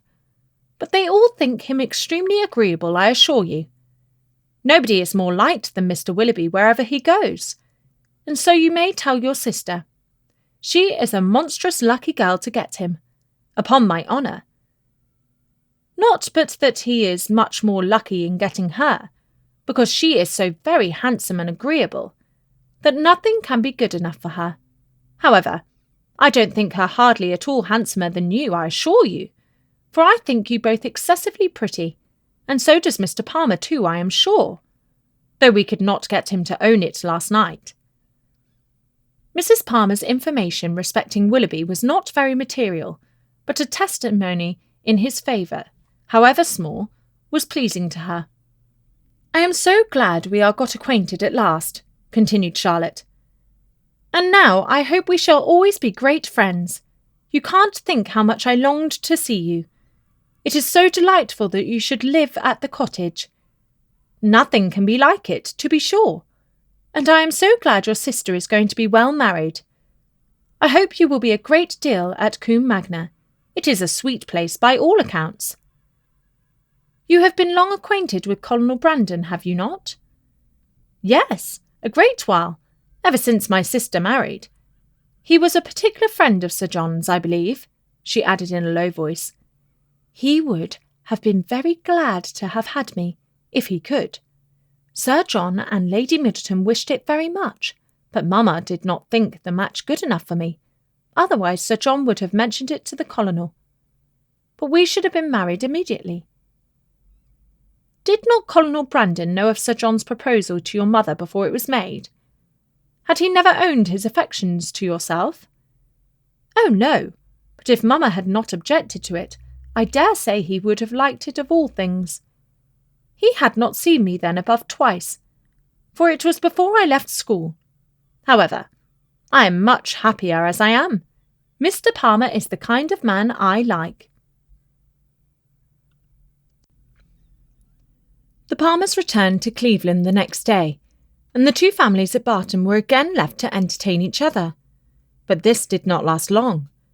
Eleanor had hardly got their last visitors out of her head, had hardly done wondering at Charlotte's being so happy without a cause, at Mr. Palmer's acting so simply, with good abilities, and at the strange unsuitableness which often existed between husband and wife, before Sir John's and Mrs. Jennings' active zeal in the cause of society procured her some other new acquaintance to see and observe. In a morning's excursion to Exeter, they had met with two young ladies, with whom Mrs. Jennings had the satisfaction of discovering to be her relations, and this was enough for Sir John to invite them directly to the park, as soon as their present engagements at Exeter were over. Their engagements at Exeter instantly gave way before such an invitation, and Lady Middleton was thrown into no little alarm on the return of Sir John, but hearing that she was very soon to receive a visit from two girls whom she had never seen in her life, and of whose elegance, whose tolerable gentility even, she could have no proof. For the assurances of her husband and mother on that subject went for nothing at all. Their being her relations, too, made it so much the worse, and Mrs. Jennings' attempts at consolation were therefore unfortunately founded, when she advised her daughter not to care about their being so fashionable, because they were all cousins, and must put up with one another. As it was impossible, however, now to prevent their coming, Lady Middleton resigned herself to the idea of it, with all the philosophy of a well-bred woman, contenting herself with merely giving her husband a gentle reprimand on the subject 5 or 6 times every day. The young ladies arrived. Their appearance was by no means ungenteel or unfashionable. Their dress was very smart. Their manners were civil. They were delighted with the house, and in raptures with the furniture, and they happened to be so dotingly fond of children that Lady Middleton's good opinion was engaged in their favour before they had been an hour at the park.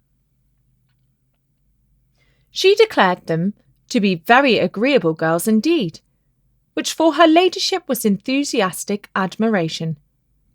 Sir John's confidence in his own judgment rose with his animated praise, and he set off directly for the cottage to tell the Miss Dashwoods of the Miss Steele's arrival, and to assure them of their being the sweetest girls in the world.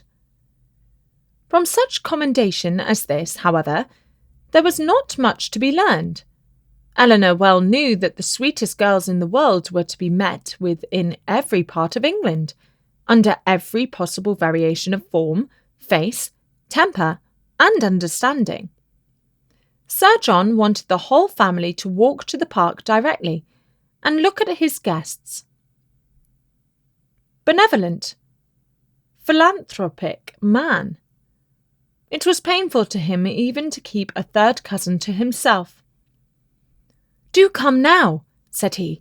"Pray, come, you must come. I declare you shall come. You can't think how you will like them. Lucy is monstrous pretty, and so good-humoured and agreeable. The children are all hanging about her already, as if she was an old acquaintance. And they both long to see you of all things, for they have heard at Exeter that you are the most beautiful creatures in the world, and I have told them it is all very true, and a great deal more. You will be delighted with them, I am sure. They have brought the whole coach full of playthings for the children. How can you be so cross as not to come? Why, they are your cousins, you know, after a fashion. You are my cousins, and they are my wife's, so you must be related." But Sir John could not prevail. He could only obtain a promise of their calling at the park within a day or two, and then left them in amazement at their indifference, to walk home and boast anew of their attractions to the Miss Steeles, as he had been already boasting of the Miss Steeles to them. When they promised visit to the park, and consequent introduction to these young ladies took place, they found in the appearance of the eldest, who was nearly 30, with a very plain and not a sensible face, nothing to admire, but in the other, who was not more than 22 or 23, they acknowledged considerable beauty. Her features were pretty, and she had a sharp, quick eye, and a smartness of air, which, thought it did not give actual elegance or grace, gave distinction to her person. Their manners were particularly civil, and Eleanor soon allowed them credit for some kind of sense, when she saw with what constant and judicious attention they were making themselves agreeable to Lady Middleton. With her children they were in continual raptures, extolling their beauty, courting their notice, and humouring their whims, and such of their time as could be spared from the importunate demands which this politeness made on it, was spent in admiration of whatever her ladyship was doing. If she happened to be doing anything, or in taking patterns of some elegant new dress, in which her appearance the day before had thrown them into unceasing delight. Fortunately, for those who pay their court through such foibles, a fond mother, though, in pursuit of praise for her children, the most rapacious of human beings, is likewise the most credulous. Her demands are exorbitant, but she will swallow anything, and the excessive affection and endurance of the Miss Steeles towards her offspring were viewed therefore by Lady Middleton without the smallest surprise or distrust. She saw with maternal complacency all the impertinent encroachments and mischievous tricks to which her cousins submitted. She saw their sashes untied, their hair pulled out their ears, their work-bags searched, and their knives and scissors stolen away, and felt no doubt of its being a reciprocal enjoyment. It suggested no other surprise than that Eleanor and Marian should sit so composedly by, without claiming a share in what was passing. "John is in such spirits to-day," said she, on his taking Miss Steeles's pocket-handkerchief and throwing it out of the window. "He is full of monkey tricks." And soon afterwards, on the second boy's violently pinching one of the same lady's fingers, she fondly observed, "How playful William is." "And here is my sweet little Anna Maria," she added, tenderly caressing a little girl of 3 years old, who had not made a noise for the last 2 minutes. And she is always so gentle and quiet. Never was there such a quiet little thing. But unfortunately, in bestowing these embraces, a pin in her ladyship's headdress slightly scratching the child's neck produced from this pattern of gentleness such violent screams as could hardly be outdone by any creature professedly noisy. The mother's consternation was excessive. It could not surpass the alarm of the Miss Steeles, and everything was done by all three, in so critical an emergency, which affection could suggest as likely to assuage the agonies of the little sufferer. She was seated in her mother's lap, covered with kisses, her wound bathed with lavender water by one of the Miss Steeles, who was on her knees to attend her, and her mouth stuffed with sugar plums by the other. With such a reward for her tears, the child was too wise to cease crying.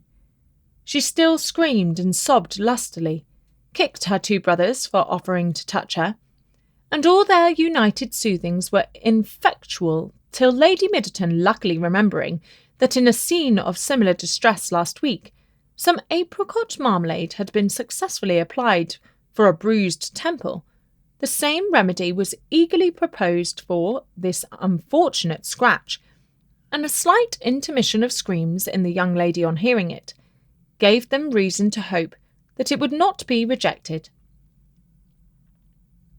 She was carried out of the room, therefore, in her mother's arms, in quest of this medicine, and as the two boys chose to follow, though earnestly entreated by their mother to stay behind, the four young ladies were left in a quietness which the room had not known for many hours.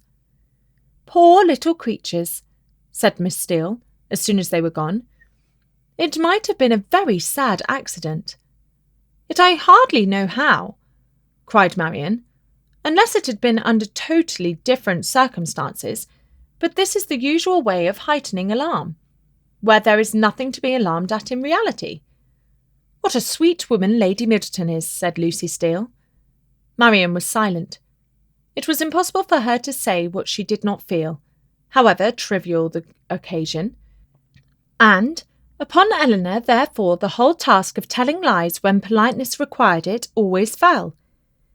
She did her best when thus called on, by speaking of Lady Middleton with more warmth than she felt, though with far less than Miss Lucy. "And Sir John, too," cried the elder sister. "What a charming man he is!" Here, too, Miss Dashwood's commendation, being only simple and just, came in without any éclat. She merely observed that he was perfectly good-humoured and friendly. "And what a charming little family they have! I never saw such fine children in my life. I declare I quite dote upon them already, and indeed I am always distractedly fond of children." "I should guess so," said Eleanor with a smile, "from what I have witnessed this morning." "I have a notion," said Lucy. "You think the little Middletons rather too much indulged. Perhaps they may be the outside of enough. But it is so natural in Lady Middleton, and for my part, I love to see children full of life and spirits. I cannot bear them if they are tame and quiet." "I confess," replied Eleanor, "that while I am at Barton Park, I never think of tame and quiet children with any abhorrence." A short pause succeeded this speech, which was first broken by Miss Steele, who seemed very much disposed for conversation, and who now said rather abruptly, "And how do you like Devonshire, Miss Dashwood? I suppose you were very sorry to leave Sussex?" In some surprise at the familiarity of this question, or at least of the manner in which it was spoken, Eleanor replied that she was. "Norland is a prodigious beautiful place, is it not?" added Miss Steele. "We have heard Sir John admire it excessively," said Lucy, who seemed to think some apology necessary for the freedom of her sister. "I think every one must admire it," replied Eleanor. "Whoever saw the place? Though, It is not to be supposed that anyone can estimate its beauties as we do. And had you a great many smart beaux there? I suppose you have not so many in this part of the world. For my part, I think they are a vast addition always. But why should you think, said Lucy, looking ashamed of her sister, that there are not as many genteel young men in Devonshire as Sussex? Nay, my dear, I am sure I don't pretend to say that there aren't. I'm sure there's a vast many smart beaux in Exeter, but you know, how could I tell what smart beaux there might be about Norland? And I was only afraid the Miss Dashwoods might find it dull at Barton, if they had not so many as they used to have. But perhaps you young ladies may not care about the beaux, and had as lief be without them as with them. For my part, I think they are vastly agreeable, provided they dress smart and behave civil. But I can't bear to see them dirty and nasty. Now there's Mr. Rose at Exeter, a prodigious smart young man, quite a beau, clerk to Mr. Simpson, you know, and yet, if you do but meet him of a morning, he is not fit to be seen. I suppose your brother was quite a beau, Miss Dashwood, before he married, as he was so rich. Upon my word, replied Eleanor, I cannot tell you, for I do not perfectly comprehend the meaning of the word. But this I can say, that if he ever was a beau before he married, he is one still, for there is not the smallest alteration in him. Oh, dear, one never thinks of married men's being beaux. They have something else to do. Lord, Anne, cried her sister, you can talk of nothing but beaux. You will make Miss Dashwood believe you think of nothing else. And then, to turn the discourse, she began admiring the house and the furniture. This specimen of the Miss Steeles was enough. The vulgar freedom and folly of the eldest left her no recommendation, and as Eleanor was not blinded by the beauty or the shrewd look of the youngest, to her want of real elegance and artlessness, she left the house without any wish of knowing them better. Not so the Miss Steeles.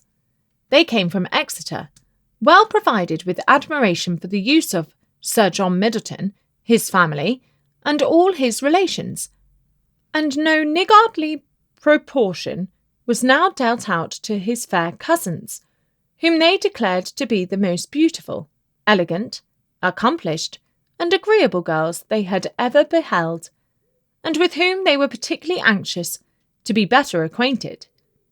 And to be better acquainted, therefore, Eleanor soon found was their inevitable lot, for as Sir John was entirely on the side of the Miss Steeles, their party would be too strong for opposition, and that kind of intimacy must be submitted to, which consists of sitting an hour or two together in the same room almost every day. Sir John could do no more, but he did not know that any more was required. To be together was, in his opinion, to be intimate, and while his continual schemes for their meeting were effectual, he had not a doubt of their being established friends. To do him justice, he did everything in his power to promote their unreserve, by making the Miss Steeles acquainted with whatever he knew or supposed of his cousin's situation, in the most delicate particulars, and Eleanor had not seen them more than twice, before the eldest of them wished her joy on her sister's having been so lucky as to make a conquest of a very smart beau, since she came to Barton. "'Twill be a fine thing to have her married so young, to be sure," said she, "and I hear he is quite a beau, a prodigious handsome, and I hope you may have as good luck yourself soon, but perhaps you may have a friend in the corner already." Eleanor could not suppose that Sir John would be more nice in proclaiming his suspicions of her regard for Edward